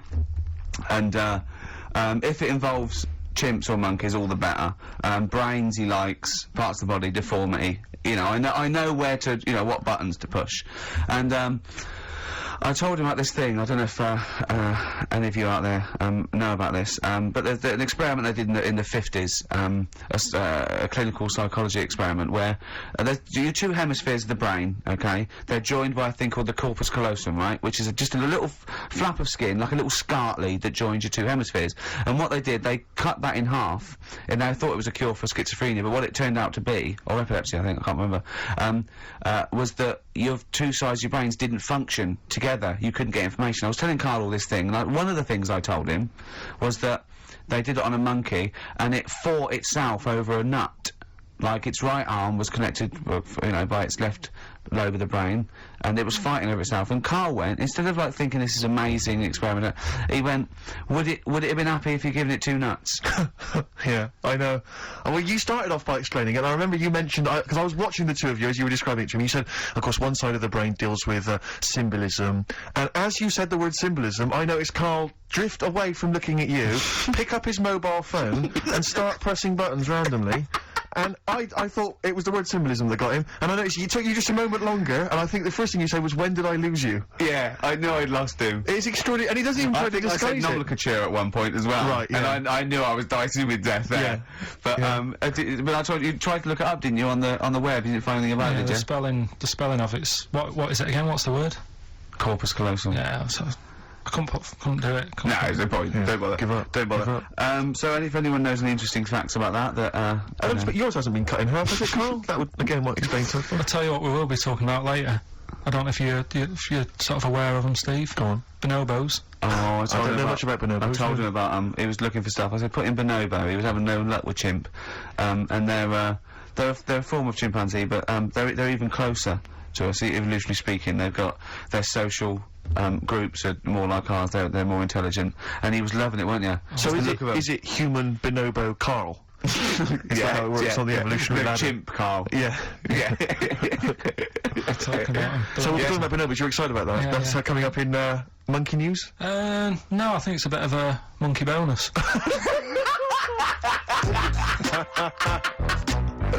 always like a monkey bonus. WC, featuring Snoop, The Streets on XFM 104.9, Ricky Gervais, Steve Merchant, Carl Pilkington. I think we should kick off with a bit of a competition. I think we should get the listeners involved here. Phone up if you want to play XF Family Fortunes. Now, a lot of people, of course, won't be familiar with this because we played this in the very early days of XFM. Yeah. Do you want to explain the rules, or do you just want people to phone in? It's like Family Fortunes. We need 2 of you. I asked Do you remember we discussed this before? You can't say that. Yeah. And so get 2 on the line. You're competing against each other, and so it's fingers on the buzzers. Will you stop chewing, picking your teeth? I mean, even if the listeners can't, it really annoys me. It is a bit like having a chimp in the room. Do you know what I mean, Carl? Alright. Have you ever seen him eat hot food? No. Honestly, it is like a chimp. He's gonna oh, what are you doing? What? Just get... Oh, God. Or like the Cookie Monster. Yeah. Oh, God. I'm never annoying, Carl, so why are you? Do you know what I mean, Steve? You're so annoying. Have you been with him for trying to have lunch with Ricky? Yeah. It's the hardest thing possible. You wander around for hours.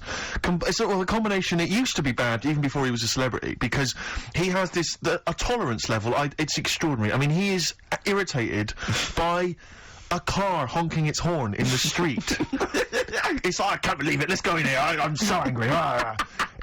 He gets annoyed by police sirens, by rain, wind, birds in the air, other people in the streets. They're the most annoying. Children particularly, whether they're in a school playground we happen to be walking past, whether they're on TV. It's just noise that isn't mine. Well, I know, but this is the thing, you are the most irritating man I've ever met, without a shadow of a doubt. I mean, you know that, Carl, don't you? I mean, noises he makes, it's extraordinary. I mean, I've been editing some behind-the-scenes footage we shot of making the second series of The Office. It's extraordinary. I've had to cut sequences out involving Ricky because they'll just think he's a gibber, just think he's an idiot, like some kind of puppet that the rest of us are controlling, because he's shouting, he's whistling, he's honking, he's making noises, he's dancing around. It's extraordinary. And if you're out trying to find somewhere to eat with him, all these irritants, all these annoyances, and it's, oh, that music's too loud, I don't like that particular song, I'm not going in there, there's more than 8 people in that cafe, I'm not going in there. It's just extraordinary. I think we need a woman.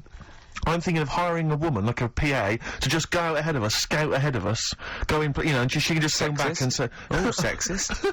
Oh. Or a guy. Oh, that's or a fella. Oh, sexist. Or a fella. Just to scout ahead. Oh, I'm thinking of hiring a woman, subservient role. We couldn't hire him. Oh, no. Oh, sexist. Well, that or a chance to meet a woman. Yeah. That I'm also paying. It's like paying for him. It's exactly. Slightly more above board. Yeah. So, if you want to play Family Fortunes, call up. What's the number? 08700 800 1234. Yeah, it's just like Family Fortunes. 2 of you are competing for some great prizes. and I go something you know how it goes, and then I go Buzz and Flower on board. It's not as high tech as Family Fortunes.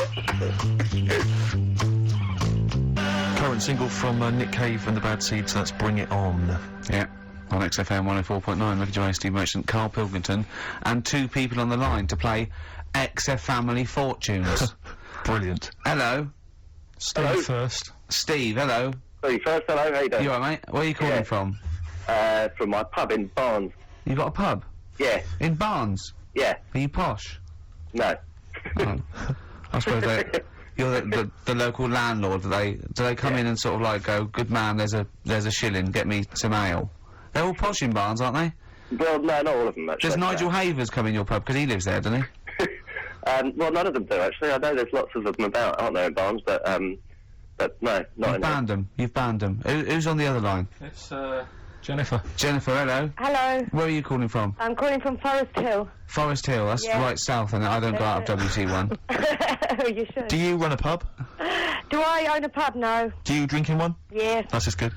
just from friendly chat there. Yeah, You know the thing between the brain that you were talking about before? Oh yeah. I can't remember what it's called, but they did an experiment, and apparently the length of it determines whether you're straight or gay. Is that That's right? what I heard. Yeah. Well, so what? You could actually trim it if you fancied. It didn't go that far. Oh. Well, Always. you've just interacted with Carl Pilkington. Oh my God. I'd treasure that. Right, here's the prizes. Okay, now, listen, don't be disappointed, because, as ever, Carl has just gone through some people's drawers here at XFM and found some really quite shoddy prizes. So, you get, on DVD, I don't know if you're a fan of it, are they a German band? Rammstein? Or Rammstein? Oh, you'll enjoy that. But there's any number, that includes Asch zu Asch, Spiel mit mir, and Hergelade. That's just some of the classics on this, DVD of their greatest videos. Red Dwarf, the first Do you think series. Germans sit around looking at Oasis records and go, look at these Wonderwall? Possibly so. Wow. The very best of the Stone Roses, although I might have that, so anyway, there's also an I Love You compilation, kind of appropriate, and a tribute to the Ramones, which might be interesting. So you can get the idea, Steve and Jennifer, the stakes are pretty high. Okay, here we go. Extra Family Fortunes. So, fingers on the buzzers, just both go, wah! If you think you can answer this right, and then we, the highest answer or the top answer gets a chance to play or pass. If you play, you've got to get all 5 answers. There are 5 answers. Every wrong answer, you get a life, and I'll go, and when you lose 3 lifelines, then the other person can steal. It's as simple as that. If you've seen the show Family Fortunes... No, this is not based on anything I've ever seen ever in my life. Okay, right. Okay, fingers on the buzzers. Okay. Name something. We asked 8 of my mates, right? Something you associate with Carl Pilkington. Well, Okay, Jennifer, what? silliness. Yeah, that's the top answer, thick or dimness. Hang on. Do you want to play or pass? Play, please. Okay. Stay tuned, Stephen, because you might be able to steal if she gets 3 wrong. Okay. Right, okay. Right, we've got a top answer, 4 to go. Thick or dimness is top answer, obviously. Okay, Jennifer, some other things associated with Carl. Comedy. You'd think so, wouldn't you? Yeah. No, I don't even know who he is. You don't even know who he is? No, she does. She must do. And yet, bizarrely, she knows that silliness or stupidity is top answer. Yeah, come on. Something else. Smelly eyebrows. One more wrong answer, and then Stephen gets a chance to steal. Okay. I don't know. People are screaming it at home. Very sensible. Oh, Was that very sorry. sensible? Yeah. Okay, Stephen, can you think of one of the answers that Jennifer didn't get? Must be a mind for inane nonsense. Oh, well, I'm going to give you that, because number 5 is even thicker. So, yeah, what you missed is, our top answer was thick or dim, second top answer was Manchester, third was Roundhead, 4th was airy Chinese kid, and 5 was, even thicker. So, I think Stephen's the winner there. Yeah, I think he's done well. Yeah. You enjoy Rammstein, and you get the Stone Roses and an I Love You CD. So that's the pilot for this show, okay? When Blockbuster's all over, We're going to phase in XF Family Fortunes. Carl, thoughts? It's not that good, is it? Why? It's not that good. Just... I'm not that happy with it. Why? Why? Yeah. Just... What else? What? No. You're definitely right about that top answer. Well, thanks. So Stephen wins all those prizes. Yeah. And Stay on the line and we'll take your address. And we'll send something to Jennifer as well for even bothering to talk to Carl. So what's this, Carl? What are you playing now? Not badly drawn, boy. Yeah, excellent. Bye. We're doing Rockbusters then. Later. Eminem, Sing for the Moment on XFM 104.9 with your host Steve Merchant, Carl Pilkington. Right, Carl, moving on. Got a lot to cram in. If you yawn again, or pick your teeth, or chew... Can I just, sometimes I get told off by Carl, he gets a little bit sulky if I slag off the prizes that he sources for each competition. This is from Rob in Croydon. He's a former winner of Rockbusters. Yeah. He said he didn't even know what the prizes were going to be when he entered. He won, and sure enough, for one night only, he was a hero. The following morning, it was just Rob again, and all I had to show from my triumph are 5 compilation CDs I'll never listen to, and 2 DVDs I'll perhaps get £9 for on eBay. Please get some decent prizes. Ricky, you're BBC's golden child of comedy. What are you doing? How many of your listeners really are into Stephen Polyakoff's The Lost Prince? No one. That's how many. Now that is a winner. That's someone who's got a reason to like us and like you. I think he's got the same attitude as Steve when you give him something for free. Yeah. Yeah. Sorted you out with NERD tickets for last night. A lot of messing around, a lot of phoning round going on to get you them tickets. Yeah. Come in today. You enjoy the gig? Couldn't be bothered going, Carl. Typical. Yeah. I didn't say I couldn't be bothered going, Carl. You just assumed that was the case. You're right, but the point is this, Carl. Once you've given me the tickets, they are mine to do with as I see fit. The thing is, what annoys me is, right, I bet he hasn't even listened to them CDs. He might find something on there. That's his point, I think. Yeah, to be fair. But I don't want to give them stuff that's too good, because then they'll listen to CDs instead of XFM. Of course, there's always careful planning. So you always got an answer. Oh, Carl, you're my hero. We don't care, do we, Carl? Well, I think the prizes are all right considering what they've got to do. Do you know what I mean? Yeah. Right. It's just a bit of fun, for God's sake. So please do not blaspheme on air. Something else we're giving away. Go on. The Shining. It's more throwing away, isn't it? Once again, is it on video? Once again, it's on VHS. Just because you buy it out of your own money, Carl, stop being so mean. And I want to watch it tonight, because it's one of those films that, So you're going to watch this video, and then you're going to send it to someone as a prize? Yeah, it's one of them films that... Sorry, you just said yes to that without blinking. Well, yeah. You don't think, like, Les Dennis doesn't have a quick go in the car on Family Fortune before he gives it away? It costs Jim Bowen has $5.99. a go at those his and her towel racks. It costs $5.99, Carl. Okay, this is Carl in the classic The Shining. And what's the question? Well, we might ask that afterwards. Okay, then.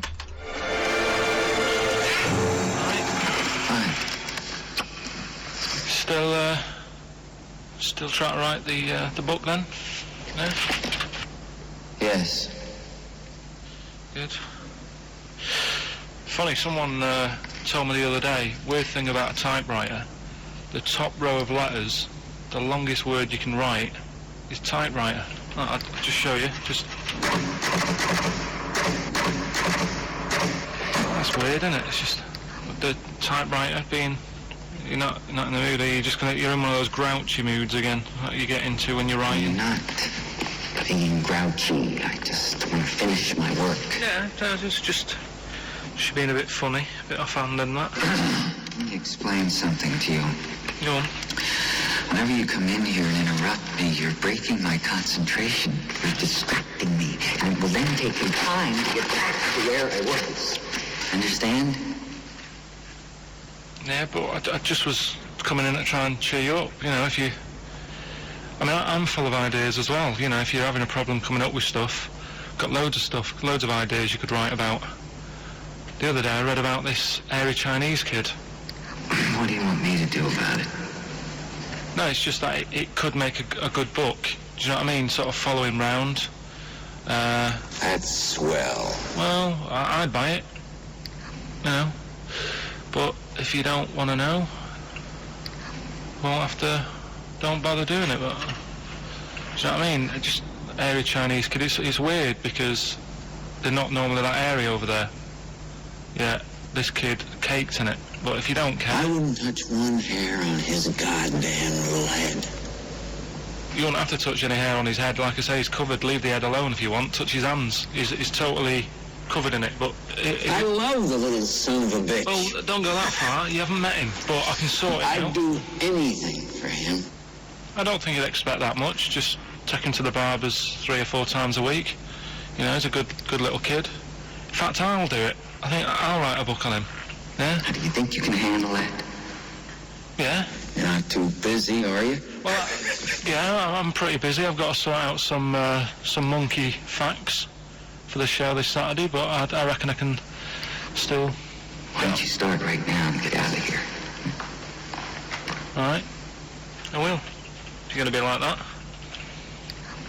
Couldn't borrow a pen, could I? See you later. There you Haunting. go. Haunting stuff there. Carl Pilkington in The Shining. You know, in the film, Jack Nicholson goes crazy because the suggestion is he's maybe possessed by demons that maybe are in the hotel. But you know, if I was stranded in a desolate hotel, removed from all human contact with Carl, I'd go mental with an axe without being possessed by demons. That's more chilling to me, trying to get some work done and you keep wandering in. I'm trying to get Carl to spend a couple of days in the caravan with me, just for the head of it, and he won't. I've offered him money, won't I? I think it'd be a great laugh, wouldn't it, Carl? Oh yeah, great. That would be terrifying. No, I want to film it. I just want to film it. Like a little video diary. There's Carl there, he's just waking up. Well, if I was stranded in there, that would be like being... I may as well be with Freddy Krueger and Jason Voorhees. That's more scary. The thing is, Ricky doesn't mess you about as much as he messes me about. No, you see, you've given him an inch. You've given him an inch and he's taken a yard. 12:30 you got in today. In 30 minutes between 12:30 and 1. The old bin lid on the head. He wanted to do that again. Yep. Squeezing my head, think he had a go at. And karate chop on the back of the neck. Yeah. All in 30 minutes. Yeah. Who else can say that? Who else can say that? Who else can say...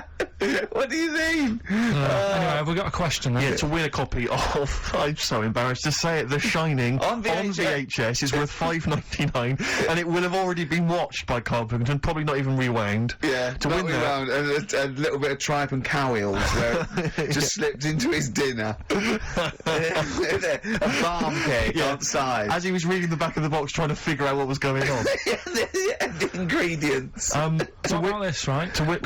Here's a question. I've got a question. No, go on. No, I want to hear Carl's first. Okay. No, it's about the film. Because when I was whizzing through it, I saw something. I thought, oh, that's good. The kid who's in it, he was writing something on the back of a door with lipstick. What was it? Well, that's a tricky question. I can't remember. Nor can I. Alright. So the kid in it was writing something on the back of the door. Is that going to be too hard for anyone? Let's see if... I mean, I wouldn't be surprised if there's somebody... Right, the phones are going, so it might be. Yeah, but this is email, isn't it? Alright, ricky.gervais@xfm.co.uk. What was being scrawled on the back of a door by the little kid in The Shining? To be honest, if you know that, it means you've probably already got it and you've watched it about 8 times. Yeah. Fair enough, though. Alright. Bob Dylan.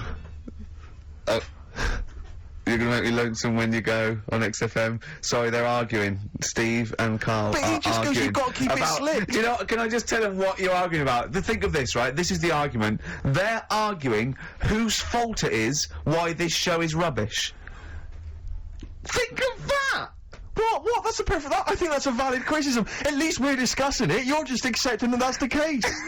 You're not even trying to change it. We're ashamed of it. Yeah, I should be, but I quite like it. In fact, I remember when we went out about 2 weeks ago. So we've got to, you know, make it tighter and that, make it good. Went out for something to eat.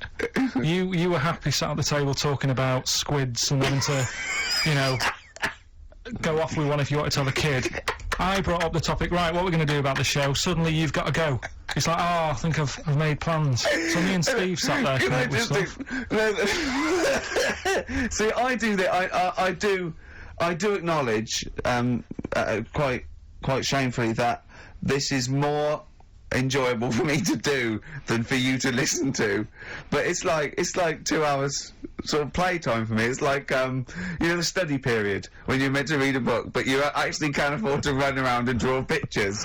I think like this, even though I'm getting paid for this and I'm meant to be working, it's nice. It's cool, isn't it? Not for the listener. But for me. But the problem is, the only way we can improve this show, Carl, to be honest, the only way we can make this good is if the three of us resign. Yeah. And they replace it with someone else. Yeah, but Carl, you're getting flustered and you're getting stressed because you're, you know, I don't know what, I was saying, answer the phones, you were letting them ring, you're still letting it ring. You're still letting people phone. You go, oh, look, leave that.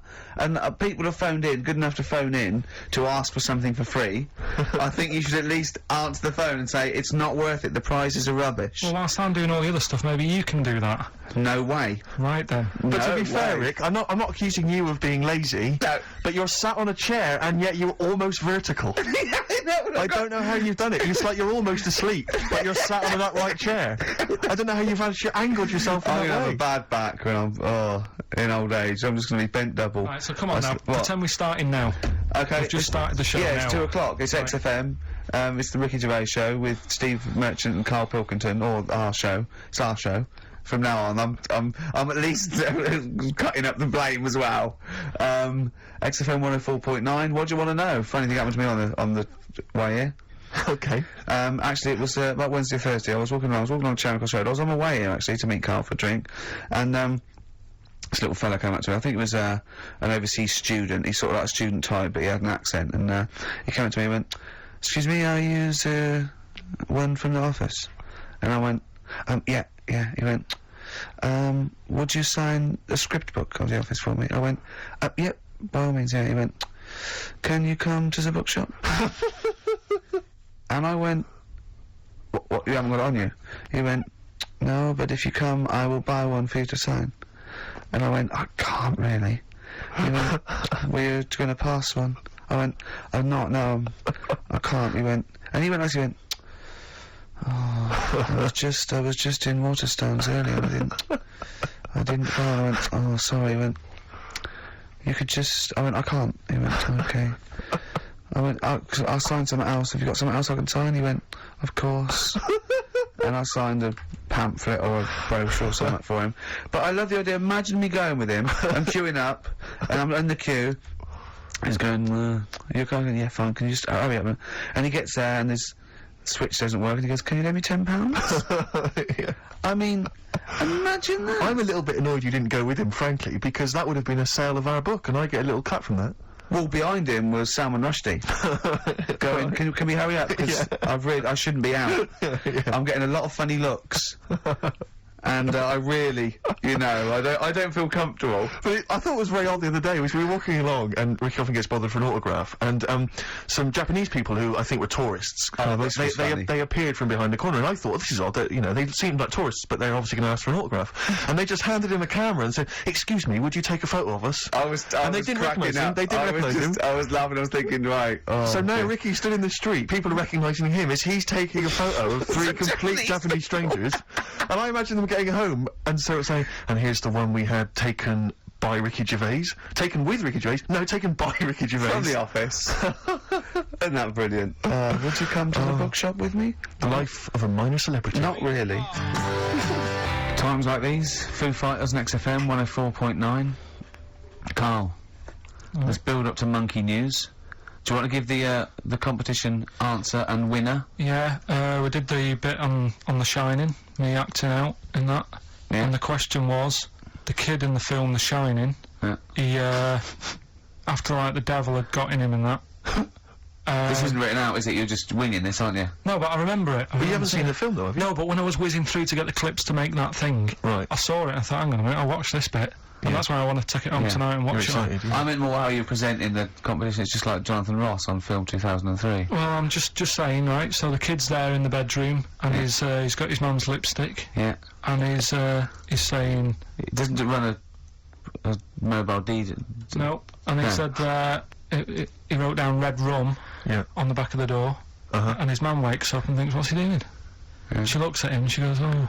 And then she looks in the mirror and sees red rum in the mirror. Right. Which is sort of... He's offering racing tips. It says murder in the mirror. Clever. So, Kelly, in Hounslow. Got that right. So Excellent. after I've watched the film, I'll be whizzing that over to Hounslow. Brilliant. I mean, the one thing I do like about this show, for all its faults, is the honesty. Yeah. I mean, that can be good and bad. I mean, it's. I mean, some people think it's sloppy, arrogance, laziness. You know, They'd be thoughtlessness. right. Yeah. But I like to think it's honesty. It's like a peek into the mind and workings of Carl Pilkington. He just said to me, because he was shaking, because he said to me, and I quote, he said, "Oh," he's just whittering to himself, "I must remember to eat next time Suzanne's away." I know. I must remember to eat next time Suzanne's away. No, but you did. I mean, I wonder if I lived on my own if I'd still be about. Because I just neglect myself. Yeah. So, I mean, for all I've eaten... A this lot of morning, self-abuse. Is that what you're I saying? had lasagna last night that I messed up, right? Why did you mess it Cooked up? it for too long. It was like a brick. Right? And she called up and said, "Have you eaten?" I went, "Yeah." She went, "Was it nice? What do you have?" I said, "Lasagna." "Was it nice?" I thought, I don't want her to worry, because she's probably been out and had a good meal with all the work people. Yeah. I didn't want to say, well, I'm not, you know... And she went, "Okay, bye, bye." And I go, "That can't go." "Yeah, I bet he cooked it like a brick." "I bet he threw it away." Anyway, gin and tonic. And I had Scotch pancakes for breakfast. That is all I've had. So I'm starving, I'm shaky. Plus I've got that restless leg syndrome still going on, which I can't get rid of. What's restless leg syndrome? I find, if I go to bed, right, my body's tired but my legs aren't. Are you like Michael Flatley? You have to get up and do a bit of tap dancing. Do they just keep going even Just when keep you're asleep? moving about, so I have to get up and stretch them or something. Or I've worked out that if I put a pillar on like the bedpost down at the other end, Yeah. if I have my legs higher than my heart, it calms it down a bit. Is this why Suzanne works away so often? I don't know. It's weird. To get a decent night's sleep. I put it down to Smarties and that. It's like a sugar thing, but Stop eating them. apparently Bob Morton's got it as well. Well, he's got arthritis. Was he? You told me Yeah. the week that you'd mastered moonwalking. Yeah, I can do that. Is that one of the things you did, like, in the middle of the night? It's moon sleepwalking. Yeah. He just gets out, he finds himself walking backwards and wakes up and goes, "Oh God, I'm brilliant at this." Right, So- so listen, what we're doing now, we getting a debate going about... Actually, right? Go on. We're struggling, go on. No. You can help me out here, Carl, you've got an idea. I can see it in your eyes. He's got a brilliant idea. Wait for it, go on. No. It's something, when I was looking on the web, found something out. Go on. It's a story about a woman who had a baby. What are you talking about? What? A woman Yeah. who had a baby who was having a baby. It was no clearer when you repeated it. No! Carl! I don't know what to do. I don't know what to do for the common good, right? Pursue this line of inquiry, right? Because I don't know where it's going, or play a record. I'm actually torn. I don't know what to do. No, I remember seeing it and thinking, I've got to tell Ricky about that. It's brilliant. What should we do? Should we go with it? I mean, it's like it's entering into the abyss. It's opening Pandora's box. It's peeking. It's going down to the cellar. I've got a couple of questions, though. Go on then. Well, come down there with me. Come down the cellar with me. Okay, right, Carl. What? First of all, it was on the web. What do you mean? The baby was what? Had another? Was it? She didn't give birth. They didn't. The doctor didn't find one of those set of Chinese dolls up her. Russian dolls, whatever they're called. That's what I pictured it like. Those dolls where you take the head off and there's another one in there that all look the same. But no, the story was there's a woman who's... No, don't just say it again. That's a headline. That's not a story. There was a woman who had a baby, That's not a story. Imagine handing that in as a thesis to loads of the BMA. There you go, and read that.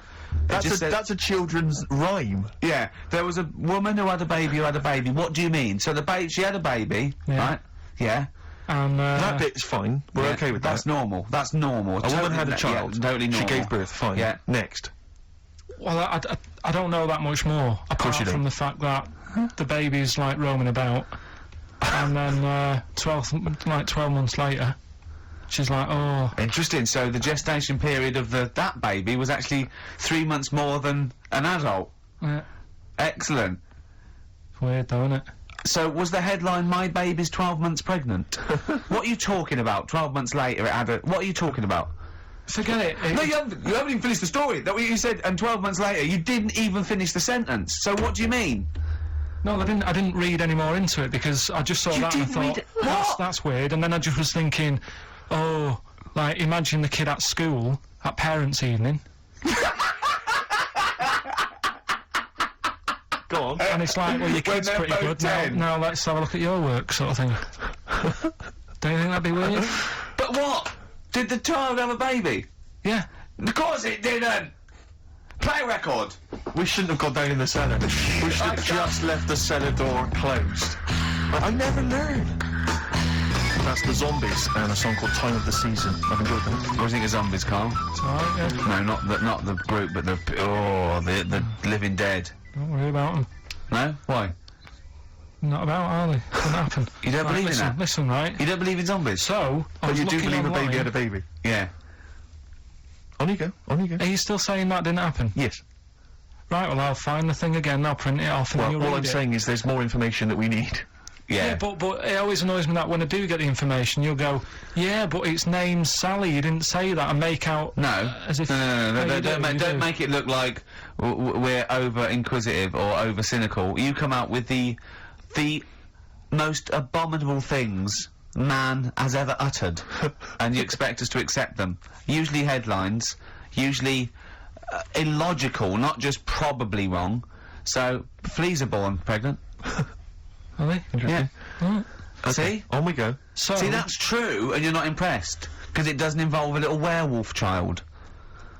Or half man, half shark. You're just not, it's not good enough for you. No, but if I read the first line or something, and it's not that interesting, I go next, right, and I move on. Now, when I saw a woman had a baby, and it had a baby, but you still didn't read on. No, but, alright, I didn't read on, but it got me thinking. Like I said, you wonder about the parents' evening. I was thinking about, you know, is it a good thing? Because you're going to spend more time with the kid. Do you know what I mean? There's a lot of mums who have to go to work and that. She's going to be a great mum. Grew up with her, literally. Yeah. Do you know what I mean? So she's going to be a great mum.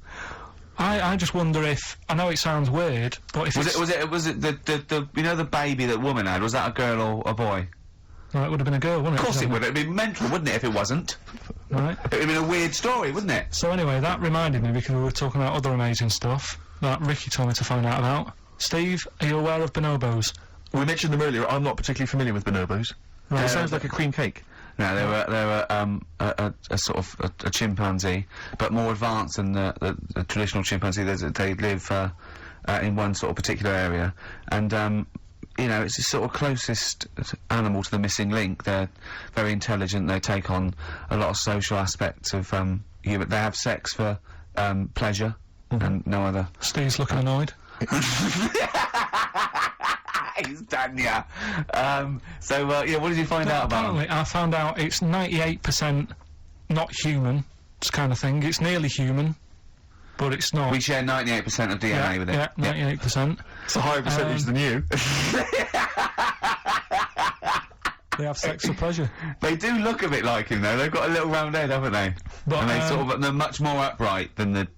You know, they've got a more flexible... I sort of get bored with animals that are, like, classed as being intelligent, right? So when you tell me... I get bored with them. Because they're not doing enough, they're not playing Nintendo. Do you know, like, that people always rave on about dolphins, saying, oh, they're really bright and that? Yeah. You know, I was having an argument with Suzanne about it, and she goes, oh, yeah, dolphins are really intelligent.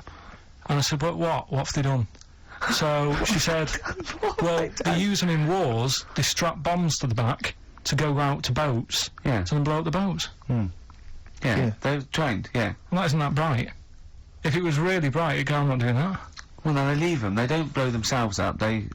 anyway, but... Right, well... So anyway, so bonobos, really bright and that. Now, I was looking at them, and they are, you know, they're saying... You know, they're just like humans, basically, right? What I was thinking is... I didn't have a chance to ask you. If you got a mentalist... Right. And put the bonobo in What an do you exam. mean? Okay, right, okay. What do you mean a mentalist? What do you mean? Well, you know, someone who's, you know, a little bit, just a little bit slower than me, and put them in an exam. What would happen? Right, okay, you've got to be clearer here, Carl. What are you saying? Are you saying pit the wits of a bonobo against someone who's educationally subnormal? Yeah. What do you reckon? I don't know where to start. No, but if they're that good, why aren't they being used in labour and stuff? Do you know what I mean? What in the late? What do you mean in the government? Like, you know, like some jobs that they could do. Why hasn't someone caught onto it and thought, well, hang on a minute? Sorry, I'm not familiar with the bonobo. Seriously, could it do a job of work? How advanced are these creatures? Lots of animals do job of work. I think Carl wants this bonobo to start going to work with an umbrella and a bowler hat and have sort of like rudimentary language skills like morning, morning. So I couldn't employ the bonobo to be my PA. It's not. I mean, how advanced are they? Could I teach you to go in the shops and collect something? And bring it in? But you can teach a dog to do that. Yeah. It depends what you mean by intelligence, social interaction, also dexterity capability, you know. Could it produce this show? Yes! I'd have thought it could, randomly. Yeah. Just by pressing the buttons it could do a better job. It depends what you're asking, Carl.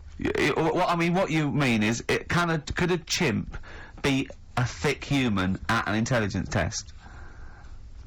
Yeah, that's what I'm saying. But it depends on what the problem with the human is, doesn't it? Right. Well, first of all, mental illness has nothing to do with intelligence. Let's get that straight. That's one thing.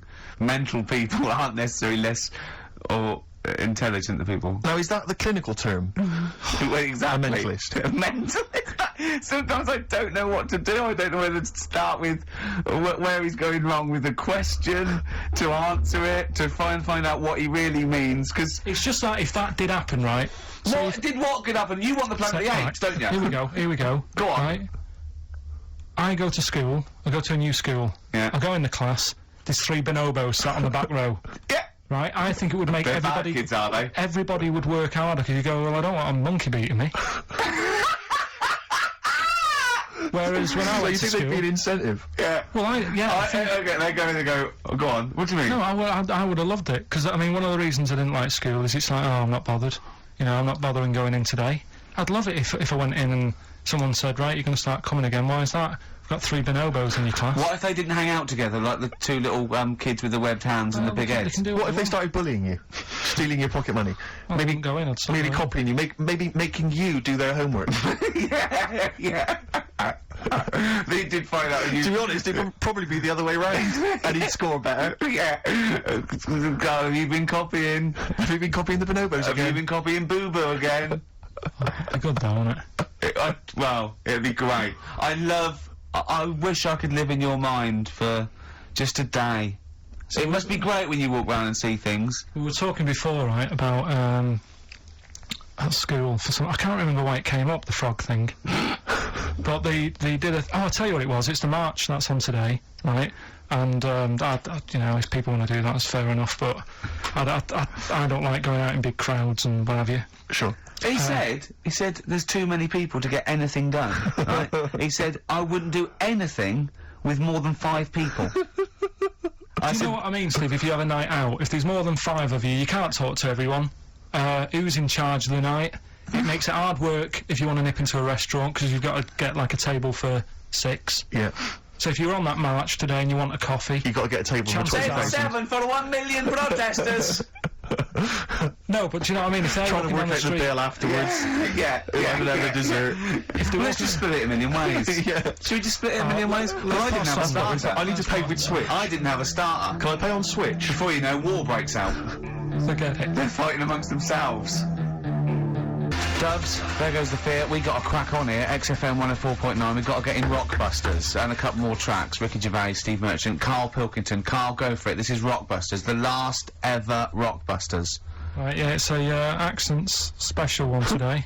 I've done it before in the past using accent, so yeah. 3 cryptic clues, initials, email in, you can win.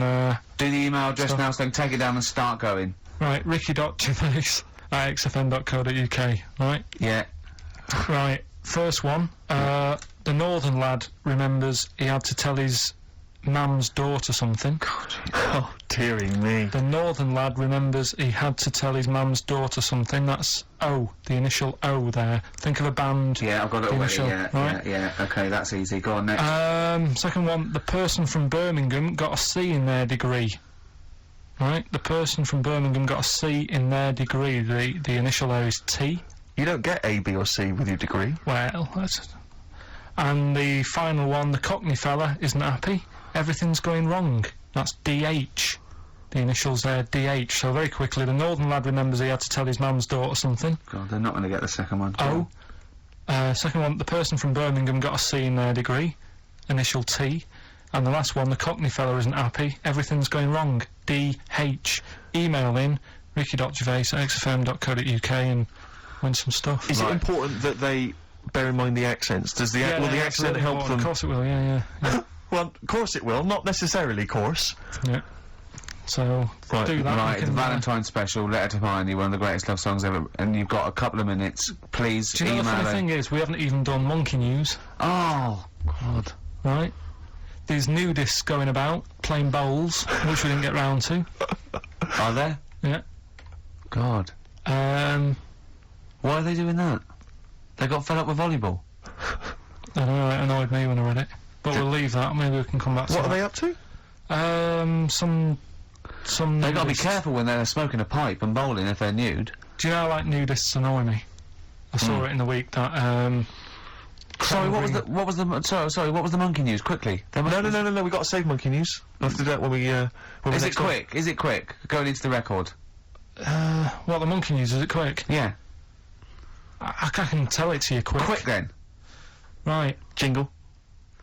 Oh, chimpanzee that. Go. Shambles. Hurry up! There's a monkey in India, right? On a, railway station. Waiting for the train. No, don't mess about, because I've got to get through it quick. There's monkeys sat there. And, this robber nicks somebody's handbag or something. Goes running off down the platform. The police are chasing him. Monkey steps in. Trips the fella up. Pins him down. Police come and arrest the fella. He tripped over the monkey. Okay, play a record. He didn't. He tripped over the monkey. The monkey was waiting for a train. He tripped over the monkey. The monkey was waiting for a train. He tripped over the monkey. Did you check the timetable? Okay, leave it. Letter to Hermione by David Bowie. Well, we're all getting stressed here. We're going to run out of time again. We haven't had enough answers. We left it so late. We had so much rubbish to pack in. You did it on purpose. What? What do you mean? You did it on purpose. What left? I love Rockbusters. I think it's the highlight of the week. But I remember in the early days of Rockbusters, we used to get reams of emails. Do you know how many we've had today? Go on. 2. Yeah, because we've just done it in the last link, and people have to think about it and do research. They have and to that. guess because I don't think XFM Family Fortunes is going to be a success. Don't knock XF Family Fortunes, Carl. It ran on ITV for years. Right, well... Yeah, so has anyone got any right, Carl? Well, what we'll have to do just as well, we haven't got any prizes to give away anyway, because he gave them away on next month. Yeah, we're coming through now. Let's see. Just hang on a minute. Well, this isn't radio. You can't just sit here looking at a computer screen going, hold on, that isn't radio. Right, well, it'll have to be the one who got the closest, right? Okay, who got the closest? What are the answers? Give us them again.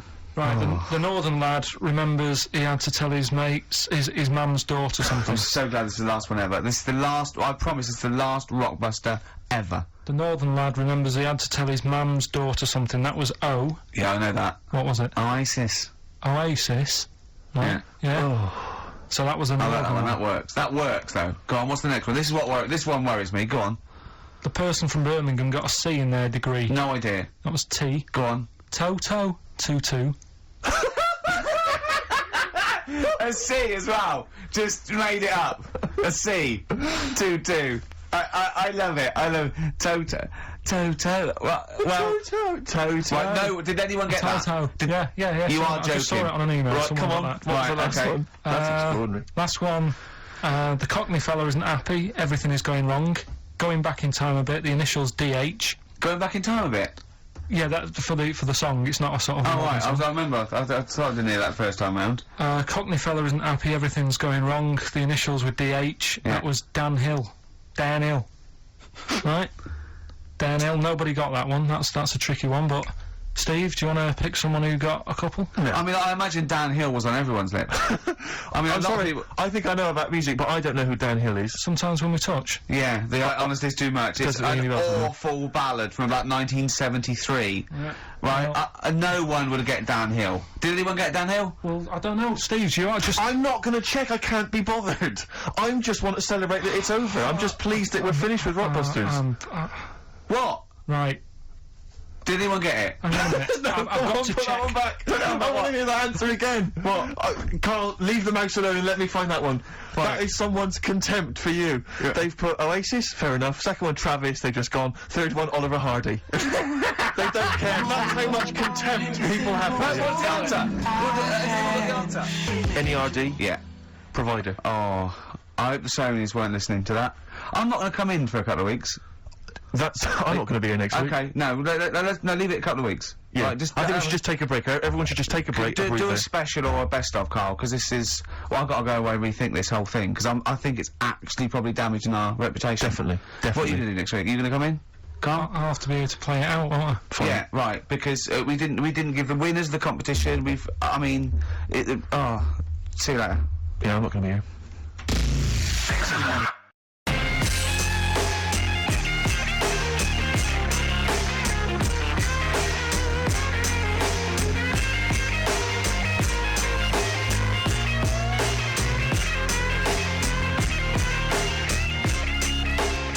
104.9 XFM, Ricky Gervais, Steve Merchant, Carl Pilkington's pressing the buttons. We're playing some great moments from the last 3 weeks. And some great records, Steve, from the last 2 weeks. That's true enough. Yeah. We're not actually here today. What are you up to today, Rick? It's 8 hours earlier, so this is about 2 o'clock probably. Mm-hmm. So it's about 6 o'clock in the morning. I'm still in bed, mate. I'm asleep in the hotel room. Now, where are you? We're in LA. Los Angeles. Yeah. City of Angels, Rick. Yeah. City of Angels. Yeah, and so that's what we're doing. We're doing stuff like that. That's why we're not here. We're not here next week either. So next week is the best of this week.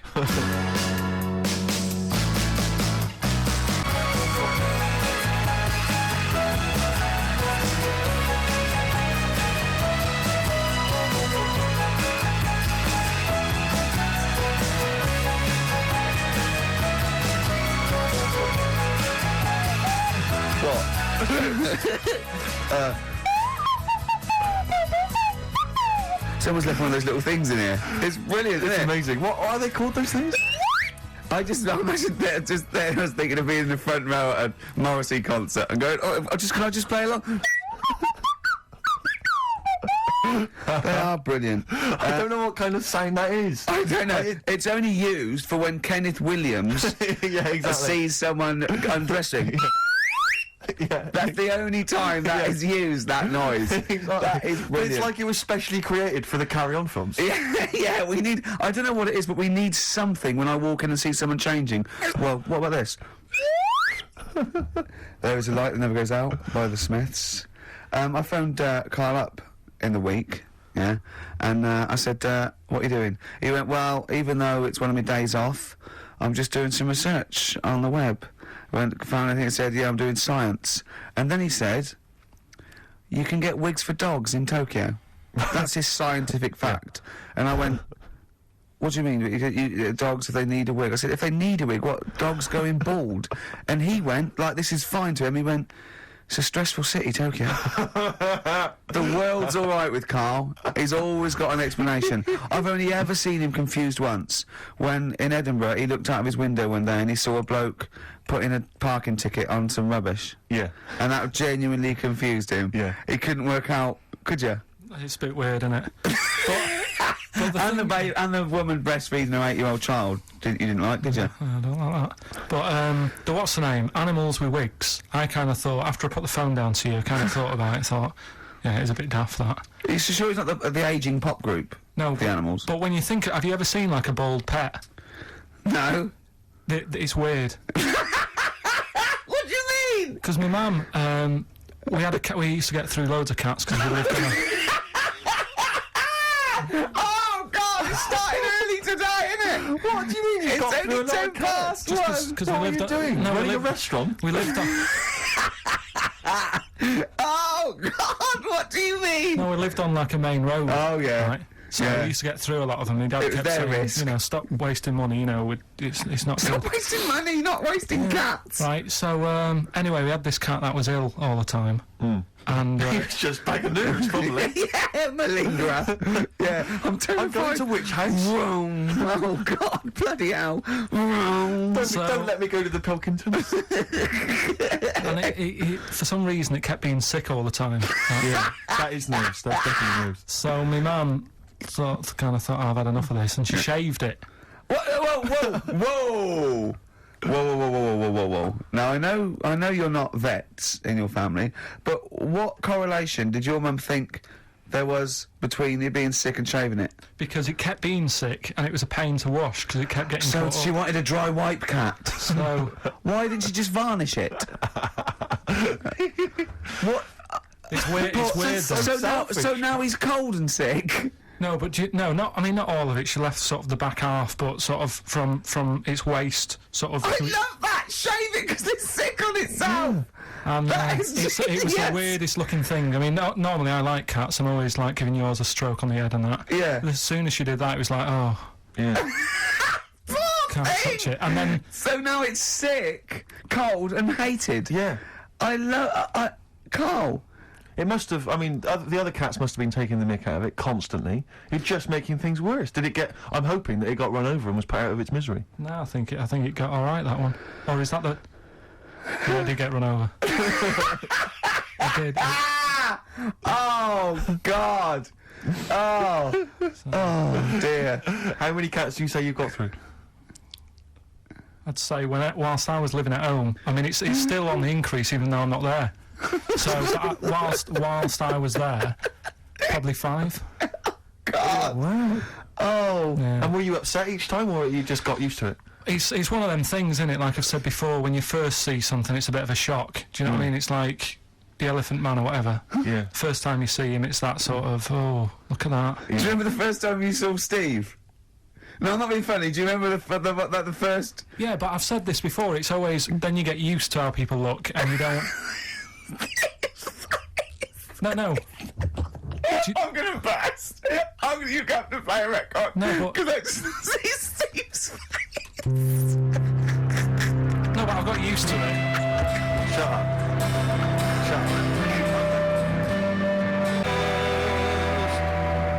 Well, here we are again, XFM on a Saturday. Just gone 1 o'clock, Steve, if I'm very much mistaken. But we're not here as such. We're away again, gallivanting around. We've got to do the special sort of best of again. Okay. Which we did a few weeks ago. So this is the best of the last 3 weeks. Which I think is, I think it's the best 3 weeks we've ever had. But I'd like it condensed into 2 hours. Yeah. Yeah. Some great music as well in there. Yeah, there'll be some great music interspersed with fine chat that you've already heard. Yeah. Except this bit. This bit's new. We've actually, out of the kindness of our heart, we've come in last week. Yeah. Yeah. And we've done a few clips just because we felt a bit guilty about shooting off. Yeah. And I mean, leaving. even now, having heard this link, I'm beginning to wonder if it was worth our time. Yeah. Well, should we play a classic link? Let's play. I'd love what from the last 3 weeks. After this is Feeder.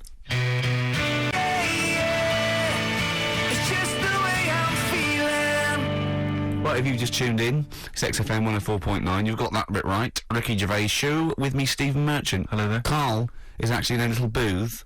We're not in the studio, you see. This is pre-recorded. We recorded this last week because we're away.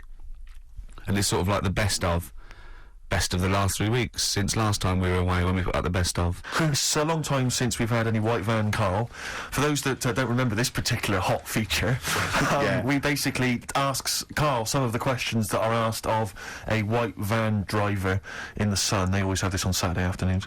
Anyway, here's the first one. They're not fascinating, Carl, but I'm just interested on your take, really. Yeah. What do you make of Cilla Black quitting Blind Date after her husband sent a message from beyond the grave? Are you familiar with this story? I didn't know that. What's that? She went to see a medium, and supposedly her husband passed on information through the medium, which was incredibly vague, but persuaded her to quit live on air. Well, it's about time, isn't it? If even dead people are saying enough's enough. I'll tell you what, though, Genius. talking about ghosts and that, do you know how I'm into them? Yeah. Right? How weird do you think this is, right? Well, it's not true. Before you say it, play a record. No, go on. Go on. Right, it's this woman. I don't even know if it's ghost, really. It's just a bit weird. Sure. Yeah, sure. There's this woman, and she's not a woman, she's a kid. Sure. Okay. Sure. She's walking down, like, a street in her area. It's a nice day and everything. Everything's normal. She's walking down, and a woman comes up, cycling past, right?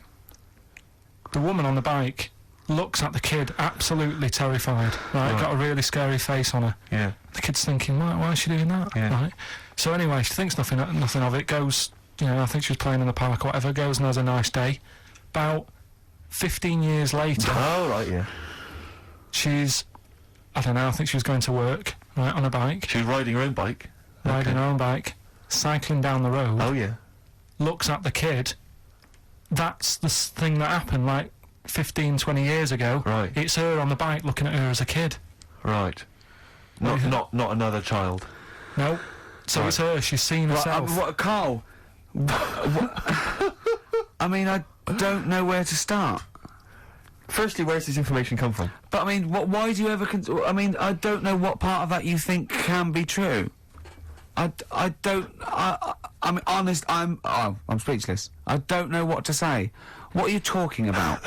Bit weird, though, isn't it? But it's not true. It didn't happen. Nothing happened like that. She said it did. Well, Who? then she's wrong. She said she saw herself. She saw herself as a kid, didn't she? Did she carry on riding and as an cars? adult when she was a kid. Did she stop and talk to herself, or did she ride on by and think that's a bit weird? There's me as an 8-year-old. I won't stop. I'll be late for work. yeah.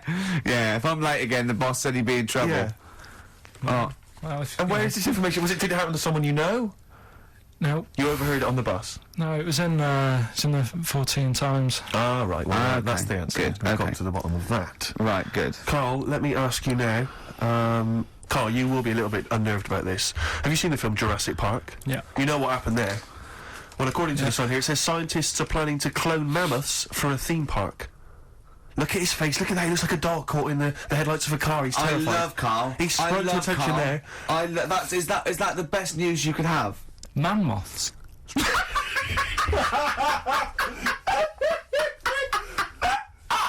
Right. Yeah, man moths. I Man love moths. the fact that that's why he was so excited that they bred a man moth. What is this? Yeah, it's a human being that hides in your wardrobe and eats an entire jacket in a day.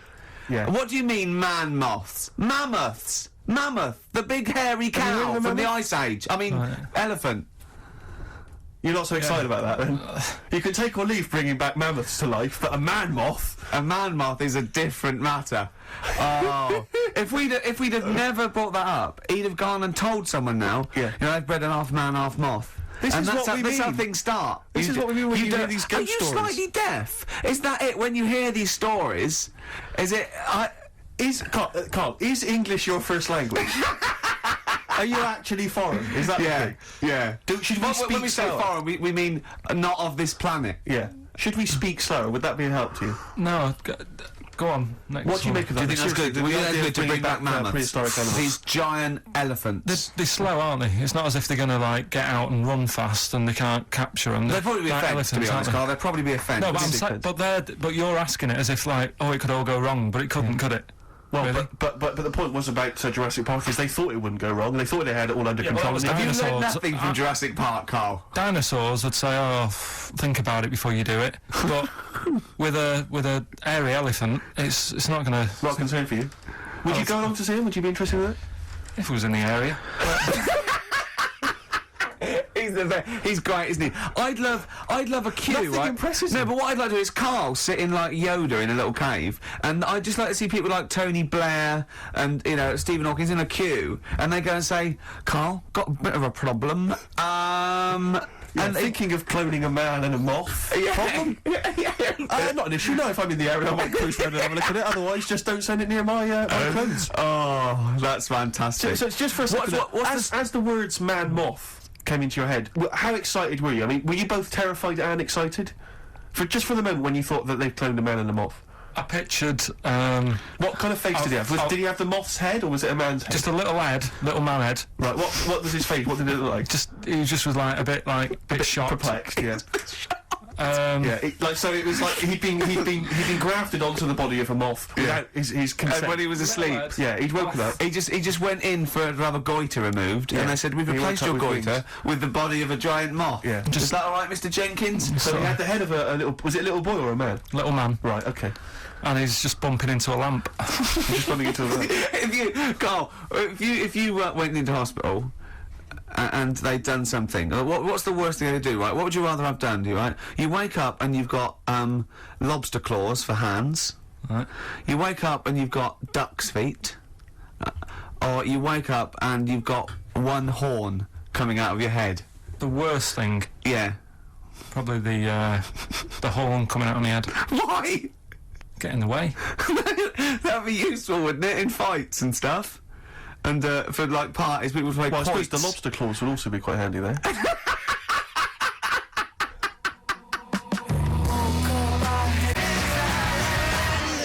Oh, that's a wonderful, wonderful clip, and Yeah. a great record that preceded or followed it. I'm not sure. But Oh, dear. could I make some dedications? Yeah. Because I last week, just before we had to come in to record this, popped out trying to get onto the tube, and I had a nightmare because there were millions of protesters, so-called protesters. Now, a lot of them obviously doing good work. There was one fella, I think you'd have appreciated it, because I know you are very politically active, and I think this guy has really studied hard, and he's realised the best way to make his voice heard on the international political stage is to ride around on a tricycle wearing a jester's hat. He was really shaking up the bloody I government. wouldn't want to be George W. Bush about now. Not indeed. Once he sees that. Imagine his aides rushing in and going, George W., look at this guy. Where's that? That's in London, England. Okay, call off the forces. Is that a large tricycle? Yeah. Is he wearing a nappy? Get me Colin Powell. Why'd you call him Colin, not Colin? It's the way he likes it. Don't out. Just call off the troops. There's a in the jester's hat. Call the troops off. Just bleep some of those bits. XFM. XFM 104.9 of a Saturday. Ricky Gervais with me, Steve Merchant. Hello there. But we're not here. No, we're away. So this is the best of, and I hope you're enjoying it. We certainly are. I had some exciting news this week, Carl. You'll be pleased to find out. I'm worried that you might get a little bit jealous because it's obviously going to impact on your world quite strongly. Because I know you think you'd like things to be quite samey. You'd like the status quo to be maintained. You like the fact that in the past, we've had some crosswords. Because I remember. What did you think of me when I first walked in? When I first came in on the first day of XFM? I don't know why you're making a big deal out of it, because I'm just being honest, though. I'm just being honest about a lot of people who see you for the first time sort of go, well, he's a bit weird. I know that, Steve, that you brought it up, and then you're again. But I'm sure that wasn't what he said before. No, did he say before? Yeah, well, he was a bit weird. Yeah, well, he looked at you, and I knew. I could see by the look on his face. You know when you know your kid, and your kid's sort of scared of something, and they go, "Why's your kid like this?" "Oh, he doesn't like pigeons or spiders." Right. It was like that when I saw Carl, and I brought you in, and I went, "What do you think of that, Carl?" I could see the look on his face that he was disturbed. Sure. And then, as he said, you get used to it, don't you? Yeah, you get used to it. And you have changed a little bit. Your hair's a bit smarter now, and you've got some nicer glasses and that, I think. Or I might have just got used to it. Whoa! Don't bring it up, Steve. Don't look at me like that. So you say that you think some other people in the office thought the same? Do you know that for sure? Did you discuss it? Carl. Yeah, I think they do, yeah. Okay, leave it there then. But not just in the office, as you walk through the building. Oh, it's worse than you ever thought. Well, no, it's not worse than I ever thought, because as you well know, Ricky Gervais, what did I do on Thursday morning? Oh, is this the thing, for those that perhaps are not of the female persuasion listening, there's a magazine, apparently it sells quite well, it's one of the sort of female, kind of issues magazines. I think it's called Company Magazine. It's like your sort of, I guess it's a bit like your Moore or your Vanity Fair or whatever. Anyway, they run every year the 50 most eligible bachelors in Great Britain section. Ding dong, hello. Who's in there this year? In the 50, in the top 50 of the entire country. And then they vote, and they put them in order and see who's the most eligible bachelor. But that's 50 people, right? It always annoys me slightly because bachelor, it kind of seems like a more sophisticated word for loser. Yeah, doesn't it? Which no. always sort of unnerves me And also slightly. they try and do a different 50 every year, so they're But- getting pretty desperate to get different ones. No, it's no, not no, really. no, no, Because no. also a lot of people who are sort of like successful, are married, so there's very little to... No, Go on, though. there's a huge. I don't know if this is international. It could even be international. I'm not Sure. sure actually. So I Sure. could be up there with the likes of Justin Timberlake, etc. So Fred Durst. Yeah. That sort of person, you know. So anyway, look, this is what's exciting, right? Although I'm slightly frustrated because they were telling me that last year, all right, because what happens is the readers of the magazine, they vote for who they think is number one, most eligible bachelor, right? Last year, the prize was a 2-week trip in the Bahamas, okay? This year, I'm rather annoyed, because all I'm going to win is a moped. That's the prize this year, that's the prize this year, a moped. Whoa, backtrack. What? Sorry? Last year was a 2-week trip to Bahamas, and this year Just a moped, all I'm going to get is a all moped. you're going to win is a moped. Yeah, You've got no chance. You've haven't got enough. no chance. You Who haven't else is in it? Who else is in it? Well, I mean, I don't know, lots of people you've never heard of. I know Duncan from Blue is in Ding. this. So you're second to him at least already. I imagine you're going to come behind the other 49. So, but you because know, there are people voting for me. They get to vote for me. Yeah, Steve. They'll see my photo and then they can vote for me. Yeah, according to he, I was 22nd most sexy man in the world. I better take that helmet back. I would.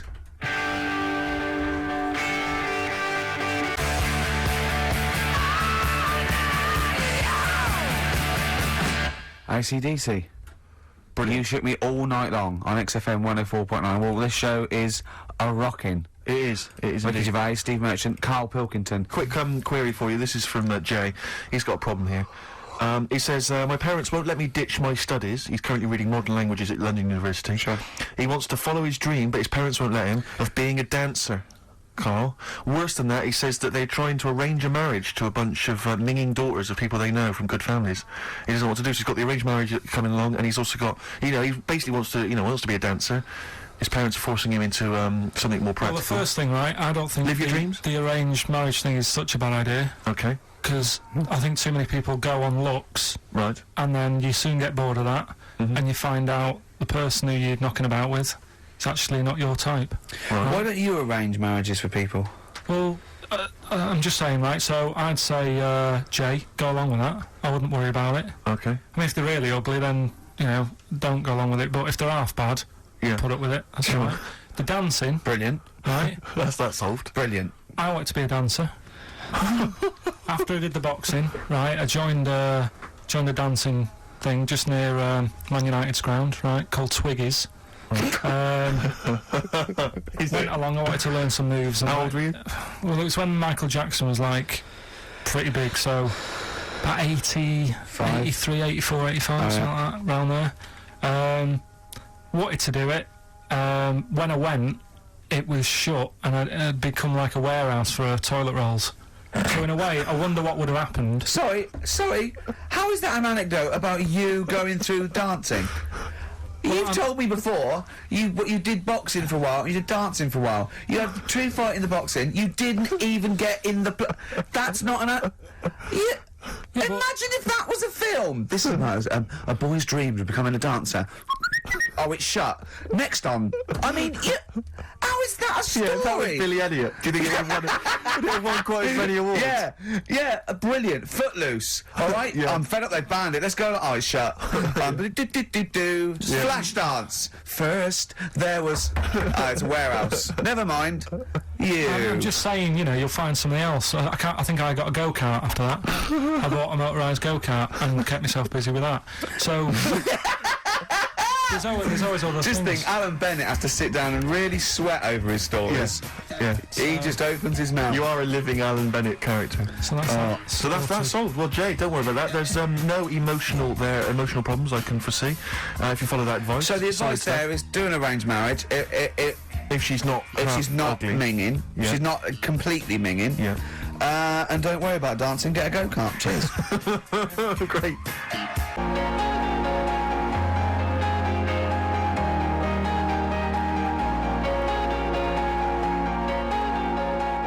XFM 104.9. We're not here.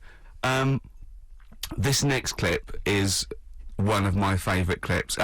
look, it needs no introduction. Here it is. What should we do next? What should we do next? It's too much. We do we need them out of the way? Do we need them out of the way? Yeah, just Let's explain it again. if you're new, I'm sort of on a bit of a mission to find out. You know, we've got a lot of animals and insects in the world and stuff. Yeah. Do we need them all? It still amuses me. So we've found out we've got to keep jellyfish. We've done octopus. She said we've got to keep them. This week, snails. Do we need them?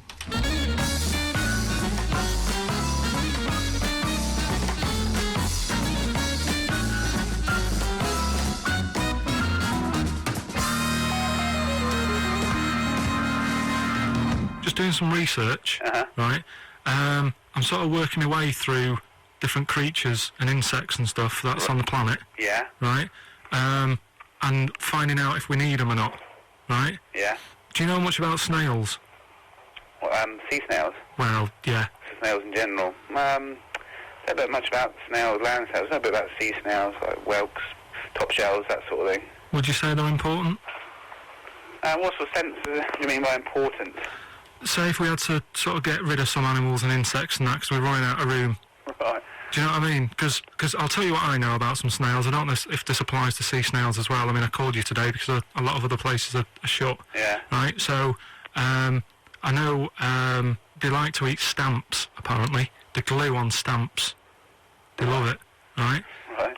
Apparently a lot of letters and stuff aren't getting to where they're meant to be getting because snails are crawling into letterboxes and eating the stamps. That obviously doesn't apply to the sea ones, but that's a problem they're causing. All right. Were you aware of that? No. I didn't know that. But you're glad you answered the phone today. Right? They love beer. Beer, yeah. Who doesn't? And also, I don't know if this is right, but I heard that they sleep for 13 years, or can do. Right. I wouldn't know if they can sleep for 13 years or not, but... I mean, sea snails are pretty important. Yeah, they do quite a good job in the sea. They graze on algae and they provide food for other animals. I mean, you can say that about any fish. You know, any animal. Why do they exist? Would you be upset if someone said we're getting rid of them? Oh yeah. You would be. They're an animal. I wouldn't.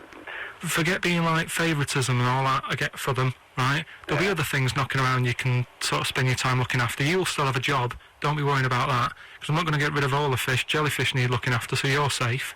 Yeah. But do we need them? Come on, there's loads of people saying, come on, we've got to move on through the animals, and you're holding them up saying, well, I want to keep them. Well, who's saying we need to... That just sounds a bit crazy to me. Just imagine. Do you know what I mean? And they would come to you because you're working in an aquarium, so they'd be asking for your advice. Right. And you're slowing it down. Well, they asked my advice and I'm giving it to them, so, that's what I think, anyway. Yeah, but snails, I mean, like I say, they drink beer and that, What do they do apart from some food for a whelk? They were around, their descendants were around a lot longer than we have been. Yeah, they've been around a long time, but what have they done? Well, they survived that long, so they must be doing something pretty good. Well, apparently they sleep for 13 years, so really, even though they've been around for ages... I think that sounds a bit... But I don't think they sleep for 13 years. Not all of them, just the tired ones. So, snails, do we need them? Well, yeah, I just think they've got it's not for us to say, do we need them or not, we can't. So you think we should keep them? Yeah, definitely.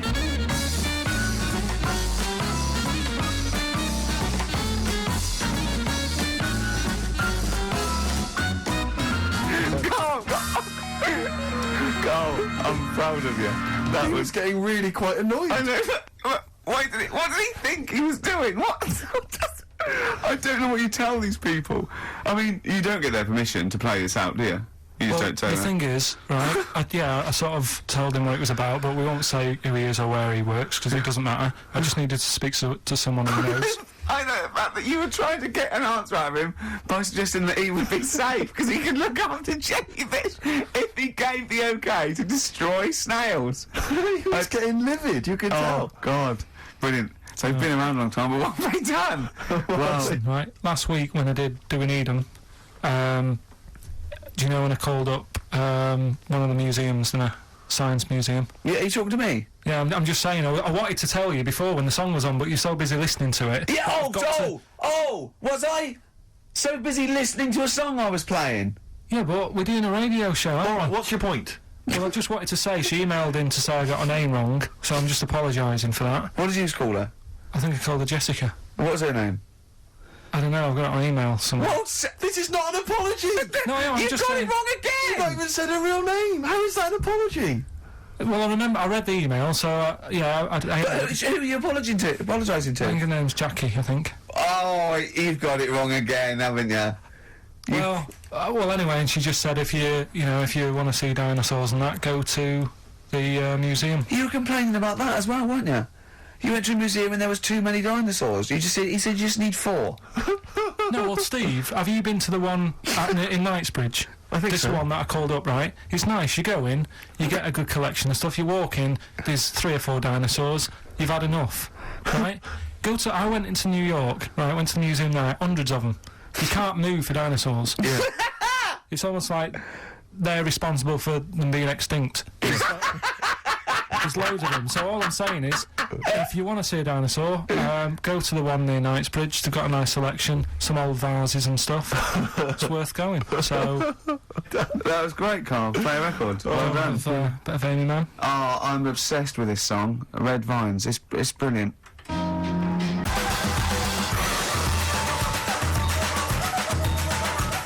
XFM 104.9, Ricky Gervais show with Steve Merchant. Hello there. Yep. And we're not here this week. We're off jetting around the world, so we've pre-recorded these links. The time is currently somewhere between 1 and 3 o'clock. So a time check there from Steve Merchant. No problem. Yeah, and what about this weather? Isn't it warm? Stroke. Edit that, Carl. Cold. Okay, whichever one. I'm pleased to see that the congestion charge has had some considerable effect. Had no effect. So just, yeah. Wasn't that great on telly last night, the film? Yeah. I particularly enjoyed last night's EastEnders, Coronation Street, Brookside. Okay, yeah.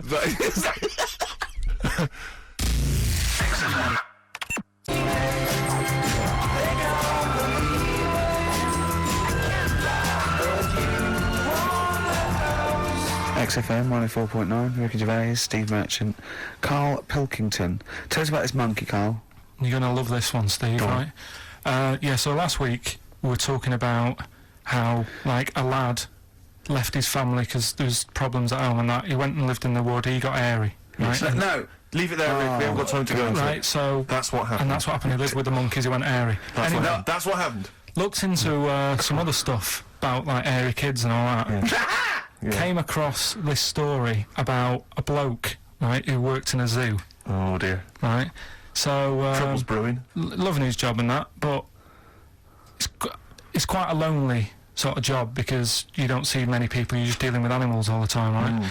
So, anyway, he gets a bit pally with a monkey because it's the closest thing to a human. Well, that ape is. Right. Yeah, but you can't really go that close to apes. It's dangerous. What do you mean? What type was it? Do you Just mean let him tell the story. Was it a chimpanzee? I reckon it was a chimp, yeah. Yeah, it was you a don't chimp. even know, so It that's was a an chimp. ape. It was a chimp. Okay. Yeah, but it doesn't matter, does it? So he It's the gets story. pally with him. Right, so he gets pally with Well, him. did they go on and holiday together? Well, no, I mean, it starts On the off pool together. just checking each other out and, probably sharing lunch and that together. Yeah. Right? Anyway, this goes on for a while. They're getting on well on that. And then after a while, right, the monkey starts sort of imitating him a bit more and sort of walking upright. Oh, God. Yeah. Right?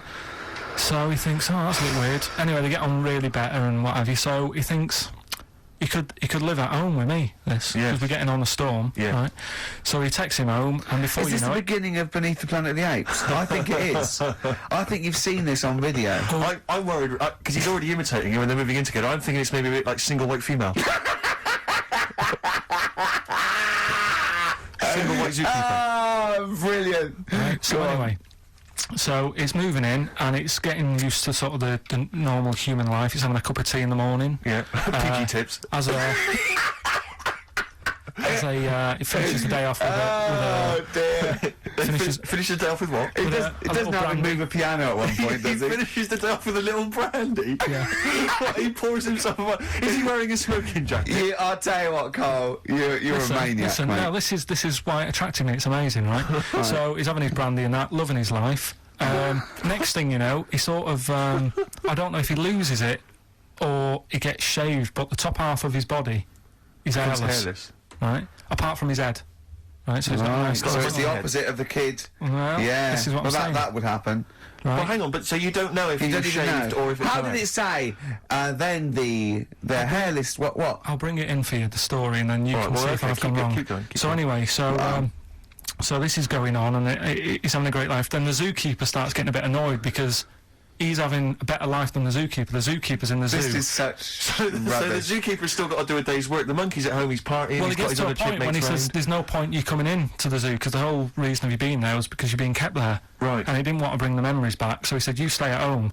So You are you're talking such. Just let him finish. God, I don't know if I can sit here and listen to this drivel. Let me. Oh, I'm fascinated. It's nearly sounds over anyway, amazing. right? It sounds extraordinary, Carl. So he's walking up, right? He's having a tea in the morning, finishing the day off with brandy.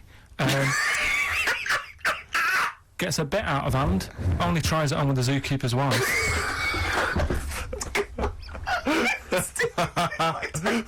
Make him go away, Steve. How does he do that? Well, because he's around humans a lot, he becomes a bit of a charmer. And, But what is it that he could do to seduce her? Pick fleas out of her? he didn't say. He was built. Yeah, it's well done. So what about that? What do you mean, what about it, Carl? It's obviously not true. I don't understand how. I love the fact he becomes a charmer. He's got better taste in brandy. Exactly. And he, What was it that he was doing that seduced her? I don't know. Maybe because he was at home more than the zookeeper was. But what would he be doing, Carl? He's not going to be talking with her. They're not going to be playing Trivia Pursuit. Maybe she liked the silent type. He didn't go into that. He just said that's when the trouble started. Carl, play a record. Right. Is that what Suzanne did when she brought you in? Talking to the sun.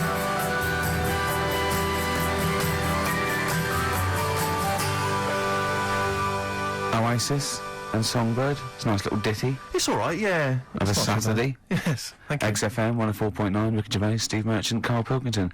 I think we should go straight into it, Carl. I think we should do the competition. There's Carl in the corner. It seems a little premature. Do you reckon? Yeah, I think Do you reckon so. it's so Yeah, good? We should tease it out of them. Well, it's a big thing. It's just that I've got absolutely nothing to say. Sure. I haven't really. Well, I mean, like often I know you all have spoken to Carl in the week. This week, for some reason, I've been speaking to him. Oh, right. I spoke briefly to him about Michael Jackson and the documentary. Yeah. Now, of course, I thought that was extraordinary. Amazing, and I asked amazing Carl's piece of opinion. work. Yeah. And he didn't mention to me the fact that Michael Jackson likes to climb up in trees. No. He didn't mention anything about his bizarre relationship with children. He didn't mention anything about his obsessive billionaire spending sprees. Right. He didn't mention anything about the mannequins he has in his thing, or the fact that he drives around his sort of 7 hotel suites in Las Vegas in a little kind of old people's scooter. The only thing of note for Carl was he said to me, "Did you notice how big his hands are?" I'll tell you what, though, I did. What? Yeah, how you look at the man's got like a face that he's had reconstructed. Well, I can't know. say that's libelous. Yeah, but, he hasn't. He's got he's had two nose face. jobs. Yeah, And you're but looking at his hands. But I think it's because you look at him and he looks a bit like there's a bit of androgyny there, but it's sort of like it is quite a petite sort of old lady's face in a way. But then you see these labourers' hands come out. That's always the way with a tranny, isn't it? You know what I mean? Well, you can't accuse him of being a tranny. No, he's not. No, he's not. What are you saying? No, he's got enough issues. Now you're accusing him of being a tranny. I like him. I thought he came out that brilliant. I thought it was really. I really felt sorry for him. No, I think he cleared up a few things as far as I'm concerned. I thought it was a fascinating piece of work, but I did like the shopping spree. That was great. Extraordinary, 'cause he's just got going such around bad just taste. pointing. I know it was bad taste, wasn't it? It was like one of those bazaar shops. Yeah. You know what I mean? There's anything sort of a gift shop, but they're trying to make it look like Ming. But and it's sprayed gold. If he'd been living in a trailer park, he'd have been ordering, one of those porcelain dolls dressed like a Harley Davidson bike rider, or an Elvis commemorative plate. It was the kind of billionaire equivalent of that. But the hands were a giveaway. It's the same as those sort of What do you mean the hands transvestites. were a Well, giveaway? it's like you get What was it about his hands? I didn't Well, even see you know his when you hands. get like a cab driver or something, right? And he decides to turn transvestite about 60, and he goes on Kilroy. Do you know what I mean? Right. Felt like he got a twin set of pearls and he goes, I've never felt so comfortable. But his hands are still big. He's got a little wig and he's got the lipstick on and he's with his teenage kids who are going, kill me. Do you think he's been having surgery on his hands to make them larger? Bigger, yeah. Is that why he was wearing that glove through most of the Exactly, the because edits, but I think he wants to be a goalkeeper. Right. And they said, well, you can't, Michael, you got a big hands. It would help him climb the trees. Yeah, and he can play tennis now without a racket. Yeah. So what did you make of it, Carl? Were you intrigued? The Michael Jackson thing. It's you know, it was all right, but like that got a load of attention in the press, but the Trisha programme got nothing. Okay. Which I know, like, well, Steve called me up in the week, right? Like 10 o'clock in the morning. I was at work, and he goes. So she thinks so at 10 o'clock. She preparing this show. Most people go to work about 8, 9. Are you watching Trisha and that? I said, no, what is it? He goes, oh, you'll be loving it, right? Freaks, was it, Help Me, My Mum's a Freak? Siamese twins. Right, so I couldn't watch it, but he said, oh, it might be on again, because they repeat stuff on ITV2. Right. So I had my dinner late, right, instead of having it at like 1 o'clock like I normally do, I had it at like 2:30, sat in the office, put the telly on, ITV2, these Siamese twins. Did it blow your mind? It was amazing. You know, we talk about a lot of things on the show quite a lot. The Airy Kids crop up a lot. I was waiting. It's been 10 minutes and you haven't mentioned the Airy Kid. Right, and last week we were talking about Siamese twins, weren't we? So it was weird that this programme was on, but it was amazing. I mean, what I think you can't refer to them as Siamese twins. I think they're known as conjoined twins. Why? I think Siamese is maybe considered derogatory or as an old antiquated phrase. Yeah, I think it's because the first famous ones were actually from Siam. Right. And that doesn't exist anymore. No, it's conjoined, Carl. Yeah. Get the phrase right. But you'd think that if that's happened to you, that wouldn't be that sort of offensive. The names that you must get called. Right. You think that's least of your Siamese worries? twins, I'd say, well, that's, yeah. Now, were you stunned by where they were connected? Just live with it, we'd say. Because they were connected, of course, at the forehead. Oh, sort of, which was quite extraordinary. Well, there was one set of Siamese twins. One had a job and the other one didn't. That's ludicrous. Yeah. The other one was unemployed. The other one had a job. She had to go to work. She had to get up at 6 o'clock on her day off. I'm supporting you, literally. Yeah. Then they get done off the social for sort of. Yeah, because the other one was signing on. That wasn't a question that Trisha asked. Annoyingly, because I know that much of the audience was thinking that. There was a few things that didn't crop up. What questions would you have asked of them? Because what things did you feel weren't mentioned? I'd love to just watch Carl watching amazing things. Exactly. Do you know what I mean? It's like early learning thing. Mouth slightly open. Yeah, mouth open at a dribble, looking round to see if anyone else has seen it. You know, I mean that. Like when a cat sees a bird land on the balcony. Exactly. It can't believe it's luck. I'd probably say, how do you buy her like a birthday present? A surprise gift, yeah. Because everything's ruined. Sure. Right? I'd probably ask. Yeah. Well, did you not think it was interesting that one of them had a boyfriend? Well, that was a bit weird, wasn't it? Uh-huh. But what was the other thing that I was thinking when I was watching it? I was thinking if one got into crime and that was sent to prison, right? What would happen? How would you handle that? It's brilliant. It is brilliant. If a chimp could talk. And what was the other one? The other thing was what did they talk about? Because it's not as if you can say, oh, well, guess what I did today? Do you know what I mean? Yeah. So.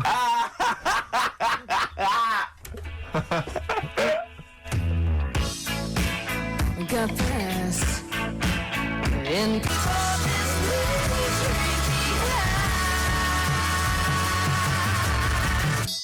Well, if you've just tuned in, it's XFM 104.9, you've got that bit right. Ricky Gervais Show with me, Stephen Merchant. Hello there. Carl is actually in a little booth. We're not in the studio, you see. This is pre-recorded. We recorded this last week because we're away. And it's sort of like the best of the last 3 weeks since last time we were away when we put out the best of. Me and Carl went out, right? With me and Jane, Carl and Johnny and Gigi, wasn't it? Gigi, is it important who went? No. Okay. But we're walking on the street. Carl was there though, and he can back me up on this. We had a curry. We were walking back, and this little funny homeless fella, didn't he? Mm.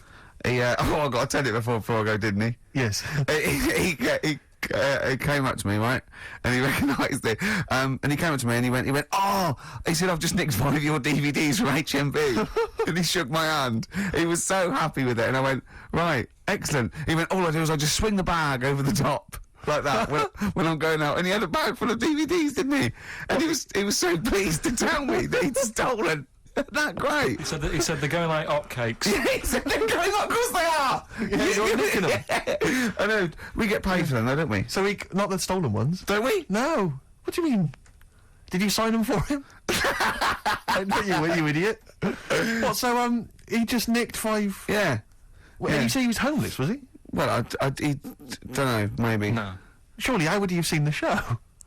He'd just walked past Curry's one Dixon's. morning. Yeah, that's any idea. Seen a trailer for it, thought, interesting. I don't know if he was homeless. I didn't go into his home life. He shook his hand, though, but he made Carl look smart, do you know what I mean? So, how does he sell them?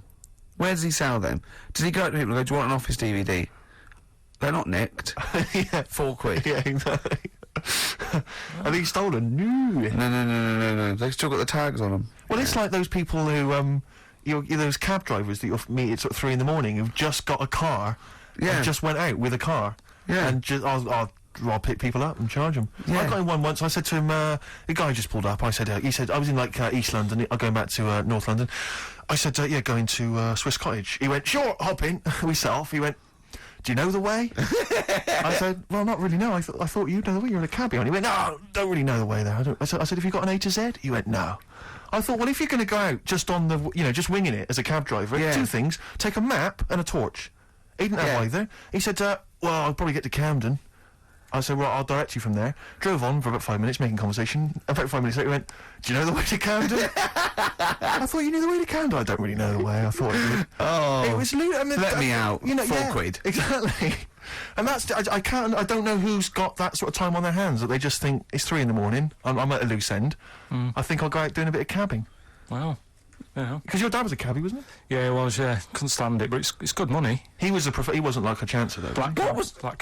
What was he doing when he put that little Forrest Gump in a weedy bin? That was part of the cab company thing. They had to do like a charity event once a year, and he did it one year. Never asked him again. Tell us the story again. I'd rather not, because we got a few sort of complaints about it. Why? Why did you get complaints about it? Because he put a kid in a bin, and it's not the thing to do. So. But we could use it as a sort of sobering lesson for people. Yeah, tell it like a, you shouldn't do it. No, yeah, but that's how I did it last time, but people still didn't like it. All the stuff I tell you, we don't take the nicky out of people on purpose. No. It's real life, innit? And that goes on in life. Yeah. My dad was saying that in hospital, though. Do you know I was in hospital? Yeah. He did some jokes about old people and that, and he said at the end of the day, if something makes you laugh, it's funny. And if it makes you laugh, you can't help laughing, can you? Do you know what I mean? So, what are you meant to do? And laughing's good for you. Yeah. So... But being laughed at isn't as good for you, is it? No, but there's probably more people laughing at one person, so if you balance it out, there's only one person who's upset and there's a bunch of people laughing. So it's genius. Give me an example of that. Give me an example. Well, for instance, Carl Pilkington as he talks and the people listening. Yeah. No, give me an example of I can't, because again, that's what I'm saying. I can't tell you the story because there might be someone out there who. This person might even be listening and think, I forgot about that and you brought it all back to me now. So I'd prefer to leave it, but I think people know... Why did he put him in the bin in the first place? Because he was getting out of hand. What was he doing, though? You see, I can't explain. You can't, don't be silly. I prefer to leave it, honestly. What was he doing? Was he annoying him? He was annoying my dad and the other people in the cab. Right. And he thought, how can I deal with this before it gets too out of hand? Yeah. He pulled over and put the lad in a wheelie bin. I'm gonna burst. So we'll leave that.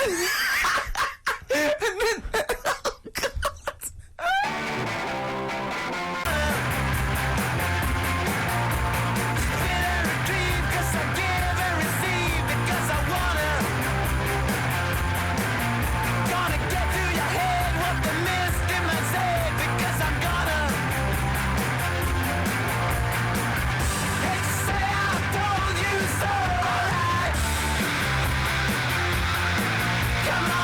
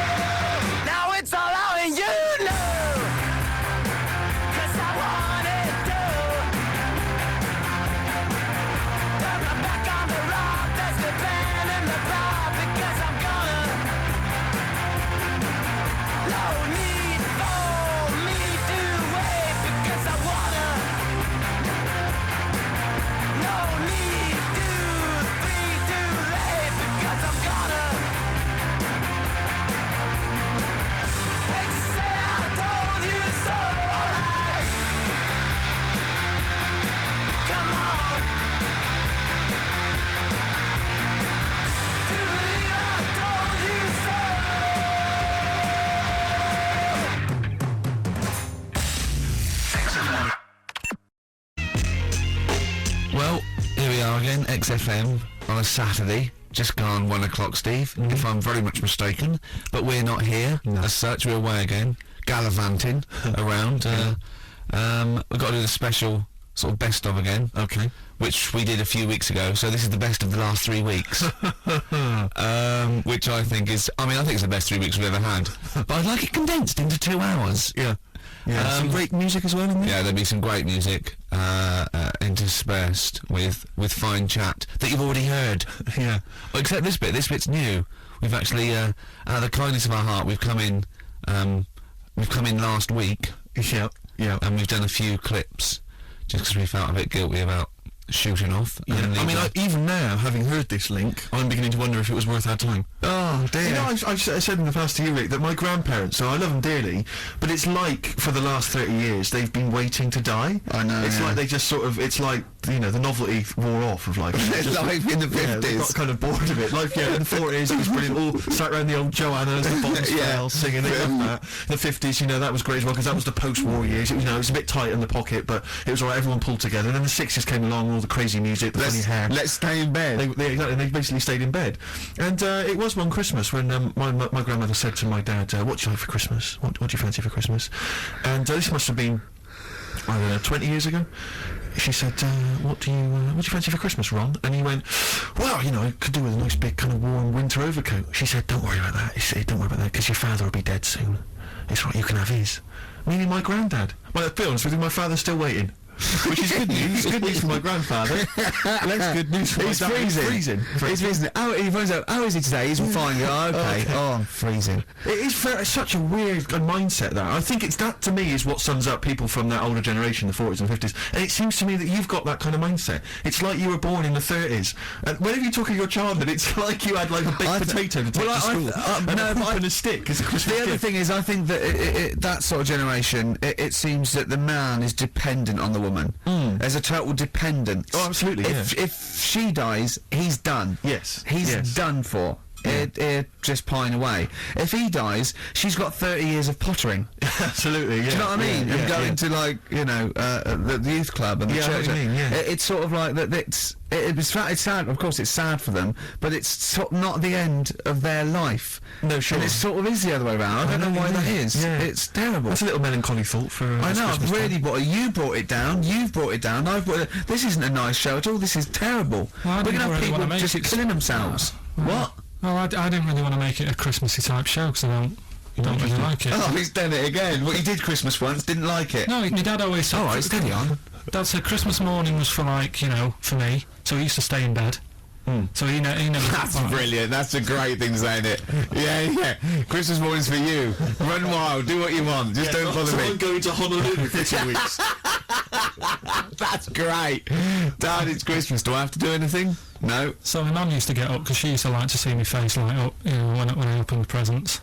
And then, getting fireworks. And then, then I'd have to go to my bedroom from about 6 o'clock onwards, because, like, my mum and dad were into having big Christmas parties, and I wasn't, like, old enough to go. Right. So they'd say, right, you know, you've had your fun there, you go up to your bedroom, stay in there. Really? Yeah, I remember one year, right, I got a train set, that's what I wanted. Yeah. Right? It's brilliant. Playing with it all day. I thought, I don't mind about the party, I'm happy staying up here playing with this. Brother comes in, he's had a few, right, he's going, yeah, give us a go on your train. How old is he? He's a bit older than me, so he might have been like, let's see. Well, let him be 18. Yeah, probably about 18, 19, something like that. I had a train set, so, I don't know, about 14. Something like that. Yeah. Right, so I'm playing on that, loving it and stuff, and then he comes in and goes, oh, give us a go. He turns the transformer up to, like, 14. He went really fast for about 5 seconds, broke it, and then he went back downstairs. Wow. So Christmas, I hadn't even got to Christmas Day. Sounds like the Conservative government with British Rail. Satire, that is. Satire, I just saw that there's satire. If there's any satirical shows listening or magazines... It doesn't work in any way, because there's the analogy falls down, apart from there being a train. Think it through, though. British Rail was trains. Yeah. And the government broke the trains, and they didn't break them, like, not officially breaking them, but they kind of... It does work, it's perfect. Oh, I'm pretty pleased with that. And I can't... And no one's asked him to be on Have I Got News For You. It's weird, isn't it? Because it's strange, that. When you've got a satirical mind that's as quick as that. Yeah. And it's broke your little train set. So what did you do? I just like watched telly and had some sausages. I bet you were happy with that though, weren't you? It's a bit annoying now, isn't it, when your main present of the year has been broke. And did it ever get it fixed? No, that was it.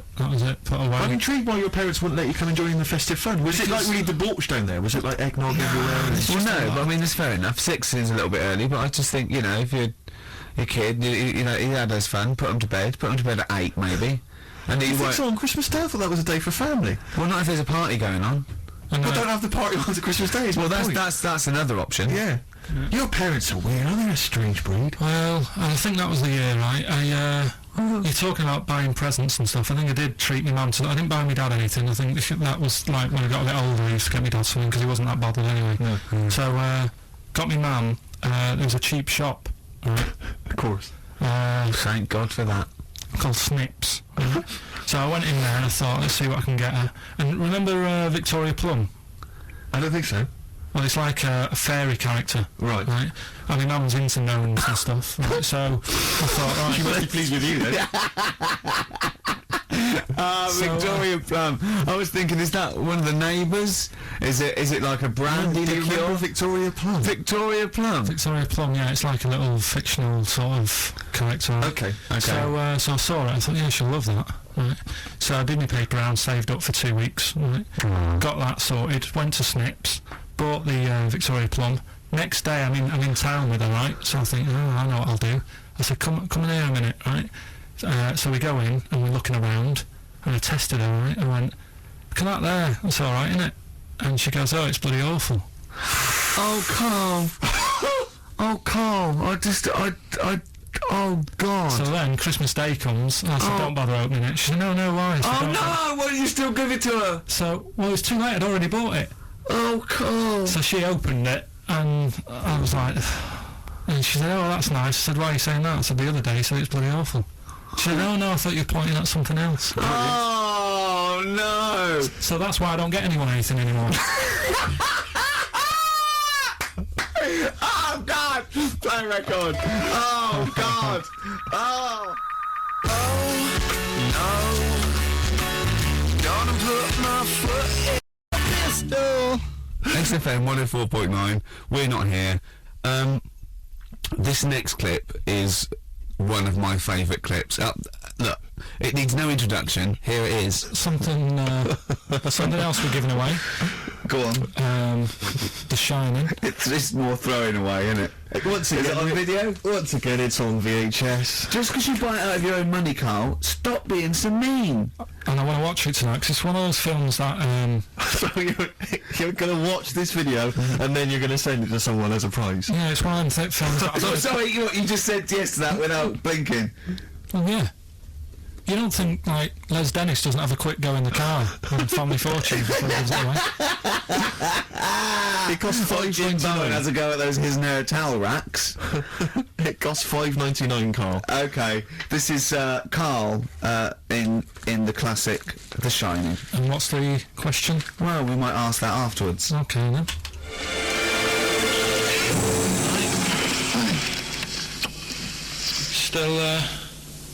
Still trying to write the book then? No? Yes. Good.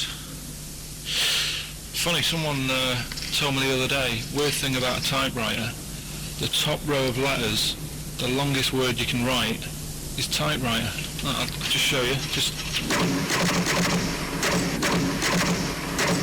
That's weird, isn't it? It's just the typewriter being... You're not in the mood, you're in one of those grouchy moods again, that you get into when you're writing. I'm not being grouchy. I just want to finish my work. Yeah, it's just she's been a bit funny, a bit offhand and that. Let me explain something to you. Go on. Whenever you come in here and interrupt me, you're breaking my concentration. You're distracting me. And it will then take me time to get back to where I was. Understand? Yeah, but I just was coming in to try and cheer you up, you know, if you... I mean, I'm full of ideas as well, you know, if you're having a problem coming up with stuff, got loads of ideas you could write about. The other day I read about this airy Chinese kid. What do you want me to do about it? No, it's just that it could make a good book, do you know what I mean, sort of following round. That's swell. Well, I'd buy it, you know. But if you don't want to know, don't bother doing it. But do you know what I mean? It's just hairy Chinese kid. It's weird because they're not normally that hairy over there. Yeah, this kid caked in it. But if you don't care, I wouldn't touch one hair on his goddamn little head. you won't have to touch any hair on his head. Like I say, he's covered. Leave the head alone if you want. Touch his hands. He's totally covered in it. But I love the little son of a bitch. Well, don't go that far. You haven't met him. But I can sort it out. I'd do anything for him. I don't think you'd expect that much. Just take him to the barbers 3 or 4 times a week. You know, he's a good little kid. In fact, I'll do it. I think I'll write a book on him. Yeah? Do you think you can handle it? Yeah? You're not too busy, are you? Well, yeah, I'm pretty busy. I've got to sort out some monkey facts for the show this Saturday, but I reckon I can still... Why don't you start right now and get out of here? Alright. I will. If you're going to be like that. Couldn't borrow a pen, could I? See you later. There you go. Haunting stuff there. Carl Pilkington in The Shining. You know, in the film, Jack Nicholson goes crazy because the suggestion is he's maybe possessed by demons that maybe are in the hotel. But you know, if I was stranded in a desolate hotel, removed from all human contact with Carl, I'd go mental with an axe without being possessed by demons. That's more chilling to me, trying to get some work done and you keep wandering in. I'm trying to get Carl to spend a couple of days in the caravan with me, just for the hell of it, and he won't. I've offered him money, won't I? I think it'd be a great laugh, wouldn't it, Carl? Oh yeah, it'd be great. That would be terrifying. No, I want to film it. I just want to film it. Like a little video diary. There's Carl there, he's just waking up. Well, if I was stranded in that would be like being... I may as well be with Freddy Krueger and Jason Voorhees. That's more scary. The thing is, Ricky doesn't mess you about as much as he messes me about. No, you see, you've given him an inch. You've given him an inch and he's taken a yard. 12:30 you got in today. In 30 minutes between 12:30 and 1. The old bin lid on the head. He wanted to do that again. Yep. Squeezing my head, think he had a go at. And karate chop on the back of the neck. Yeah. All in 30 minutes. Yeah. Who else can say that? I didn't say that.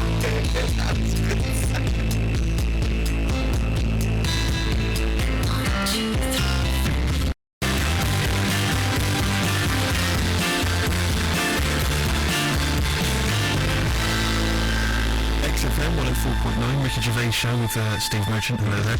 And we're not here this week, we're off jetting around the world, so we've pre-recorded these links. The time is currently somewhere between 1 and 3 o'clock. So a time check there from Steve Merchant. No problem. Yeah, and what about this weather? Isn't it warm, stroke, edit that, Carl, cold? Okay, whichever one. I'm pleased to see that the congestion charge has had some considerable effect. Had no effect. So just, yeah. Wasn't that great on telly last night, the film? Yeah. I particularly enjoyed last night's EastEnders, Coronation Street, Brookside. Okay, yeah. But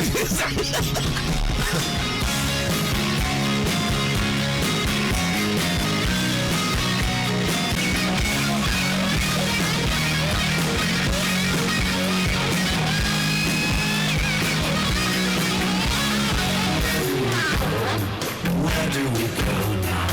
Where do we go? Where do we go? Where do we go? Oh, where do we go now? Where do we go? Where do we go now?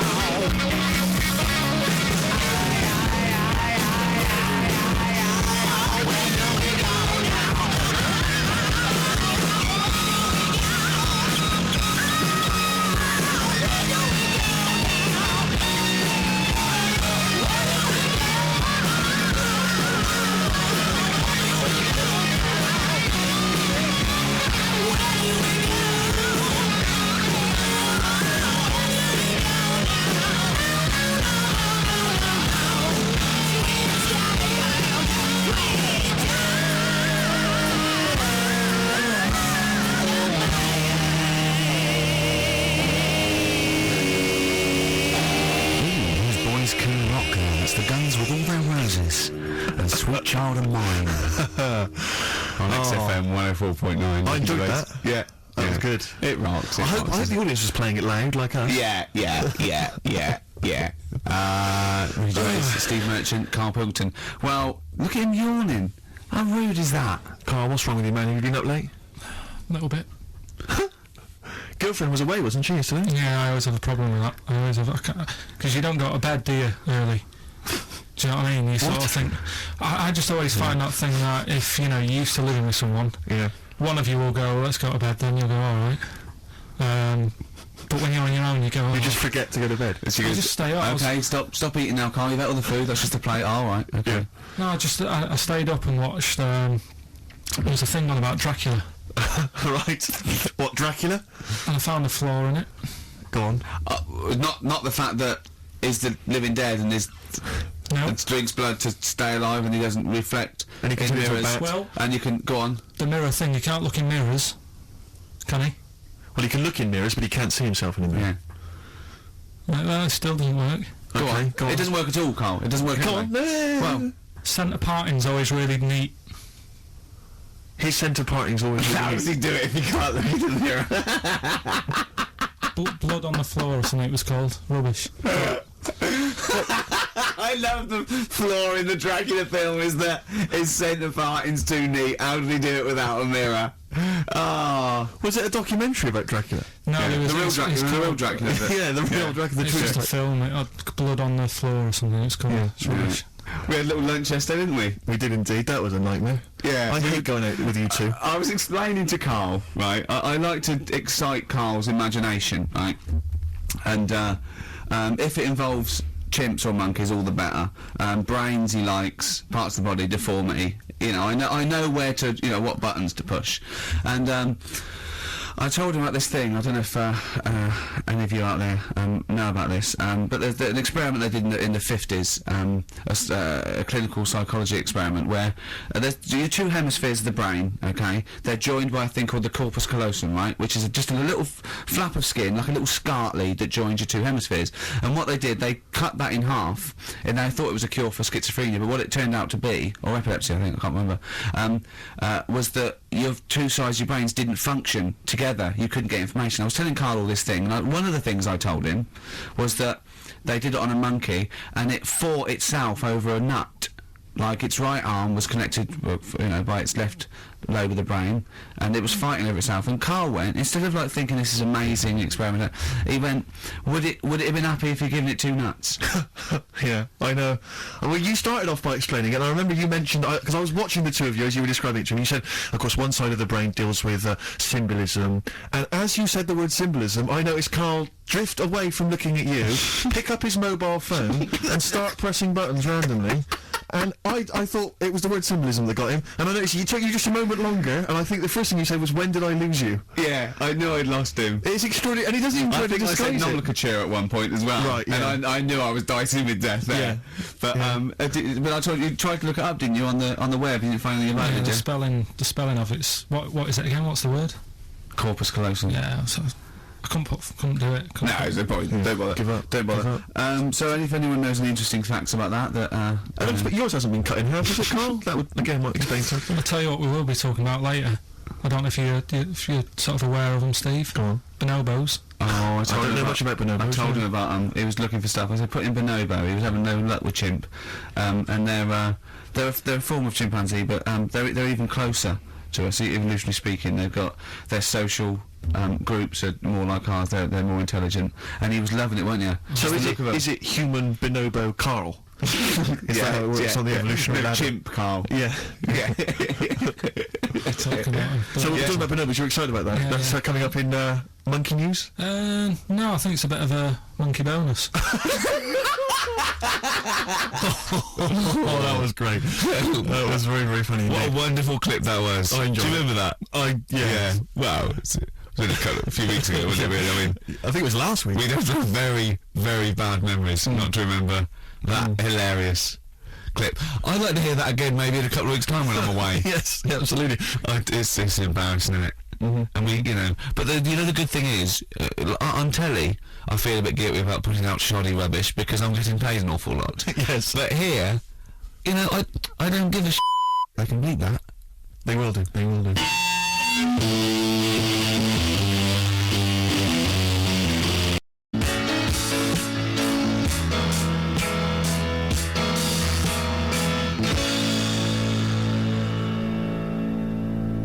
Bit of David Bowie. When's that ever hurt anyone, Steve? Never. Lady Stardust off Ziggy Stardust and the Spiders from Mars on XFM 104.9.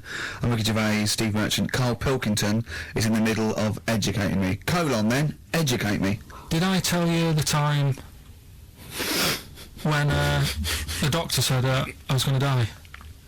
Alright, keep talking. Right, ages ago, I was about 15, right? And at lunchtime there was this... We used to have a choice of stuff to do at lunchtime, right? We used to have like a burger place that had an arcade machine in it, right? So we used to go there and play on that and have a burger. Or there was this baker's, right, that my mum worked at, and did great cakes and stuff, right? So she used to like bring some home and that, but she couldn't always bring them home every night because, you know, they'd cost money, and she used to get them for free. And they used to say they'd rather chuck them away than give them to the staff because there's a chance that the cream might be off. Right. Right, so they used to chuck them round the back. So I used to go around the back with my mate and eat a load. Brilliant. Yeah. Eating out of bins. No, it wasn't out of bins, they were still in trays, but they just stacked them up near the bins, right? So this got out, I mean, it used to be chocker. Once the school found out, everybody used to go there, and it'd be like, well, have a cake. Headmaster, quote-unquote, fighting the kids off. Right, so I'd have, you know, you just eat, I don't know, 6 jam donuts or something, and then you'd spend your dinner money on the arcade machine. Brilliant. Right? So it was a good afternoon, really, right? So you'd do that, and this one day I must have had 6 or 7 jam donuts, a few Congress tarts. What's a Congress tart? Just, I love them. It's I can't get them in London, right? So I'd have some of them. And if anyone can get a Congress tart for Carl in London, please let him know. So anyway, this day, that was just a normal day. Do you know what I mean? You'd once, twice a week, you'd have a load of cake. In your life, yeah. Yeah, that's So normal anyway- day in your life. Were the frog boys there with the webbed hands and the big heads? So- and the horse in the settee? Yeah. But the day after one of these days, I had really bad cramp in my belly. Right? I was like in agony, could hardly walk. So I said to my mum, You could hardly stagger to the free cake. So I was in absolute agony. I said, I don't like doctors, but you have to get a doctor in because I don't know what it is. I can't walk. Just gets the doctor round. I won't say his name, but he said, well, doesn't look like he's got long left. Blimey. So I was a bit like, hang on a minute, I've only had a few cream donuts. Yeah. My nan was panicking. Sure. He went, my dad came in from work. She said, oh, something's really bad with Carl, I think it's serious. You know, the doctor said he ain't got long left. So he said, what? He said that and just left? So she said, yeah. He said, I'll have to call him then. So he called him up, said, what's all this about? You know, Carl hasn't got long left, how long's he got? So he goes, oh, I was only messing. It's just had some bad cream. Can you believe that? Well, the thing is... I like the fact your mum didn't ask any questions. I know. She didn't But go she into doesn't. detail. No, Well, can you explain more, Doctor? No, I got to show off. But she doesn't. You know, I don't want to diss you or your family, but I imagine if I was there, I'd have known the doctor was joking. Yeah. That's all I'm saying. I mean, I sound very arrogant there, but I imagine he went, what's he been doing? I had about 6 cream cones. Oh, right. Oh, wow. He hasn't got long to live then. I'll see you later. That's what I think the doctor did. Yeah. Just like the idea your mum just let him go. Yeah. Terrified, thinking, well, I'm not going to probe him. He's that's it then. Dad comes in. Hi, honey, I'm home. Anything happened? The doctor said Carl's going to die and then left. Did he? I'll call him. But anyway, that's why these sort of things fascinate me. So we'll move on to this next one, right, which is brilliant. Dead short story. So, right, old woman, about 70 years old. She's normally fit and healthy and stuff, nothing wrong with her, she's having a good life. And one day, she goes for a check to the doctors, just to check herself out, because she's getting on a bit. Says, take your clothes off and that. So she does, and checks her out, says, yeah, you're looking good, turn round. He said, oh, God. He said, you got a tumour on your buttock. Right? So she goes, oh, can you do anything to sort it out? So they go, yeah, we could book you in for an operation, it's best if we remove this. Books are in for an operation, operation day comes, strip her down and that, they're all stood round, the doctors, start to operate. It only turns out it's a pork chop that she sat on 5 years earlier, and it had stuck to her buttock. Right, Carl. I can forward you. I'm not. Honest. Right, No, listen. Serious. Right, okay, Carl. I'm telling you now. I'm leaving. I'm never doing this show again. No, I'm serious. Honestly. You're talking. I've never had such. What do you mean? You couldn't believe it? No, when I read it, I said I've got to tell Ricky This that. woman had a pork chop stuck to her arse for 5 years. You mental case. Of course she didn't.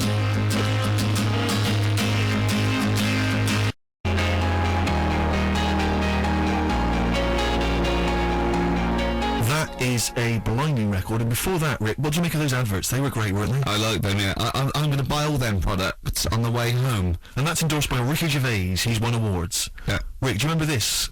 This was a hilarious one. No, you'll remember this when you hear it. It was when Carl said something that was basic. Well, I think for a lot of people it sounded like a lot of old bollocks. What have we got now? Right, so we look into animals that we get rid of. I've spoken to someone about snails, I spoke to someone about jellyfish, and that, and looking at cockroaches today. She's an expert, she's just not just some random person. No, she works in a museum, a good museum. I said I'd give it a plug. It's the one near Knightsbridge. It's got dinosaurs and that in it. It's worth seeing. And Natural History Museum. Yeah. So, It's not sure. He's not sure. This is what happened.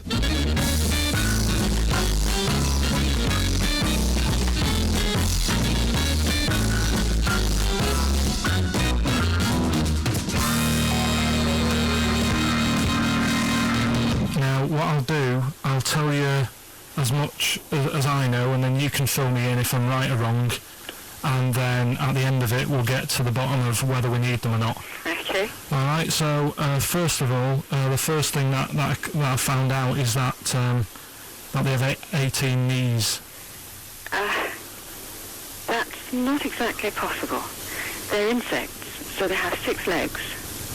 Yeah. And a knee is usually the junction between femur and tibia. That's sort of classic human knees and every other animal knee. So with 6 legs, you can only have 6 knees. Could somebody sort of got mistaken for seeing one that was a bit double jointed? I think you're grasping at straws or something. All right. Well, we might have to come back to that one then. Okay. They can hold the breath for 40 minutes. Well, they don't do that because they don't breathe in the same way as us. They breathe through little spiracles, holes down the side of the body. So, no, they're not a very apt simile because the method of breathing is so different. What do you mean?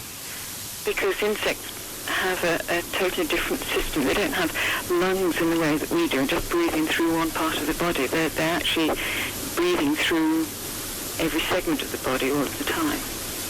So even though they've got their mouth shut, they might be able to fly. Nothing to do with breathing. So only just feeding. So you see, maybe that's where someone's gone wrong. Someone's got hold of one and sort of taped its mouth up or something, and got bored after 40 minutes and said, "Well, we'll call it It's a right." unkind thing to do to an insect, even to a cockroach. Yeah, but it's all. Can't do that. Yeah, but No. Pretty unkind thing to do anything, even a cockroach. something else I found out. Yeah. They can live for a week without an head. Well, that's true if they don't bleed to death in process. But the weird thing is, when I told you that they had 18 knees, you seemed a bit sort of like, don't talk ridiculous.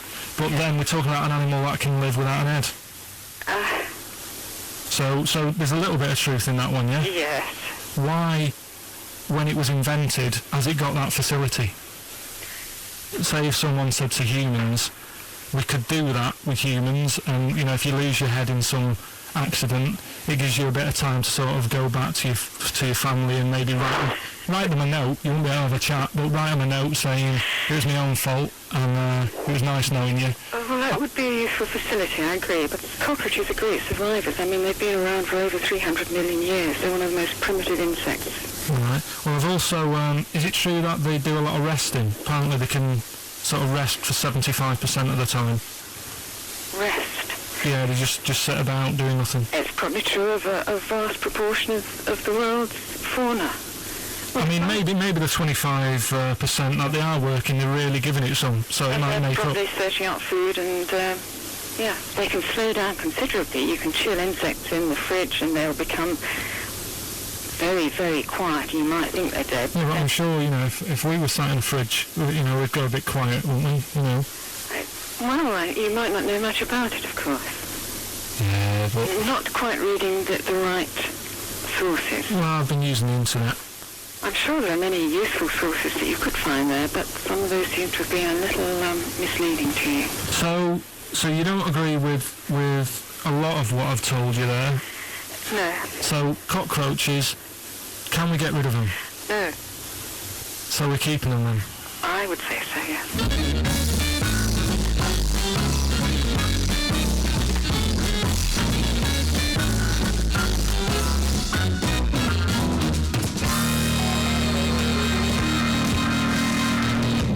I think we should get her on more often because she sounds like she'd be a bit of an ally, really.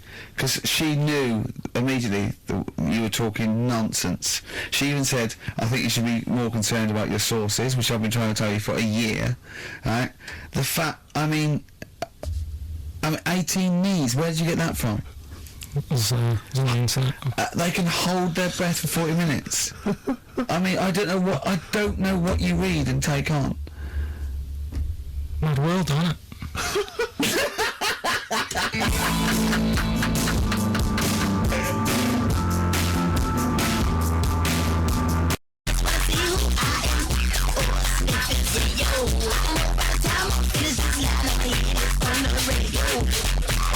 Right, if you've just tuned in, Sex FM 104.9, you've got that bit right. Ricky Gervais Show with me, Stephen Merchant. Hello there. Carl is actually in a little booth. We're not in the studio, you see. This is pre-recorded. We recorded this last week because we were away. And it's sort of like the best of the last 3 weeks since last time we were away when we got out the best of. Okay, what's the next one? What's the educating Well, Ricky? I don't know, see, like I say, I was looking around and there's stuff that is interesting. Right? I was looking on the web. But there's no point. Well, it's just that I found one about... what's the point? About a lad who, 8 years old, yeah. But he's still breastfed. Now, I don't know if you can get anything out of that. Is that what his mum said?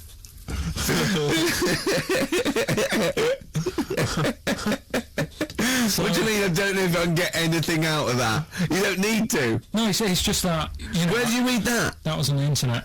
Oh, well, yeah. You're always unspecific when you mention it. It's just it was on the internet. Well, I'm trying to think what I put in. I think I put in Y to see if I'd confuse a computer. Go! You are... No, honestly. I did a search, put in Y, and it came up with funny things that, like, why is this person doing that? Why is that? And it had a picture of this 8-year-old lad, sort of, you know, on his mum's nipple. And it was saying, you know, is this healthy? You sure that wasn't asking you that question? What? I put in Y just to confuse the computer. We'll go, what do you mean? Yeah. Stop it. Yeah. Oh, look, yeah. Last week, I was walking home with him, and I went, he was saying something stupid, and I went, I've got a competition for next week. Let's do a phone-in, and it's called Carl Pilkington, Genius or Fool. Yeah. Right? And he went, no. I went, why not? He went, well, it'd be confusing because they say there's no difference between genius and being a fool. No, but it's rubbish, and people say there's a fine line between madness and genius, and you know, it's a ridiculous soundbite. They don't say there's a fine line between a genius and an idiot. Well, the people who do are idiots. Yeah. So what would you do there, though, just to sort of wrap that little thing up? What would you do? That lad loves his mum's milk. What are you asking me to come up with? No, I'm a title for the story. No. It's just what would you do? Right. What do you mean? What would I do? Well, it's causing a bit of a problem in the area. Right? What area? In America, I think it was. Oh, America, a problem, are they? George Bush is worried about this kid who's breastfeeding at 8. Imagine it like this. Right. No, so Carl, what are you asking me? About this spurious story you saw on the internet? I saw it on the internet. There's an 8-year-old lad, he likes his mum's milk, and and it's saying, is this right? Should it No, go it's not. on? But what do you want Ricky to do about it? It's not his responsibility. Yeah. No, but the little town that he lives in, they're all causing an uproar, right? Going, this isn't right, you know, I can't let my kid play out in case he's in the garden with his mum getting a bit hungry, right? So, what should they do? Because his mum's saying, well, he likes it. Yeah. And he, you know, so what do you do? I don't know the laws. No, but I'm not asking you to sort out the laws. I'm just saying, if you lived in that neighbourhood, what would you say? If you went up to him and said, look, everyone's getting a bit fed up with this, look. I'd say, what would I do? What do you mean, what would I do? what are you asking me? Right, it doesn't matter. No, what are you asking me? What are you asking me and Steve and the I'm public? just saying, say if you live next door to this woman. Yeah. Right? The kid's hungry, 8 years old, he's out playing on his bike and he goes, Mum, I'm getting a bit peckish, and he goes, alright son. She whops one out. And he starts having his milk, right? You live next door, you're putting your washing out, and you see this going on. You're getting a bit sick of it, because it's going on for months. 8 years, I see. Why is it your business? Why are you such a nosy neighbour that you're concerned? What would you do, Carl? Let's turn it back on you. What would you do? What's your solution? What would you do? Well, I thought I'd say, right, why are you doing this? And she'd say, because he likes it. And I go, all right then, put it in a bowl first. And you think that would sort that out? No, because I was thinking about the whole thing, right, and you do that when you're a baby, and everything's all right, innit? Yeah. No one bats an eyelid at a little baby having a bit of milk from its mum's breast, right? Yeah. You'd almost say it was natural. But you grow out of it. It's like, you don't see. It got me thinking about things you don't see. And you don't see. Did you put this into a computer? Show me things you don't see. What else don't you see? Well, you don't see, like, an old man having a Twix. You never...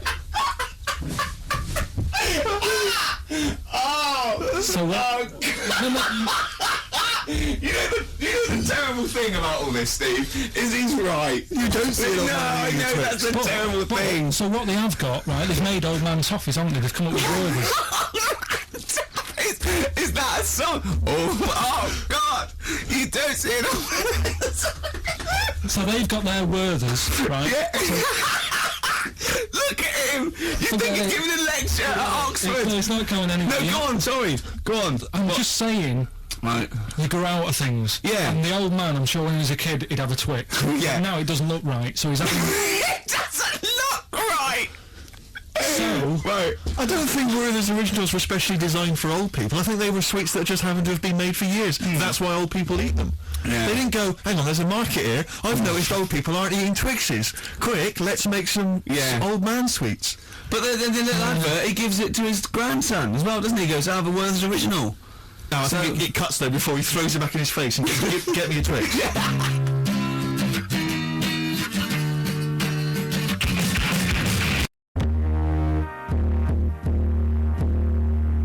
XFM 104.9, we're not here.